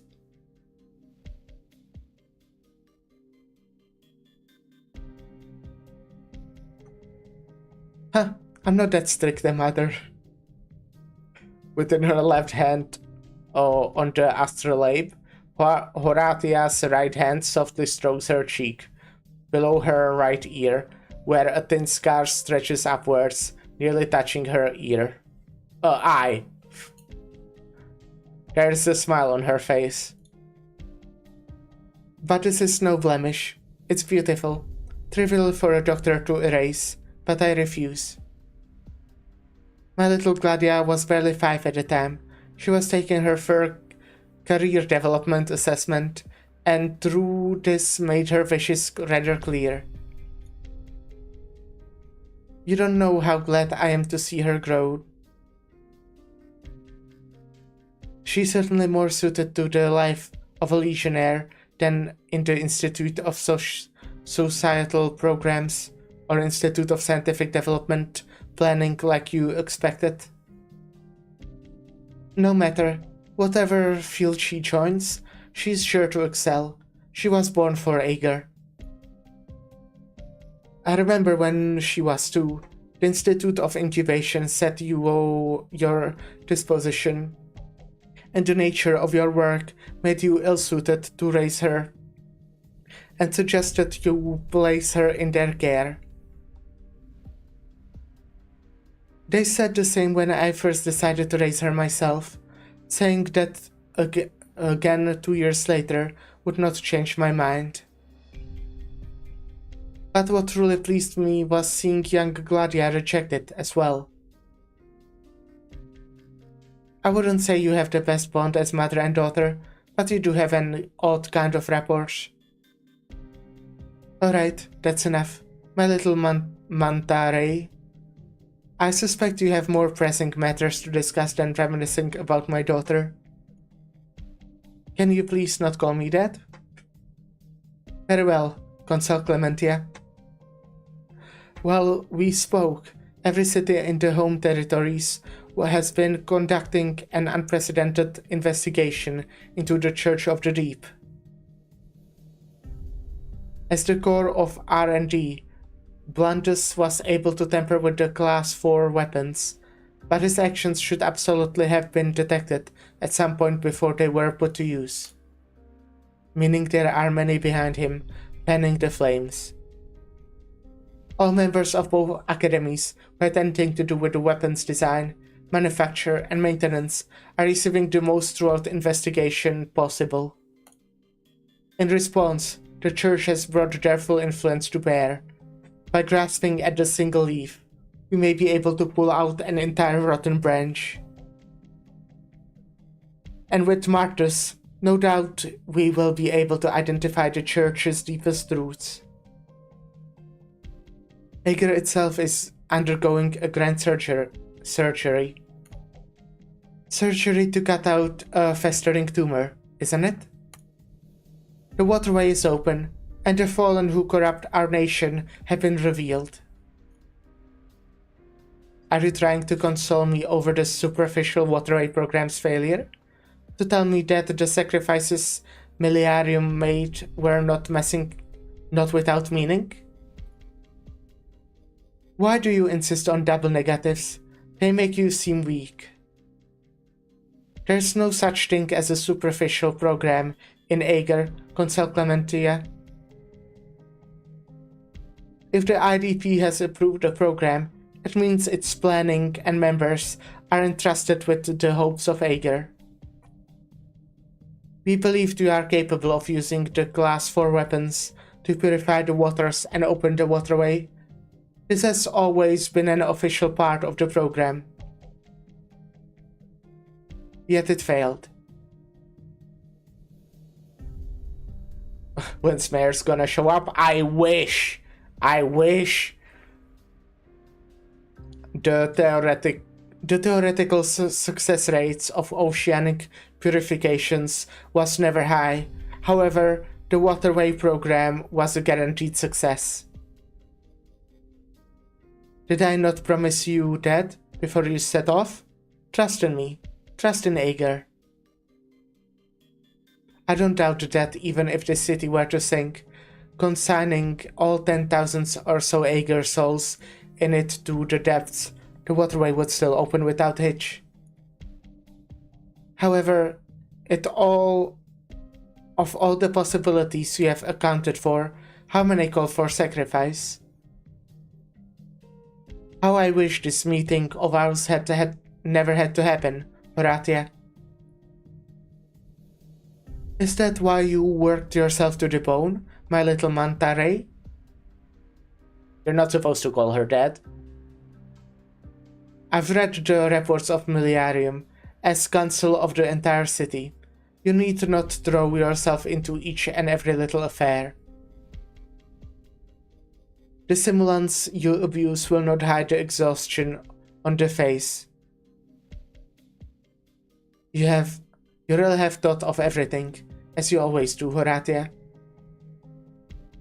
All these losses and sacrifices, the falls of the betrayals, even Martus' secret, are you not the least bit shaken? Speaking of Martus, you have reminded me of something. Of what? Martus regards himself as the gardener of sin. At times like these, he is wont to hide himself behind history. Interesting. At times like these, he is wont to hide himself behind history. Right, okay. I can infer he'd seek cooperation from Dr. Calcite, but from the way you describe it, those discussions quickly devolved into a vapid declaration of war. I find it difficult to imagine he would be satisfied with such a failure of negotiations. That is, unless he gained some other information. We will continue to track his whereabouts. Are you hiding something, my little manta ray? She asked you to not call her that. Come on.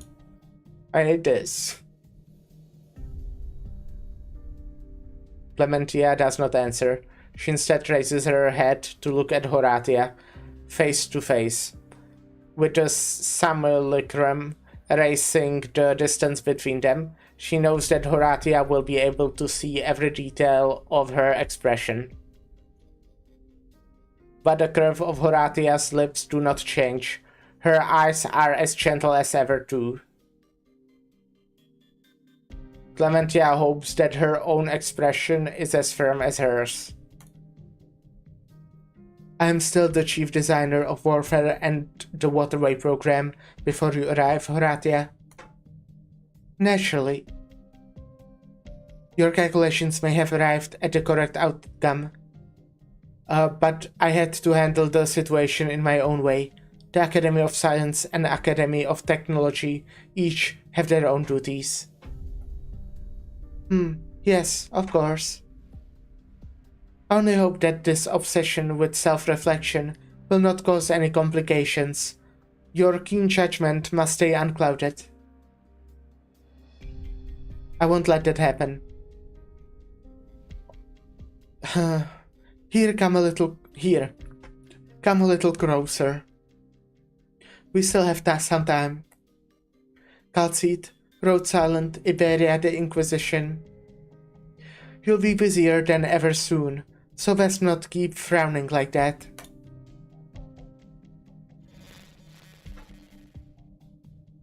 Okay.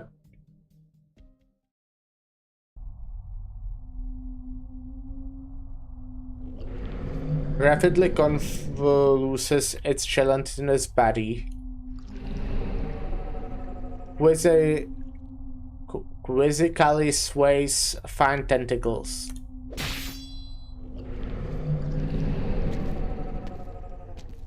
Trying to run? Smart, your kin are behind this wall. A lot of them. It's the end of the road for you though. What a pity. Hello, it's the poor. Hope you're having a good day. Nowhere to run? Yeah. Scotty will be... not let them run, exactly. Ishurmla? Ishurmla. A sudden voice tinged with surprise. Joke's over, you're dead? Yeah. Scotty was not joking. Scotty turns, looking towards its source. A gonissile creature, excluding light leaves the shadows of the building, shielding the two-cornered seaborn with its body. Leave, kin. Through the eddy ahead. Return to the sea. I guess they can run. You're so honestly gentle with them. Disgusting. I'm guessing you're the leader? Our meeting was preordained, Ishurmla. Huh? You know me? Scotty grips her sword tightly.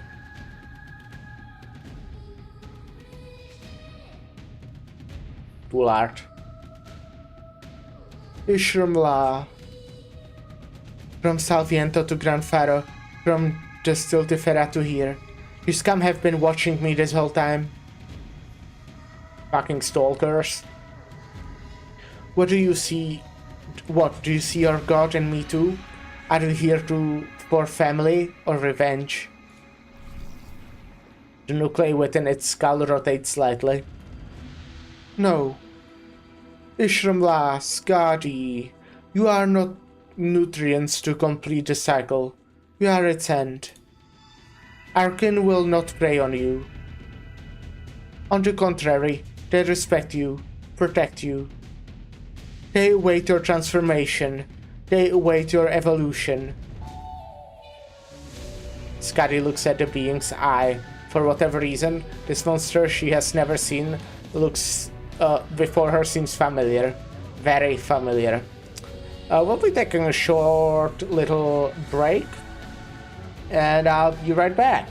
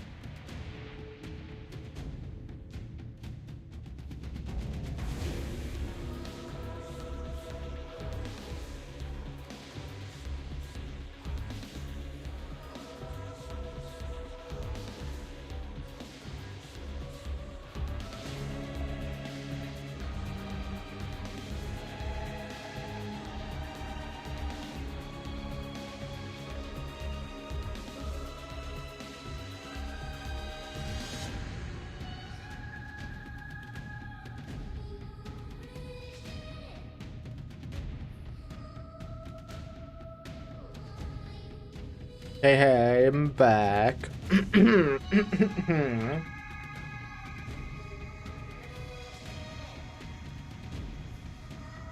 Okay, we need Gladiamime and Logos Mom to become playable so we can put them on a team with Vulpes and Civilite. I mean, Logos's mom is kind of playable. right? But yeah, we could do a mom team. Scotty, oh right. The bizarre organs surrounding the Seaborn disperse and surround her in turn. A shimmering umbilical cord connects her body with the Seaborn's. Scotty suddenly remembers when she faced the first Seaborn to talk in that cave below the surge. She also experienced a moment of distraction back then.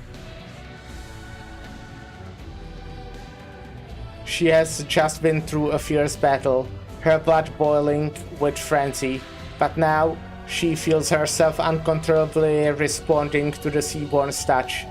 She curses herself for this moment of distraction. Why? A natural phenomenon, one I am also helpless to resist. This is the answer, Scotty. I ate of his flesh, and he lives within you. You are he, I am he. Our hearts connected, our blood interlinked. You need not waver, you need not doubt. The kin will not demand you walk with us. Oh, nice. Ishimla chose you to continue his life. Perhaps this is the only way he will witness what he must witness. Travel the road he must travel. What did he see in you? Perhaps. Could it be, Scotty, that in that cold, dark future, in the cosmos where all things are doomed to fade away, you are the one hope we spark, the spark for possibility? Are you the one who bears the final wishes of untold lives?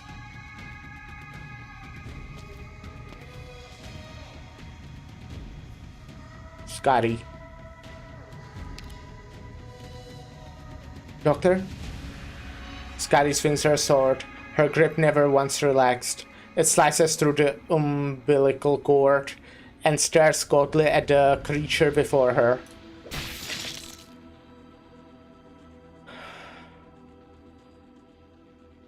Figured you'd be here. Dr. Mastiza, Scotty, you know each other? Yeah.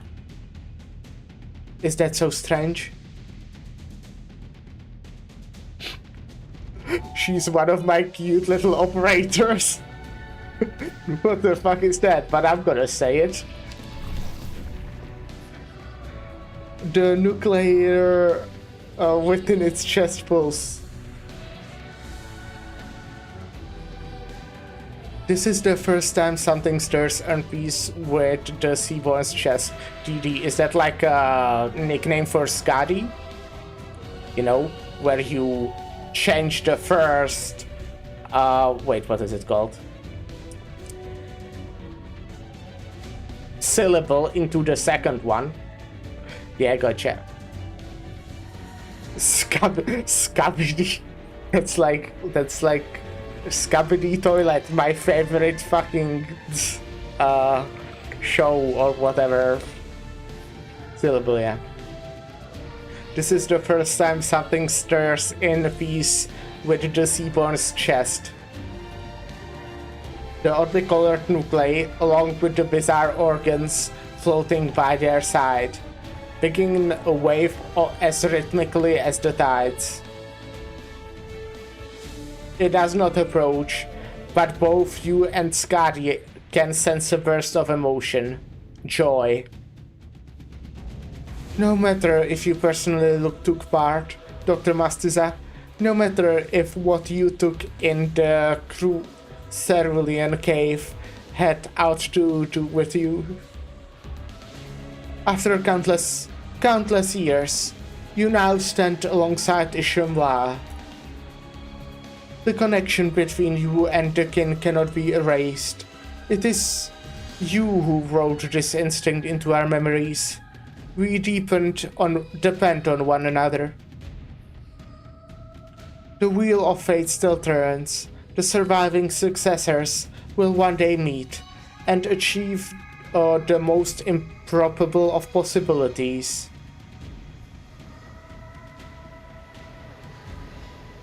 The hardship he suffers is ever present. The life we thirst for is ever present. I await you at the endpoint of evolution, Dr. Mastiza, Skadi. I await you both. Well, alright, see you there. Don't give chase, Skadi. I couldn't understand that thing at all. What was it talking about? Some kind of declaration of war. Didn't sound like that to me. You woke me up just now, Doctor. When I was face to face with that Seaborn, I remembered something I felt back in Salviento. I assume you weren't a fan? I hated it. What good could come from the Seaborn rambling to a human?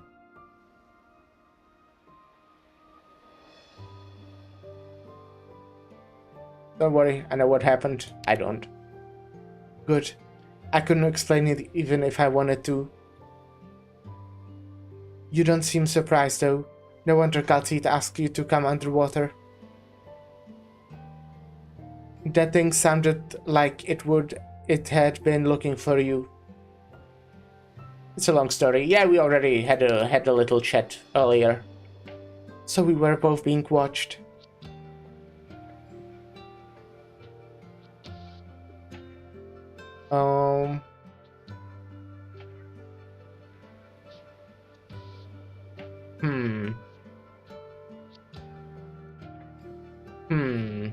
What do I want to say?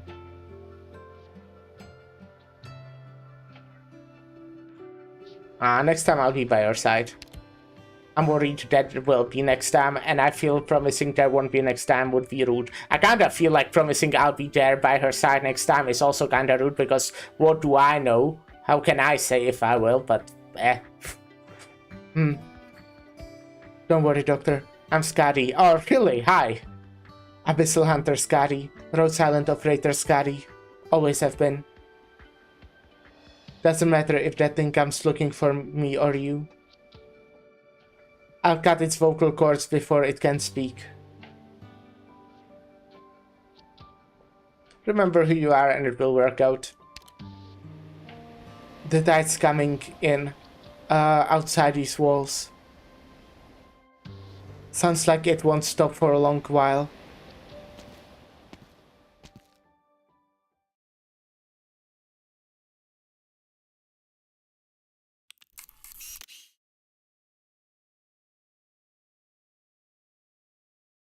Alrighty. Well, now there's this weird ass stage. Oh, there's no story, okay. But I know there's apparently like story in the stage, but there's no, you know, button here to do that. Fortress of Civilization. Without walls and barriers, there can be no civilization. The Seaborn come, legionnaires, meet them, laugh their siege to scorn, and beat them back home. Whatever that means. Need to refill my water next time I'm on a break or something. It's a lot of fucking guys here apparently. Let's do like I don't know.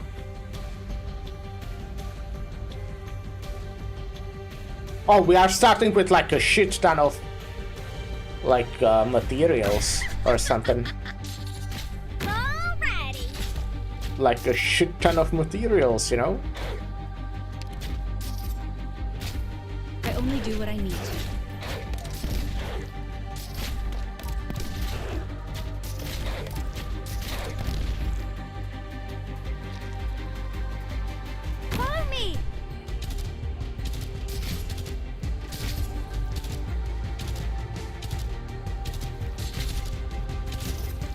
Let's speed up. Hold formation and stand your ground. We'll try. Oh my god, there's like a lot of guys. Okay, Fia where she is not very useful. I decided. Boring. I mean, that's bad. Kinda.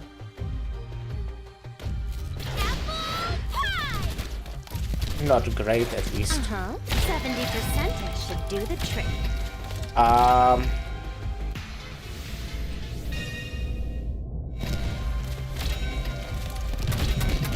Thanks for the help. Appreciate it.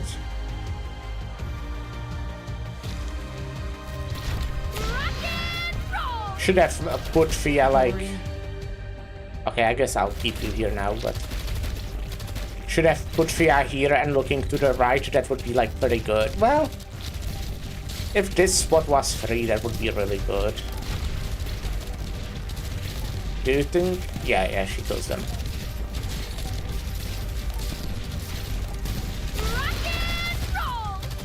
Oh, she's stunned right now, damn it. What a bad timing. Okay, easy though. Okay, that was pretty easy. Yeehaw! Mission accomplished.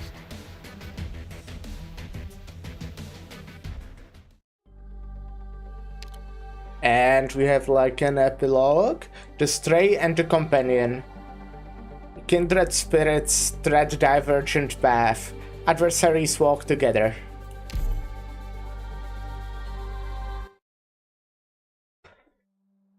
Oh shit, an animation? Oh wait, no. Oh, sorry, ignore me. Like, I mean, it's moving. Do you really mean to return? I finally found out that man's whereabouts. No matter who he is or what hole he's decided to hide himself in, he hurt our daughter. He needs to pay. Then let me come with you. I don't care if it's a famiglia standing in our way, cruel catastrophe, endless tides, or fire raining from the skies. We'll face them together. Would the shine be alright without you? Right. Relax. It's just killing a few people. It's long past time for those bastards to head to hell. Then it seems we must part once more. Heavens drink their fill. Sky besought by Sakura. Drunken clouds stumble. Was that a haiku? It's got a good rhythm, perfectly suited for reciting while swinging a sword.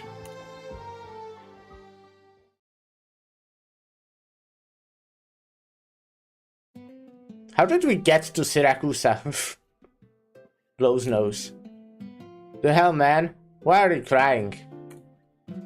An assassin gets revenge for her daughter by crossing two big famiglia, so she's forced to flee to a distant country. And many years later, she has to leave behind her gentle husband and re-enter the storm, all for her daughter's sake again. When I think about the people in real life who live like that, I can't help it. The way I see it, the movie should be from her point of view.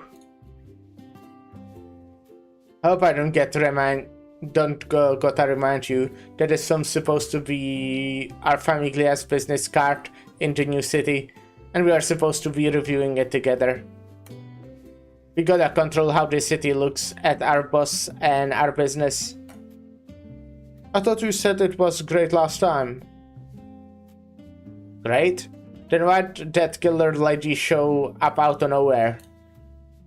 Cruel catastrophes, endless tides, fire raining from the skies? Who wrote this crap? Sure, the Colombians poked a hole in the sky, But I ain't never heard of no fire raining down. When's this supposed to take place anyway? When you're gonna learn to have a bit of perspective. They are probably talking about the mechanic in chapter 12 or something like that. I think it was 12, maybe 11. A cold-blooded killer putting down her blade, but for a peaceful tomorrow in Nuova Volsini. All thanks to our Famiglia's influence. You can't get more with our times than that. If you put it in that way, the film's even more crap. You're right, as long as it is... it's to the Signora's liking.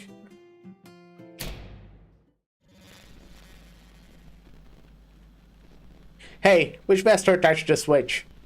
We under attack? No, look at the screen. Oh, Ryan Lab? Nasty. I know Nasty's like the next banner, and I quite want to pull, because I apparently, like her mechanic, she apparently, I guess spoilers for unreleased operator, apparently what you can do is like a deploy ranged tiles, or something like that, which sounds pretty interesting. And I do have a lot saved up, so I'm kinda like down to actually pull outside of limited banner. Normally I very much save for limited, but yeah, she's neat, yeah. So I should probably click because this fucking phone sound is really annoying. Oh, but yeah, I will probably do some pulls, like I'll see. I don't know if I'll get her, but I'll probably do pulls on her banner just to get maybe some 6-star. I will like look at the calculator again and like do some preparations to be sure everything will be fine, you know? But I mean, yeah, I do have quite a lot of pulls. Her kit is very nasty, that's really cool. Yeah, I mean, I'll be honest, I don't know what even operators I have do at this point. I know what Penguin Logistic Team does. I think I'm quite knowledgeable about what they do. But that's it. Mr. Tin Man, we have a press conference starting soon, so please keep it quick. While you were busy flinging all those things into the sky, I made a few rounds in Casdell. You know how I feel about this? I do, young Banshee, I do. My verdict is that they feel about you much the same as you feel about them. Considering the many vile connections they have across Terra, if they do decide to get behind your project, there will be plenty of headaches for all involved. Thanks for the tip. Now, the press conference is about to begin. Don't be so hasty. Let me finish. Is this after IS-5? No idea. Nasty Lunaray, Director of Engineering at Rhine Lab. I know it's after IS-4, I do know that. But I haven't done a single run of IS-5. Given it's after his rounds in Castle, implicitly yes. I gotcha. You know full well that the dream you were promised can be shared with more than just the Sarkas. The Maylander Foundation will pledge their full support towards you and your elf friends' brazen plan. We will decide on the date to discuss the details later. That includes future launch plans where we hope to re-establish more complete... Mumu? Well, I know that she is currently in Kchera. Well, okay, I don't know if it's currently, actually. But around this time, I think. Even if not currently, it should be at least around this time or something. She's in Kchera circa 1101. This is around 1100. Well, that's a similar time.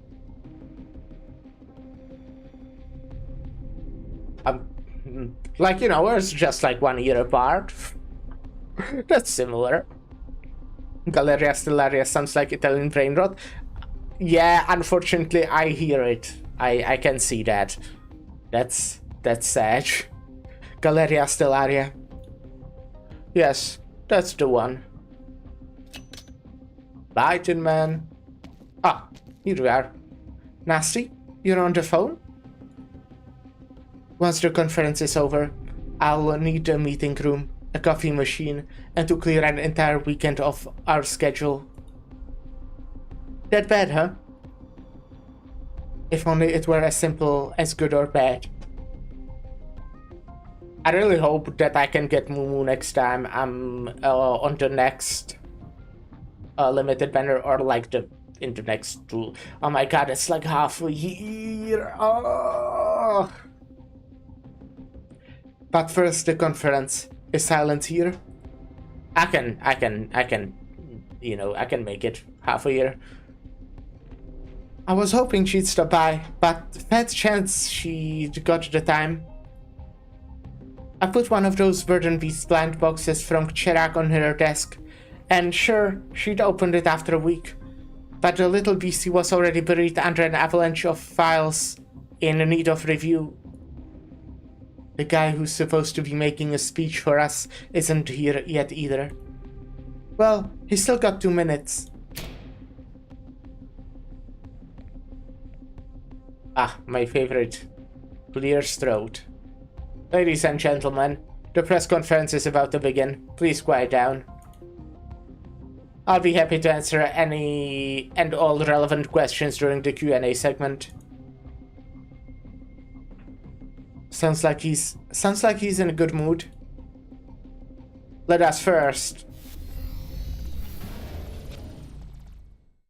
Playing the same trick twice doesn't get old. No, Ferdinand's confused too. This wasn't part of this plan. This is... The challenges we face are far greater than ourselves or catastrophe. We must form a community, under the leadership of Ager, to overcome them together. Ah, okay. Repeat. An Ager broadcast to all surface-dwelling peoples. We ask all of humanity to set aside your conflicts and prejudices and join the Ager in building a bulwark together. The Matrix has broken through the blockade and swept past the sea. Essential information and calculations results are about to make landfall. The challenges we face are far greater than ourselves or catastrophes. We must form a community, under the leadership of Ager, to overcome them together. Under the leadership of Ager. You're still looking towards the land, Dr. Kaltseed. Like a mother, anxious about the child she has to leave behind. A child, is it? In one brief communication, we have delivered knowledge that countless others have given their lives for no avail. Geographical data on the phone, hotlands and infi ice fields. And images from even further north of the continent. One way of showing goodwill, I suppose. To share knowledge is natural, while showing goodwill takes intention. I fail to see how the two are related. It was essential to truly evaluate the extent of shock this would be to our terrestrial friends. Were these not urgent times, we really should have been more cautious. My concern is that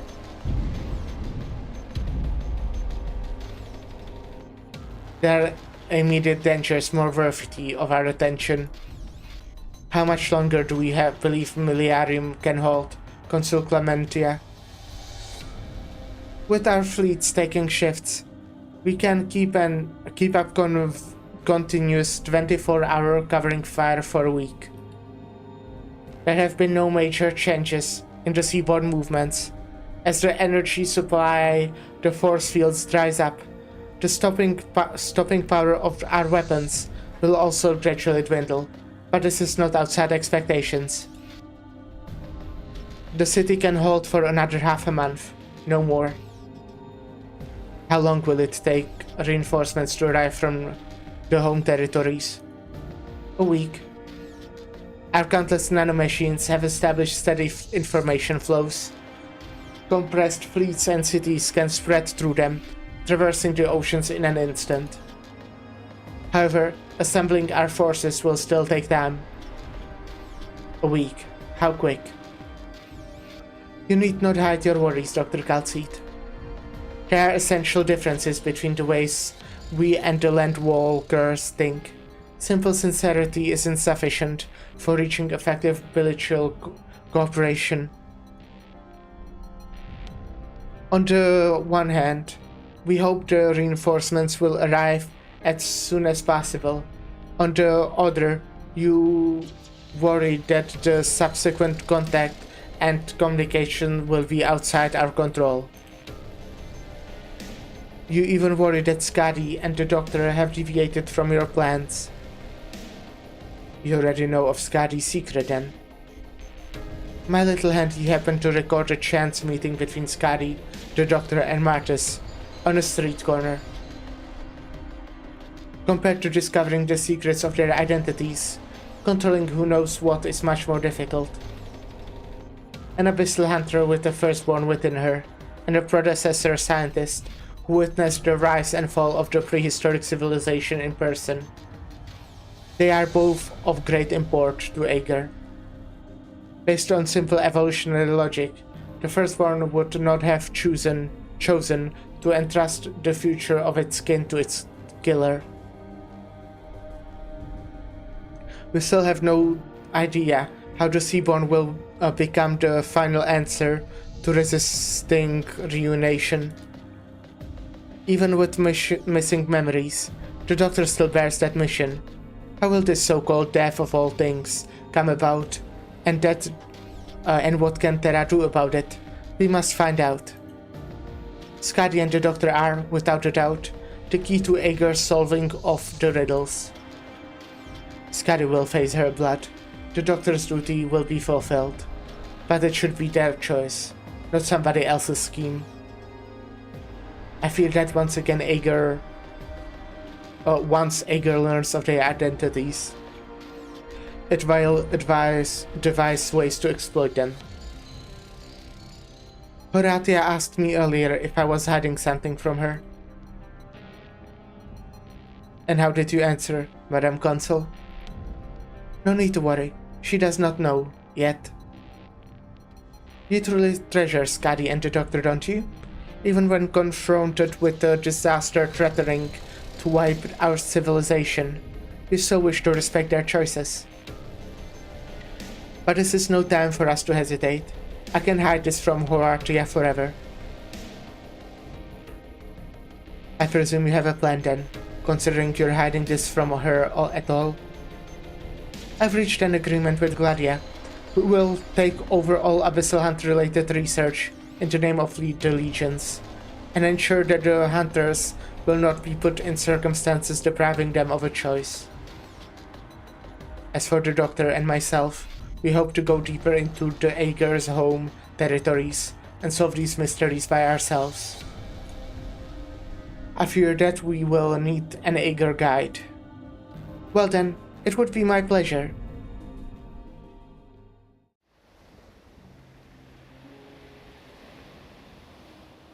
Garcia will receive the punishment she deserves. Millenarium's incubation chamber has been moved to safety, so as long as the city doesn't fall, the child she left behind will be born safely. They will be raised in the Institute of Incubation. I know what you're thinking. The fate of Church of Deep cultists isn't worth calling you over for. Do you still think that everything will end in ruin, Mr. Avitus? I still believe in history. Once written, it can never be changed. Even a tragic victory is destined to be another page in its annals. I'm glad to hear you say that. Let's go down to business, Jordi. I met with Consul Clementia. I confessed everything. What I was thinking, what I did, what I saw but never spoke of. I accepted the tribunal's interrogation, but I did not believe I deserved to be labeled fallen. I had stood at the precipice and looked around, perhaps even stuck a toe over the edge, but no more than that. Their final verdict was that I could keep my post and continue to stay in Milarium. It sounds like you have other plans though. They may see it as a repentance, but I cannot forget the outcome of my silence and inaction. I'm not arrogant enough to believe I could have effected an entire military campaign on my own, but what if I had reported Cassia's unusual behavior? This could have played out very differently. And so I plan to leave Milarium.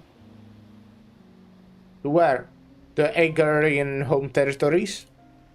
Somewhere even further than that. Even further? Now that the waterway has opened, Aegar is about to restart the work interrupted by the Seaborn. Expeditionary fleets will once more explore the far side of Terra, but this time we have changed the course of our voyage. We might set off from that mining nation of Rimbiliton and try to touch the edge of the sea. Better I die on some expedition into the unknown than wallow here in sorrow, self-reproach and despair until it saps me of all my strength. There, or whether we go towards or downwards, forward or downwards, no one knows what awaits us. We will be like Brogan in times of yore, pushing back against the darkness of ignorance. You mean... You got on, Jordi Fontana Rosa. Yes, I'm inviting you to join us on this distant voyage. I'm not the only one who desires this. You said earlier that I never answered your questions properly. You were right, and I should apologize, but there was something I truly wished to tell you back then. We have no need to prove our place, even if the vestiges of the past have worn you down to nothing. You can still tie your future to Aegar. I don't know what to say. This is all a bit much. Don't worry, Aegar respects the choices of all its citizens.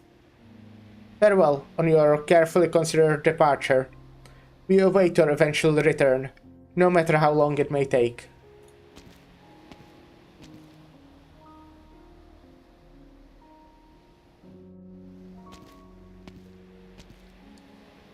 Maestro, today's maintenance work on the lighthouse should be finished. Is there some sort of issue with the others? No, I'm just here to watch you at the sea, like you. I heard from other Inquisitors that you kept making attempt to come to the coast, even while we were in Milarium. Iberia threw a stone into the sea. We were worried it would foment an unstoppable wave, but what was even more worrying was that it might sink in silence, with nary a whisper. Fortunately, the stone stirred out the ripple we hoped for, and Iberia was able to see the circumstances beneath the waves, and in so doing, make up its mind. You performed your duties as envoy admirably. If there was ever a time in your life to stand tall with your head held high, now is that time. Yes, sir. Maestro, I've been thinking about returning to Gran Faro, going back to the chapel, and there, where I used to live with Uncle Tiago. You should have seen Tiago one last time. We live in an age of regrets. If you see the Inquisition as the source of those regrets, I cannot refute you. You have things to pack. I really can help you. What? No, that's not what I meant. I'm really just thinking of going back to have a look. In other words, you haven't yet made up your mind. Yeah. You told me earlier that the Inquisition letting me to return to Agra was a test. Am I not? On the contrary, Jordi. Do not mistake bewilderment for momentary hesitation. You have lifted your lantern and clearly seen a fork in the road before you. You are merely weighing your choices before choosing which path to follow. The sea fog is thick, and both routes seems liquid mud, but you are not the one to be criticized for this. Jordi Fontanarosa. If you chose to follow that Aegirian scholar into unknown waters, the Inquisition will not stop you. The strength of the waves crashing against the shore will not change because a single cleric stays. If you choose to stay ashore in Iberia, you will carry responsibilities that are more exhausting than you are used to, but also much more important. Those are the expectations Iberia has for you. The choice is yours. I understand, Maestro. By the by, Irene mentioned that you have been suffering from severe insomnia these past few days. How was last night? It rained rather heavily around midnight, without a star in the sky. By the crack of dawn, there had been about 2 or 3 urgent situations I had to handle. But overall, a rather peaceful night, all things considered.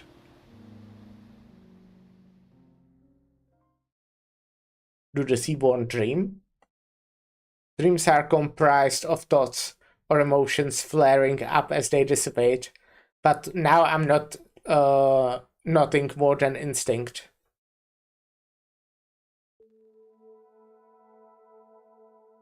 Why this scene again? Following the unfathomable passage into ruins, at the very end, a great beast gently sticks a tentacle to the bulkhead. What is it waiting for? Perhaps... I walk forward, passing through the shadow in the cerulean tree, until I am before him. I extend a hand.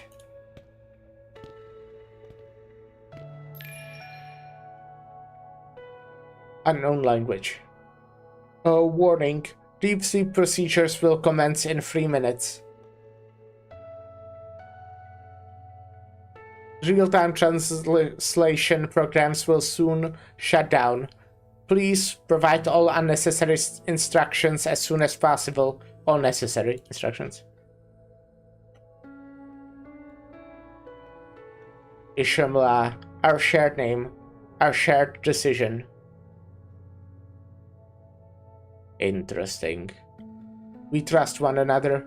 We feel as one, do we not? I will watch over you until the end of my days. No, this person isn't me. This isn't my dream. It's Ishamla's memories.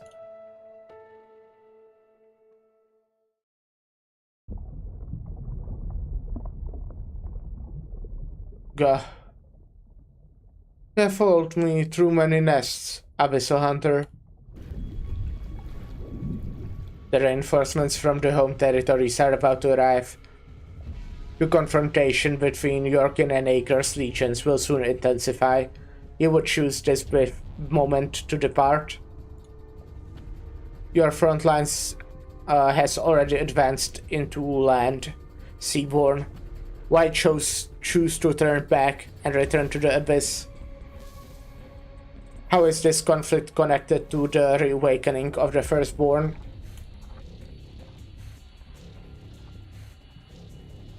Oh, cool art. I know I say that often, I really like this one. He looks really cool in this one.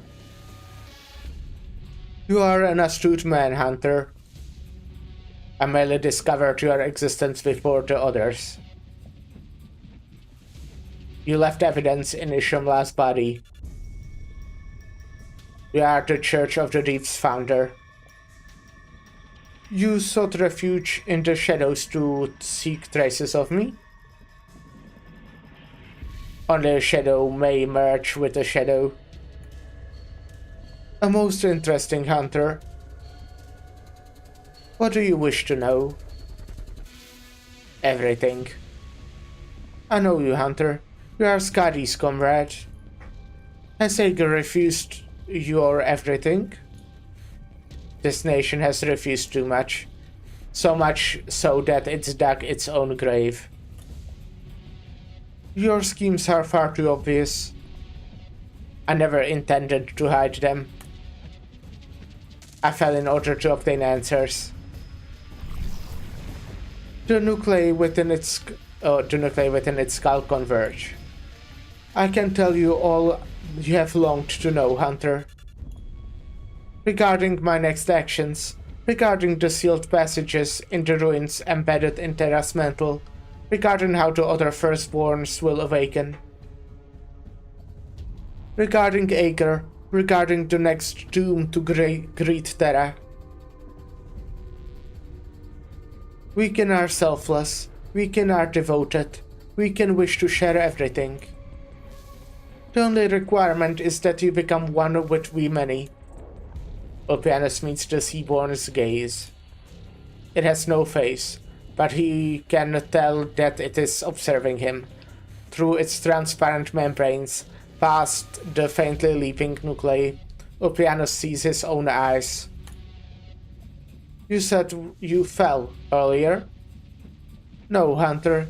The conjoining of flesh is not enough. Turn endurance to acceptance. Turn humiliation to elation. You must trust the kin.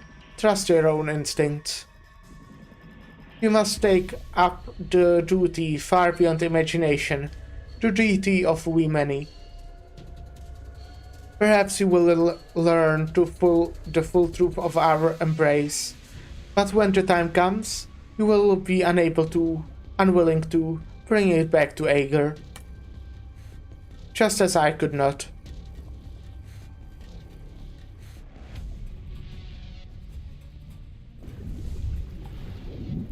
The Seaborn passes Ulpianus, swimming ever deeper into the nest. Its back quickly disappears from view, leaving only the nest before him in full bloom. The contaminated coral shimmers in its multitudes. Countless fantastical life forms flit between them, using its glimmer to dispel the darkness in the depths. They grow. They form tides. But Ulpianus ignores them. His gaze passes over a golden sea, over every scar, every inch of flesh, every cell, every chaotic waking dream. It falls somewhere he cannot see, the deepest recess of his own self. Ulpianus follows along.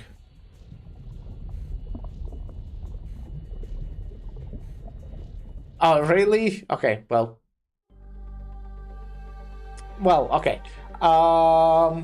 Fuck! Interesting, huh? So, yeah. It was an interesting one.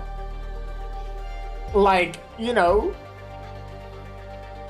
I kinda was like thinking, oh, you know, good story. I'm having fun, and they suddenly like,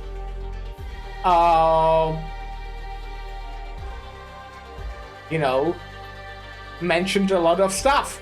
They suddenly like talked about a lot of stuff, and like the fucking, I don't know, consequences of everything that happened that will have in the future. It's kind of large, I would say, a little bit. So that's pretty cool. Yeah. Fuck. Well, I do know that there is one more like Ager story, side story. about Dorns. Or, well, I'm guessing about Dorns because he's in the fucking, you know, cover image. But I'm kinda guessing that whatever is happening chronologically after this will probably, possibly, have some stuff to do with whatever happened, like at least be like mentioned, I don't know. It's an Imperial history where more than an Aegir's history. Well, yeah, it makes sense. Just the same storyline is kind of what I meant. Dawn has barely any Seaborn shit. Yeah. It will rerun a little bit after like the event. Yeah, that makes sense. Because it's like, where am I? Right.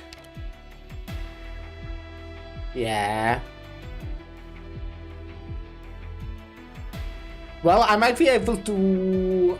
well, I might be doing that before it reruns, to be fair. Because I think I'll be able to do these in the next week. I'm thinking in the next week we'll at least be able to get to ending a grand overture. Kinda depends on how long they are, but like, even if they took like... make like 3 streams, like unless they are... we'll see. But probably we'll be able to do them soon-ish. But yeah, fuck, okay. Let me get my cool tier list.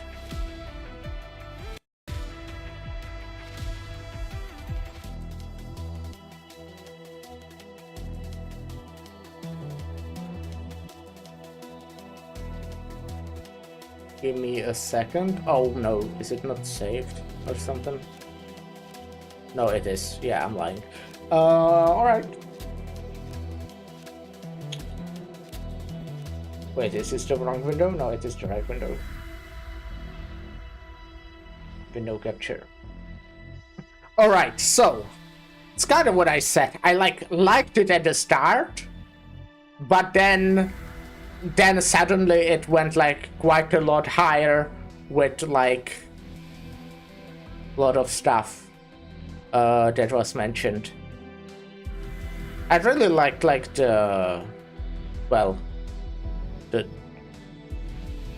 stuff. I really liked the thing that how really the what I mentioned before. But with the... fuck, I'm so good with words. When we talked with the Seaborn, the like big Seaborn, you know, how it really seemed to like a bit mirror pre-Amnesia Doctor. How they like make their thought process, decision making, whatever.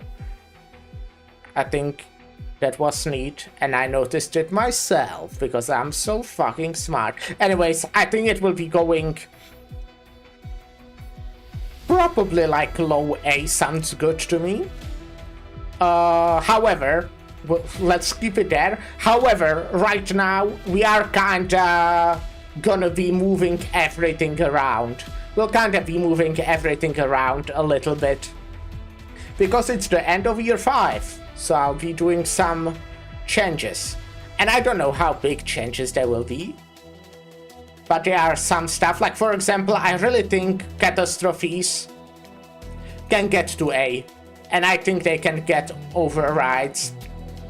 Don't think they will be getting higher, but I can probably put them overrides. I think I'm gonna put Children of Ursus over the Light Spark into Darkness.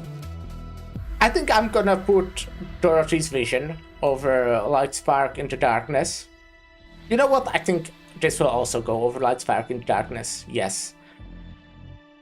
Hello, said Boost, vows to defend her. No idea what you're talking about, but I hope you're having a good day. We made long ago. Are you like sinking?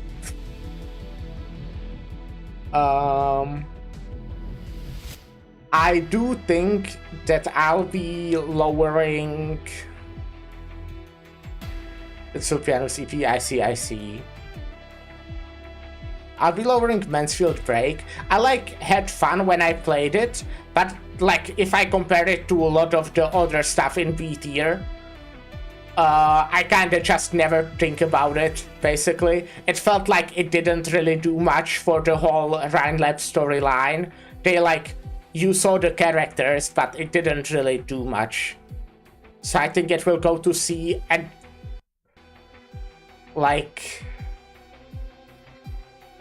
about around here.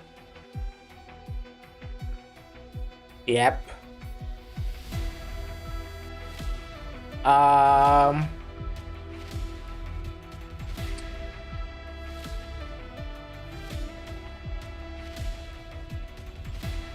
think what does the fighter cast or whatever? What is it called?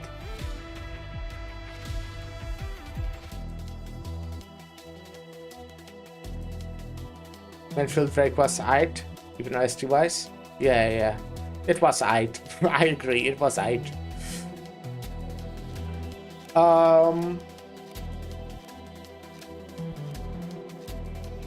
I think what does the Firelight Gust can go? I can't put it here, but I wouldn't say it goes over For a Rest Will's a Dream. Yeah.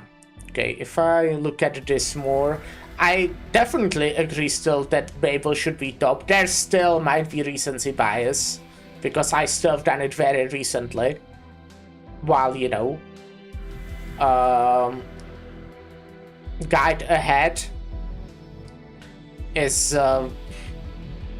here for a while, and is only a little bit after Babel. What the casts? Gotcha. Makes sense. What the F casts?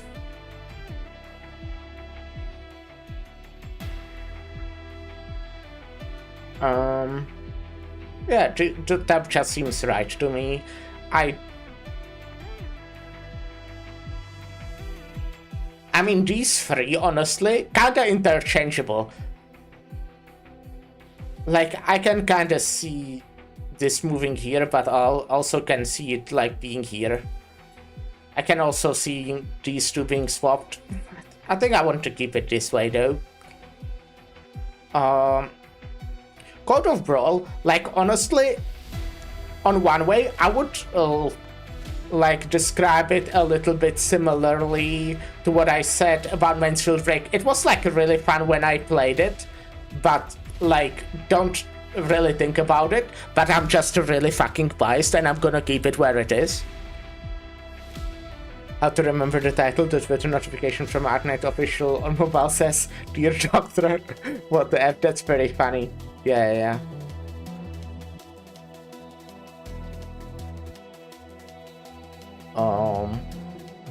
Real Light, I kinda like it here. Children of Ursus, I like here. Children of Ursus, there's probably some other kind of bias because I reread it 4 times at this point, and I reread all the fucking, not reread, but read all of their story records, even the ones that were spoilers, character records. Dorothy's vision seems right. I mean, there's probably a reason you reread it 4 times. Yeah, it is. But I do think there's a bias why I rate it so high, because, if you read it multiple times, you kinda just are able to catch more stuff, right? I feel a lot of these stories I might appreciate more if I reread them again. What did I do? Reread Children of Ursus. Yeah. If you don't know, Sadbus, I'm making a video about Children of Ursus, so that's why I read it multiple times. To be fair, I only read it fully 2 times, and the other times it's specific sections where I skim through it to look at for something specific. So, not whole, but yeah. Oh, this just seems right. I would kinda be willing to put the rights higher. Huh. Would I put the rights above Dorothy's vision?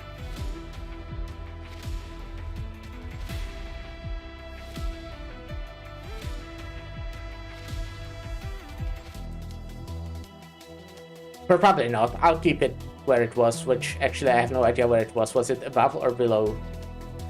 Well, I'll put it above, for sure. I mean, I really enjoyed Light Spark in the Darkness. It was really good. By the way, as I mentioned multiple times before, even stuff that's in D, I think is still good. And stuff in F, even like if I think they are kind of the worst, I still wouldn't call them like awful bad. More like, you know, just like they kind of were there. Also, with a lot of these that have like 7 separate stories. I mean, even the stories of the afternoon or whatever, I think they are very hard to rate because there might be like one that's very good, but then one that's like kind of really boring. So I would say that even if I average them, I'm not like averaging them, I basically average them and then put them lower because it's like the overall experience, I don't know, it's hard to rate, just, yeah. Anyways. I kinda want to put Walk in the Dust probably at the low B. I kinda want to...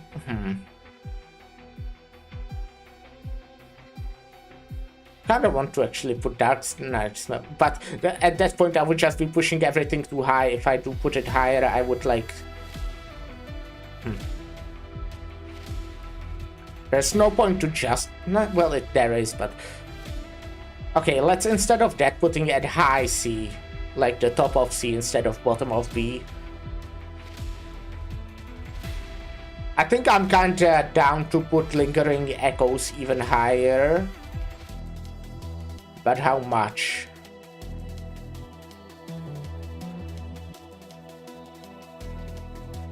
Sounds right.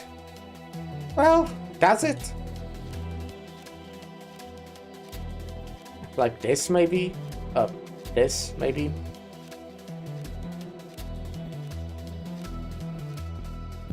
The one at the bottom, I'm still like kinda happy with these.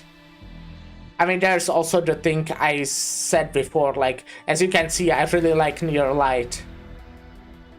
But Maria Nerl, it feels like, on one hand, I'm kind of feeling like putting it higher, but I also feel like I'm only doing that because of Near Light, not because of Maria Nerl's story itself. So I feel like that would not be really, like, fair. I don't know.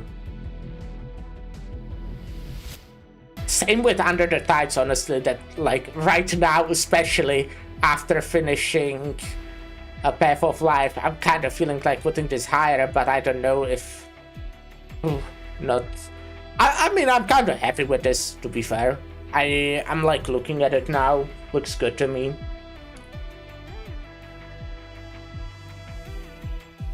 Can someone rate my taste? Can... Yeah, Under the Tides is key part of the Seaborn arc that super contextualizes the later stuff and makes the later stuff work, but also, yeah. I don't know how you plan to finish that, but I already agree. The Scuddy fucking ran the village for while no one explains anything, exactly. And then Irene calls her a slur, yeah.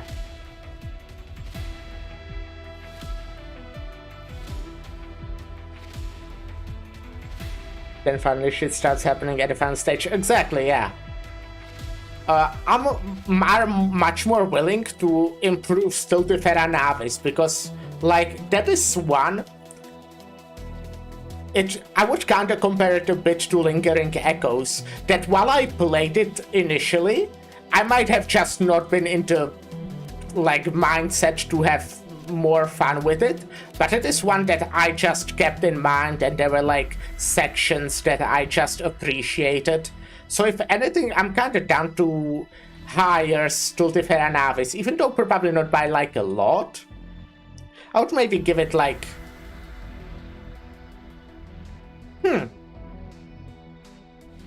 I probably wouldn't give it to over to People's Souls or something. But it sounds correct.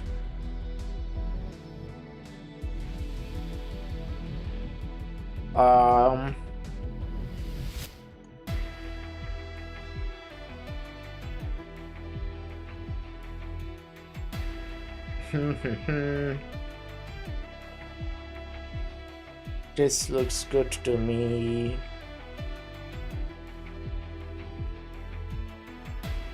Definition fan. That's pretty fun. It's definitely, I guess,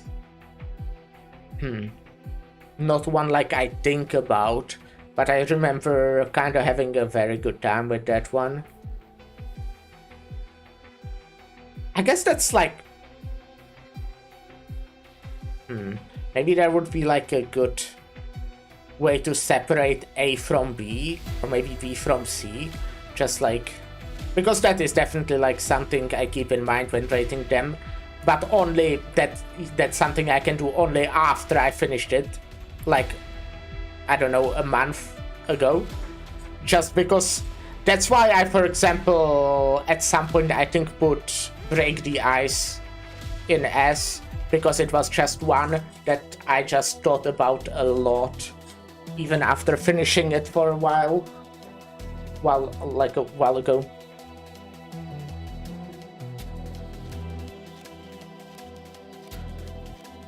But it's kinda can't be like the only criteria, right? If I think about it for a while.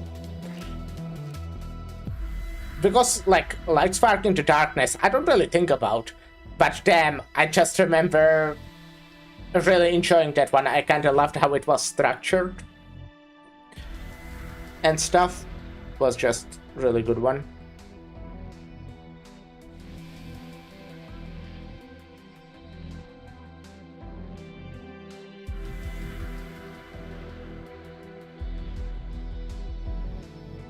Yeah, I think I'm happy with how it looks right now. This looks pretty good to me.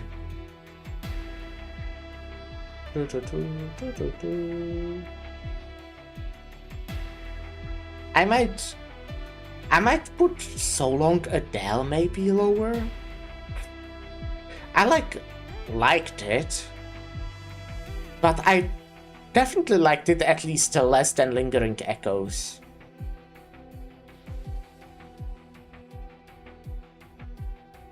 Yeah, I did like Pinus Sylvestris quite a lot though. But, well, okay, Pinus Sylvestris is still at the same place because in both cases it's like, you know, at the same place. So I shouldn't like look at it like that. As if it's not like I'm lowering Pinus Sylvestris, I'm just putting something that was above it still. So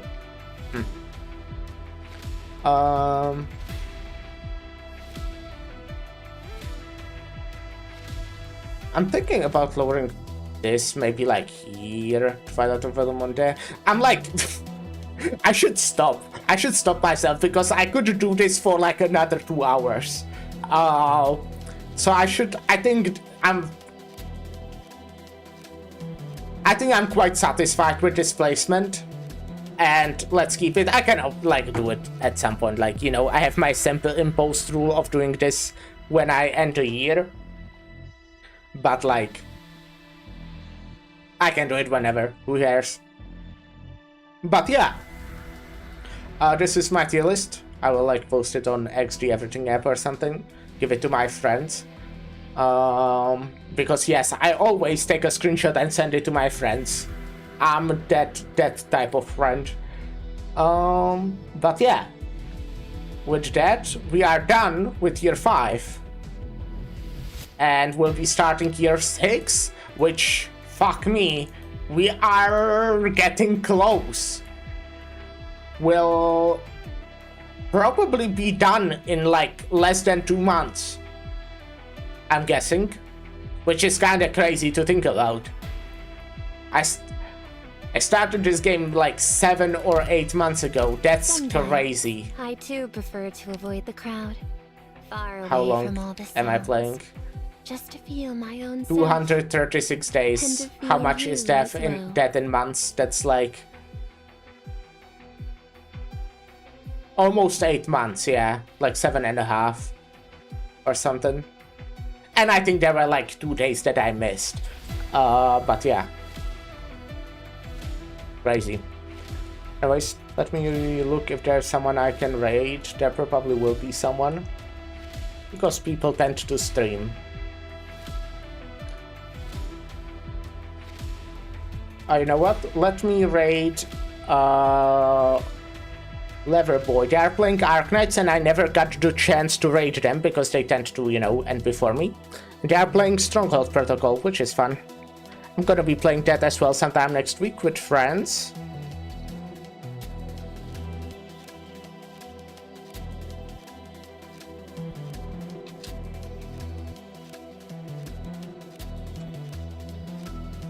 But yeah, that will be it for today. We don't have that plan, by the way, but we agreed to do it sometime next week. We'll see when it works out. But you know, that will be it for today. As I said, we'll be playing more Arknights tomorrow at some point. What am I saying at some point? At noon Central European Summer Time. And we'll be starting Year 6, which is, what's the side story again called? Thanks for streaming. Yeah, thank you for watching.